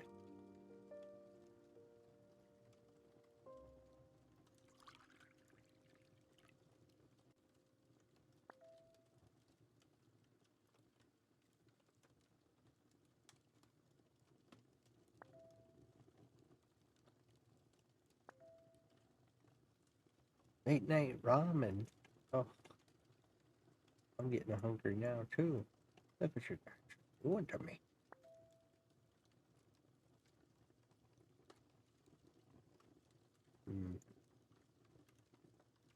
Well, these aren't where they belong yet. Oh, they are.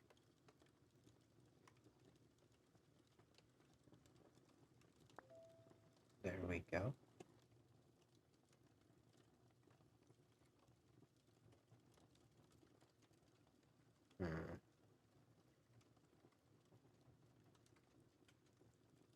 Come back to that.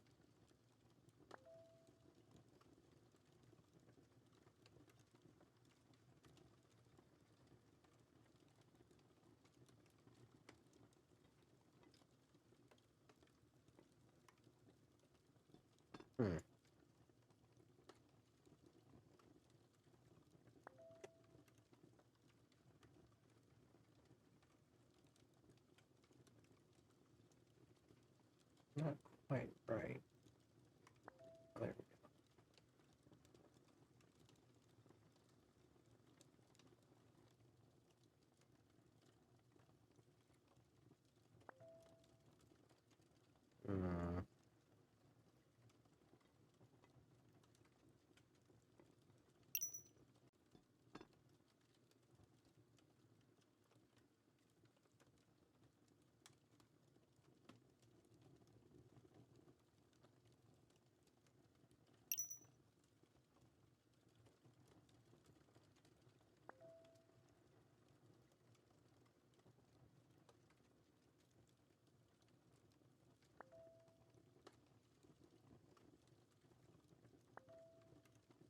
Yes, that's the... I hope that's the idea. Nice, relaxing picture puzzle piece. Not that one. Not that one either. We'll get there. We'll get there. Very soon. There we go. We'll simple this puzzle.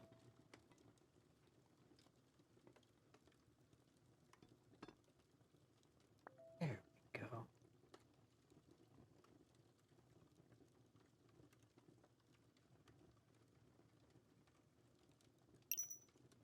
Ah.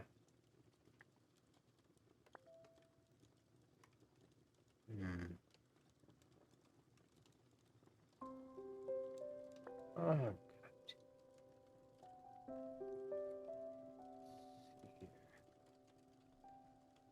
I think you belong right there. Yes, you do. Very good.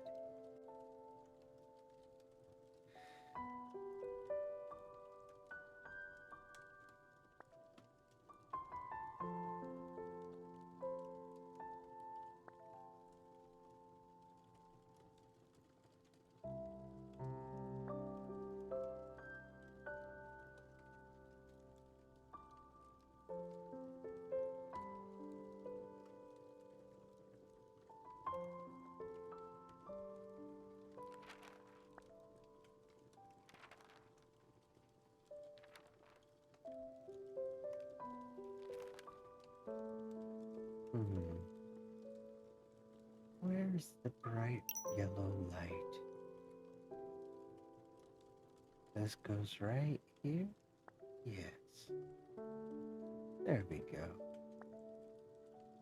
Everything is just coming together nicely. We're just assembling our puzzle, connecting all the dots, as it were. There we go. That's lovely.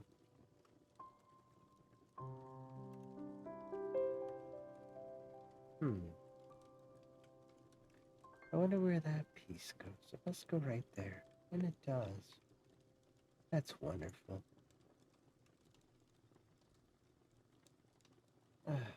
Let's see.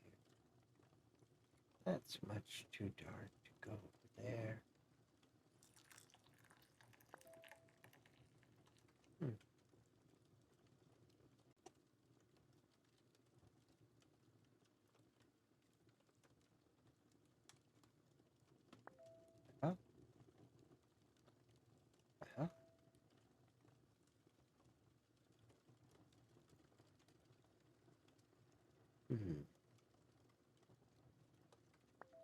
There we go. Oh, now we're getting there. We're reaching the end of this picture puzzle piece very soon.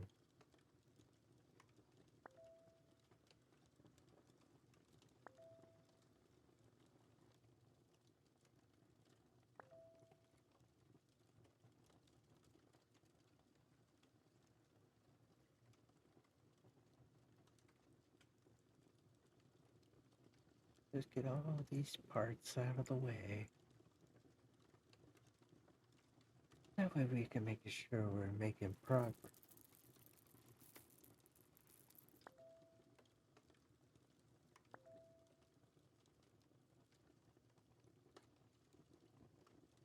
Okay. Goes up there somewhere. There we go.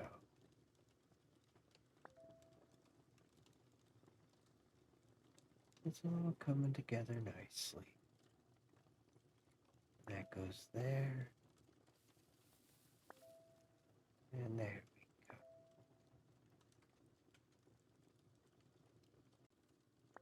And we got about half of the puzzle done. Got a small little gap. And we still have a couple pieces in the coffee cup, which should be standing out right now. This is probably one of them. There it is. This must be the other. There we go.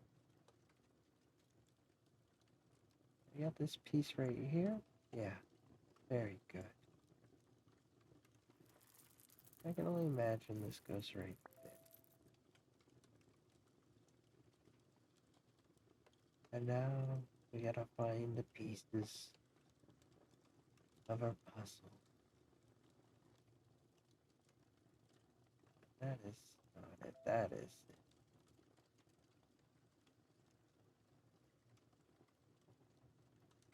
There's a piece that seems to be eluding me at the moment.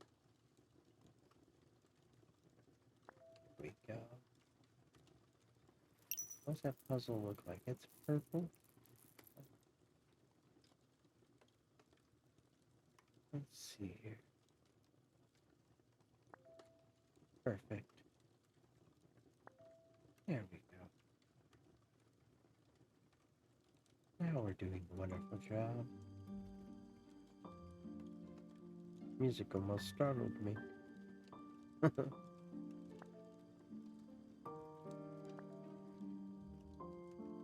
Just a little.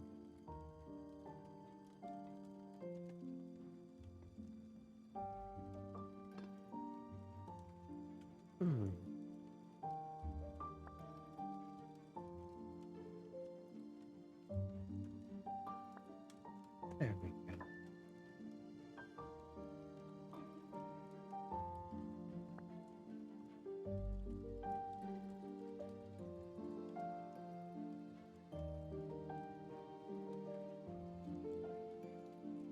I'm missing. Oh, there it is.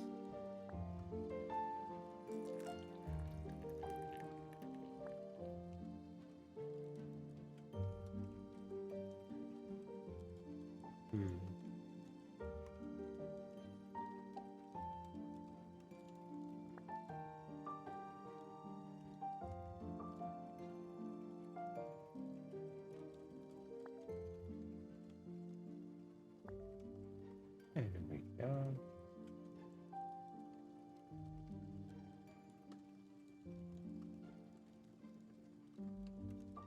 Everybody see where this picture puzzle piece is? There we go. Now we're cooking. We're coming right along nicely. Definitely not the right piece.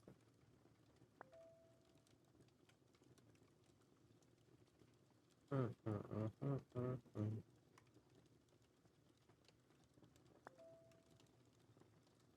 I see.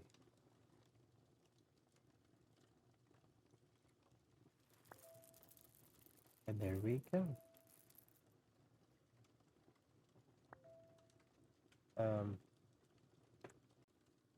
the last piece of the puzzle. We did it. And there's a little tiny witch. A sleeping black cat. Well, let's make it so you can see that just a bit better. There we go. Yeah, it went away. Where'd I go? Oops. Oh. I skipped one. We're gonna do one more.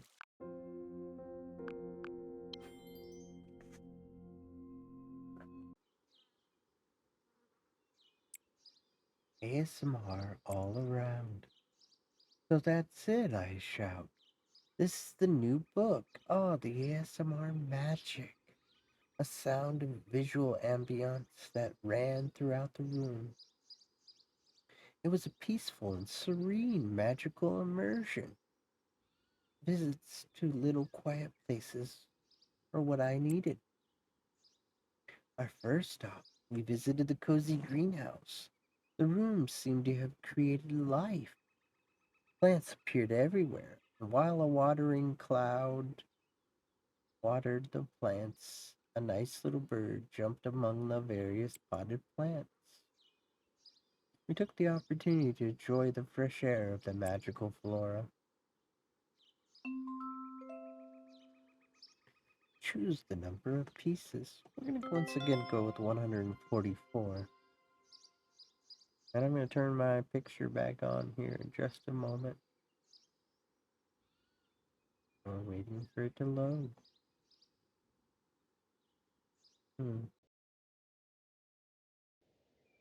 There we go.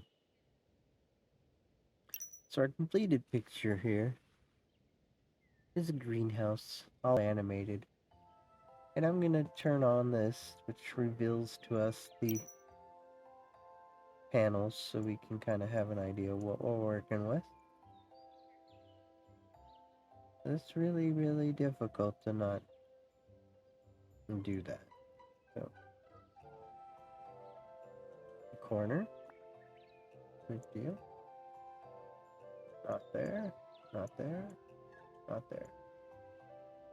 I'll try working on the top first, and we'll see what we can do there.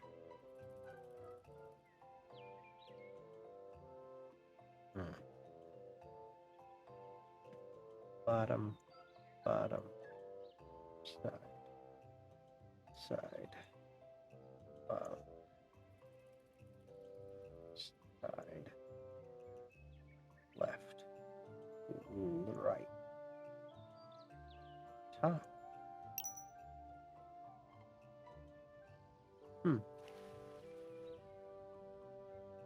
Side, bottom, top, bottom, top,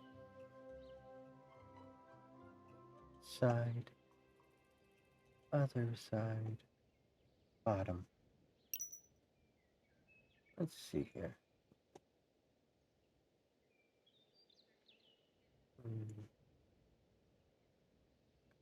Just rearranging everything.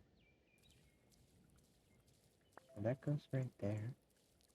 And that goes there. That goes there now. Now we're zipping right along. Getting a good start. Alright.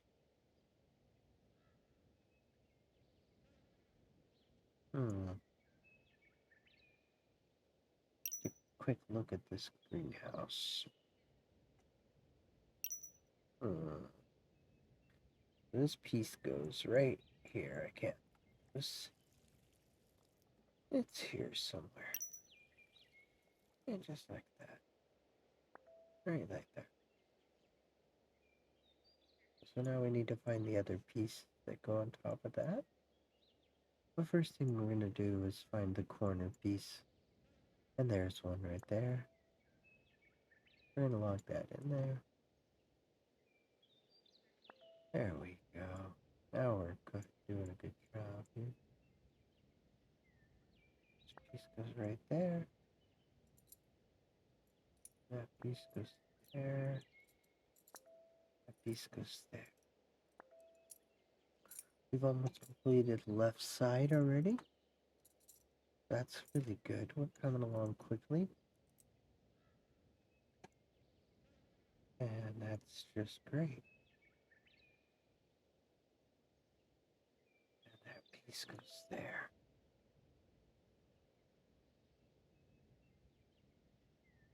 Alright, so what we need now is just that last piece. Left side is now complete. Good deal. That piece goes there, that goes there. This one doesn't go there.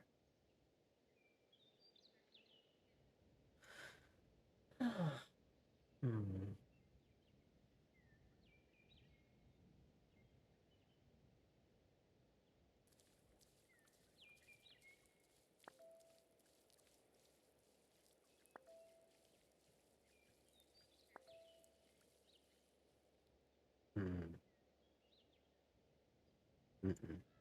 It's still sloping that direction. So I'm going to say that how it goes, like right there. And that goes there. There we go.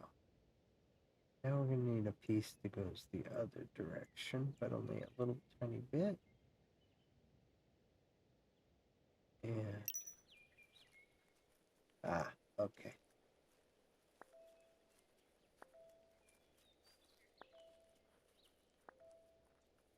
We're going to click right through this one. Nice and quick. Alright, we got the left and we got the top done now.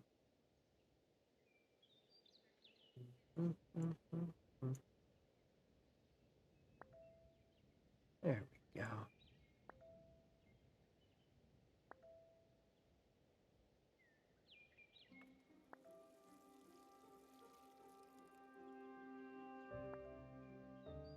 And now we got the right side done. Very quick. Very good.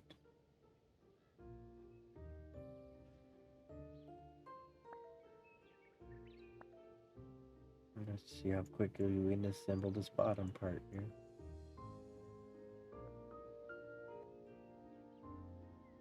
That is not the right part. Is that? Yes, it is. That is not it. I think we're missing one piece.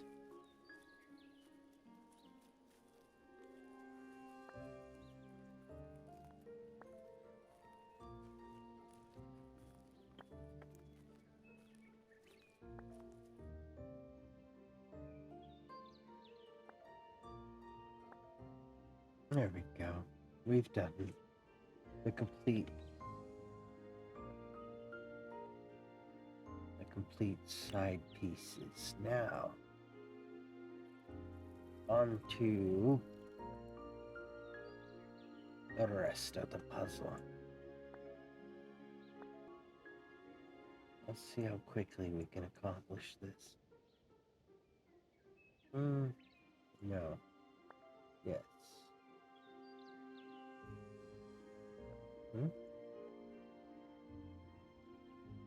Yes?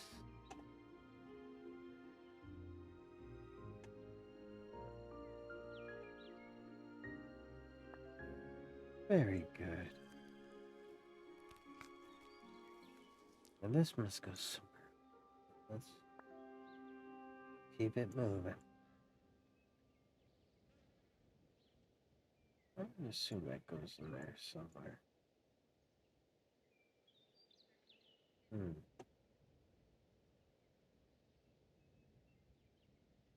No? Yes.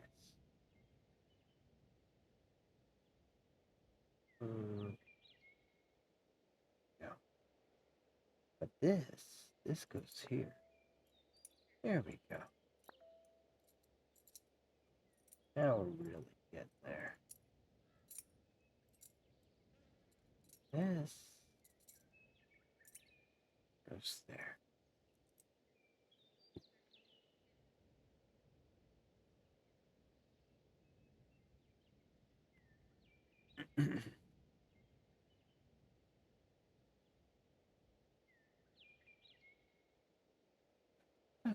let's take a look at our picture. So this must go here. This is our bottom piece we're missing? Yes. And this goes not there, there.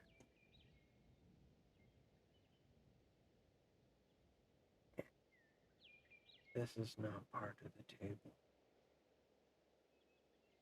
That is not part of the table.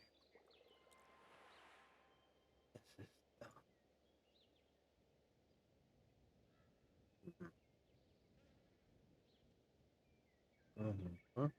the... That's not it either. Okay, let's keep going. That piece there, there we go. And that goes there. Right about there.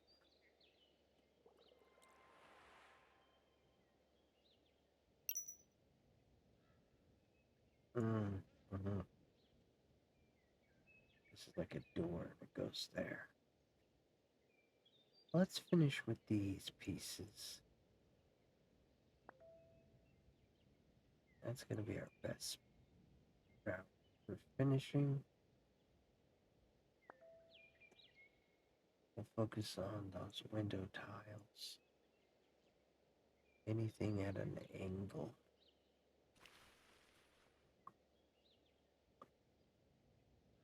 And let's... There it goes. Perfect.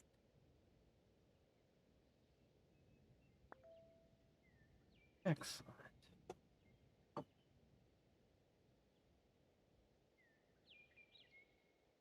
No. No. Yes.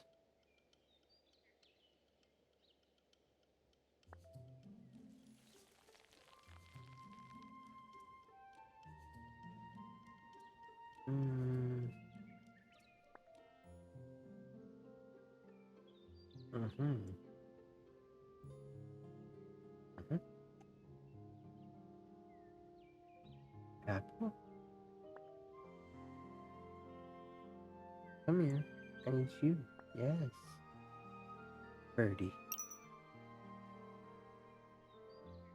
Where'd you belong? Right there. Not too high. Yeah, but that can't be right. Jump on there.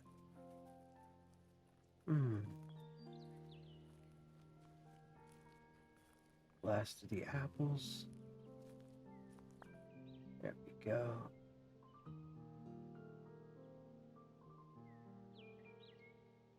There we go.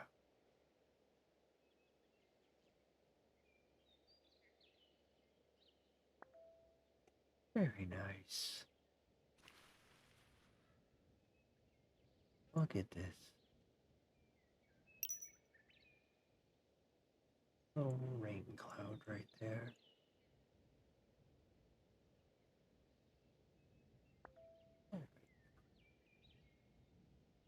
That's what I'm looking for.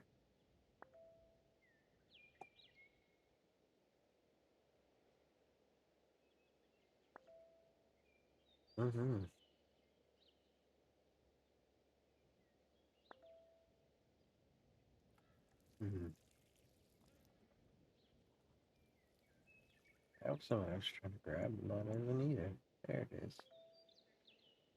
Okay.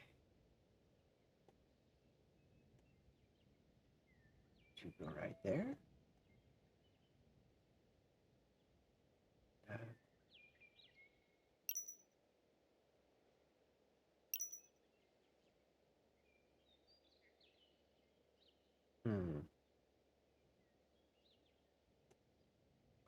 Butterfly.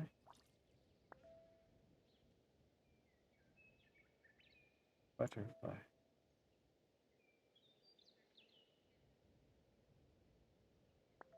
Butterfly.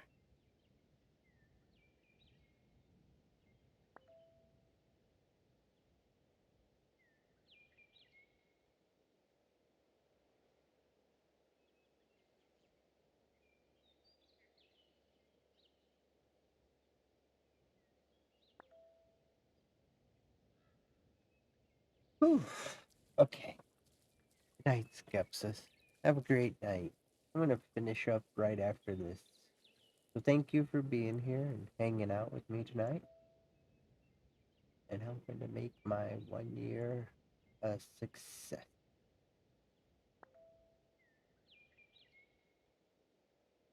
I'm sure watching this will help you sleep. Glad I can help set the right mood here for bedtime.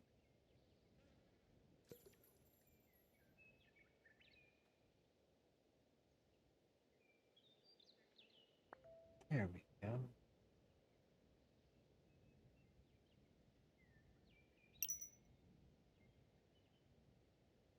Tables.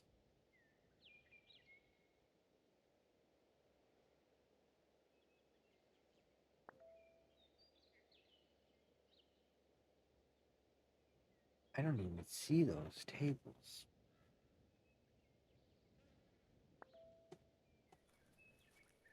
Must be here though.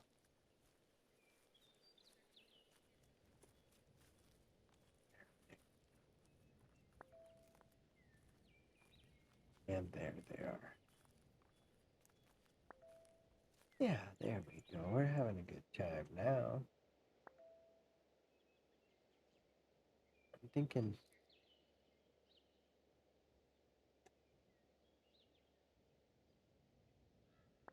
that goes there.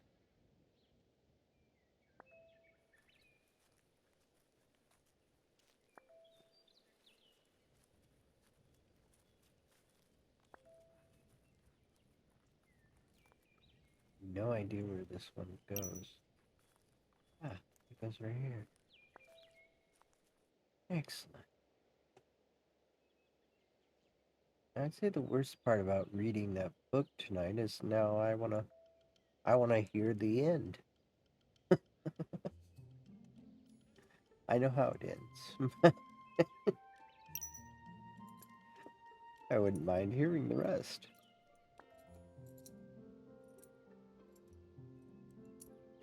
And I don't have a very good audio book of that particular book. In fact, what I'm gonna do probably is take what I've been reading here and make my own audio book out of it. That way I have something to listen to. Hmm.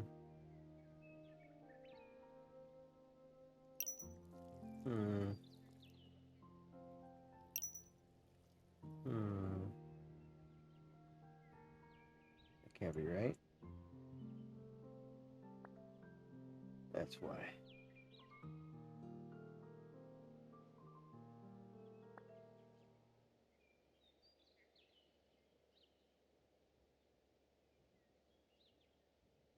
Oh, rain cloud. Excuse me.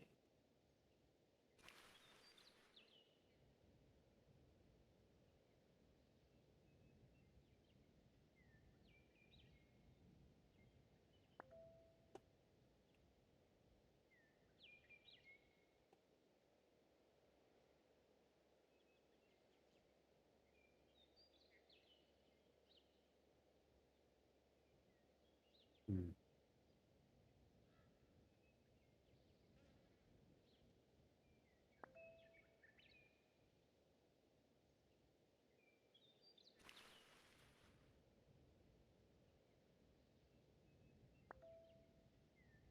Alright. Let's take a look at this picture puzzle piece.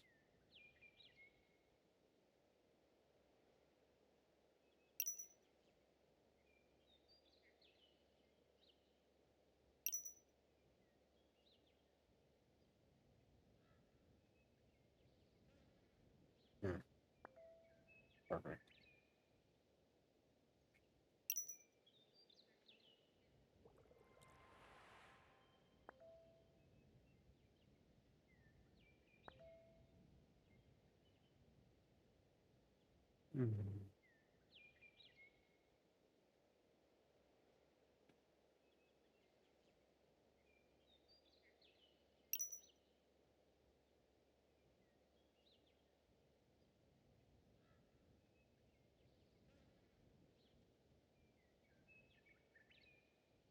Yeah, but where?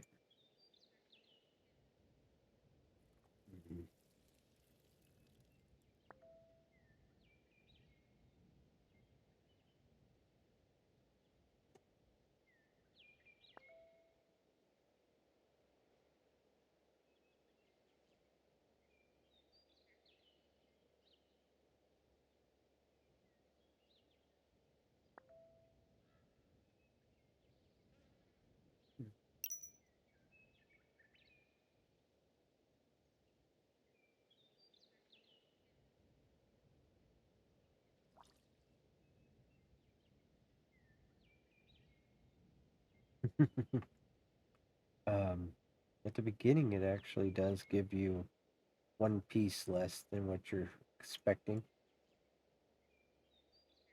And it is frustrating to think, oh, I have this, and then you don't.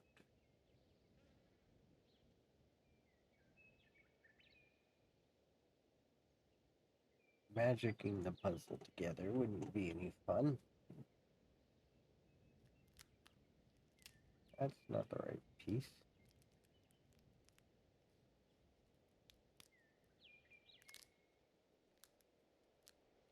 There.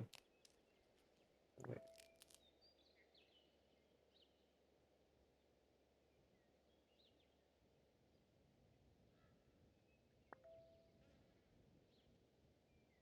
We're almost there.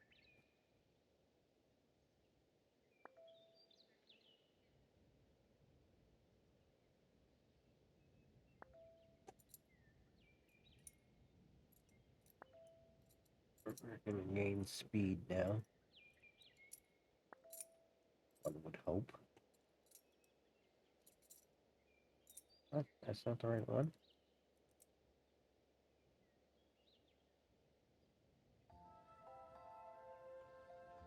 It's not. That's the right one.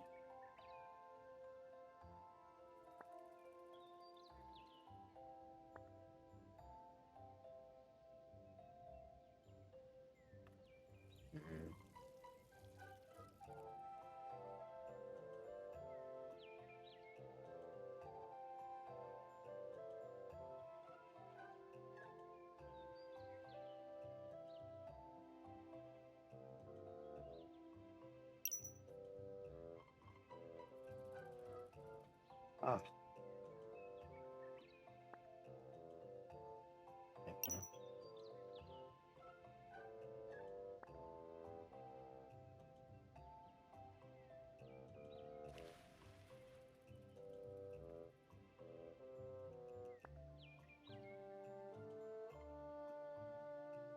We're almost there.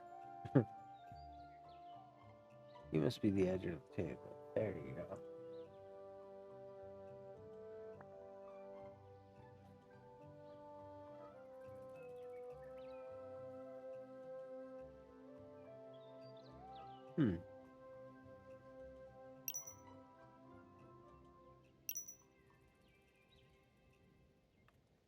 That's the right one. Okay.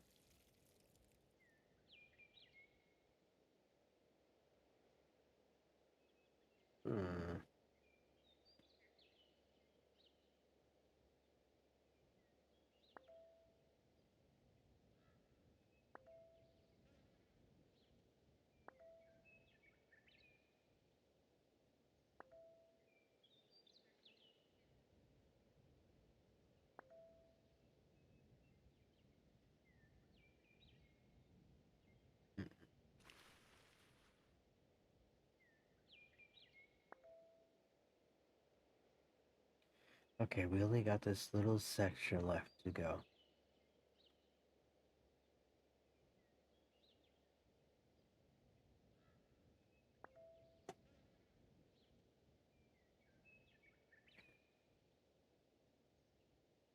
Oh, wait a minute.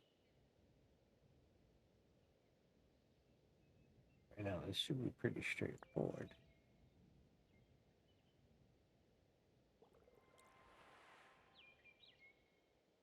Anyone with a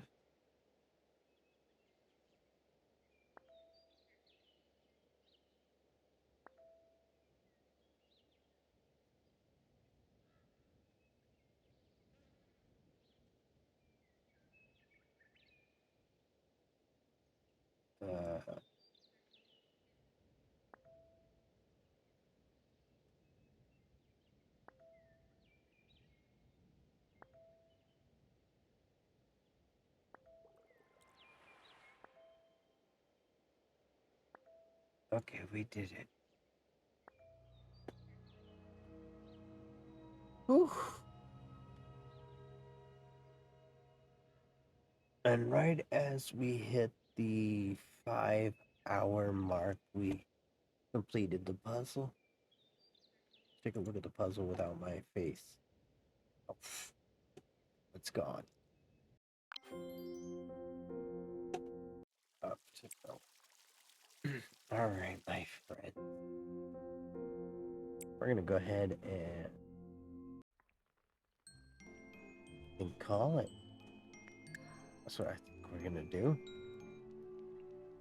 We're gonna call this a 5-hour stream, which is pretty good for me, who normally only streams 2. What are we gonna do here?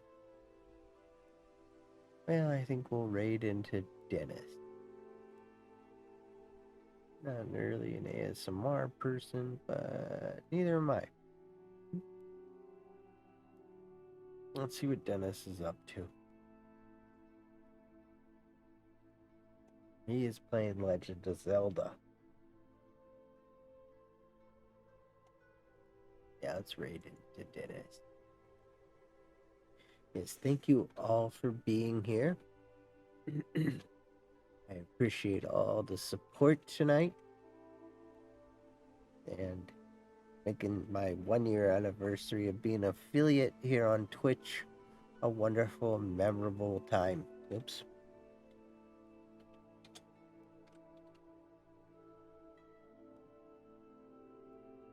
The one-end dines. Well, no wonder that didn't work. There we go. I'm gonna raid over to Dennis. And as I say, I want to thank each and every one of you for being here tonight.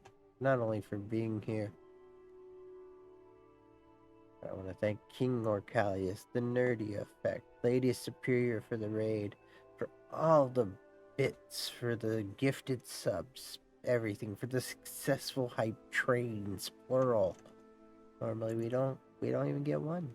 So yeah, thank you for being here so very much. I appreciate each one of you. I want you to appreciate yourself too. You know, you can't always have everyone like you, but you can at least like yourself. That's okay.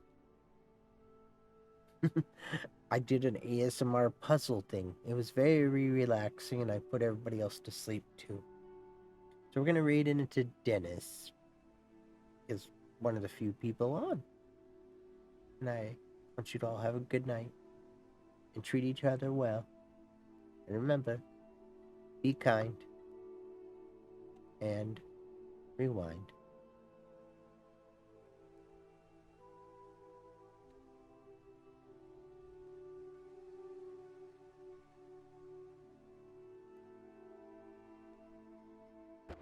Damn. Hey, Lithodora. Welcome.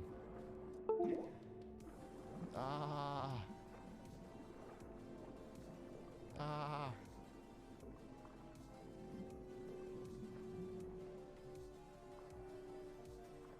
Lithodora, thank you for the resub. Oh, my ears. Hope you're having a good day, man. Hope you had a great, like 1-year little anniversary, affiliate. Yes! Yes! I've been trying so hard. Hey, Metal Fairy. Hey there. How are you? Hope you're having a good night as well. We are just playing some Street Raiders tonight. So if you guys are down with the stream raids, I'm sure I played around up until around midnight with Lithodora. It was a good time. We oh, nice, sir. Nice. I saw you under the asthma category, doing some work there, having fun.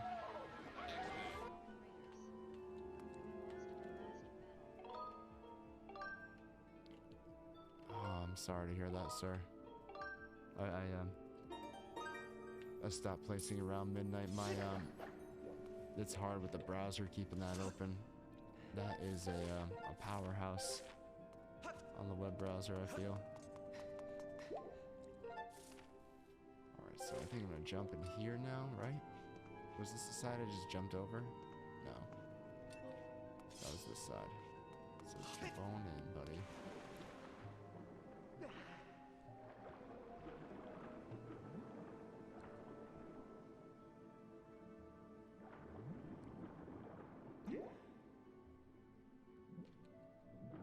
Oh yeah. Chilling with the eels.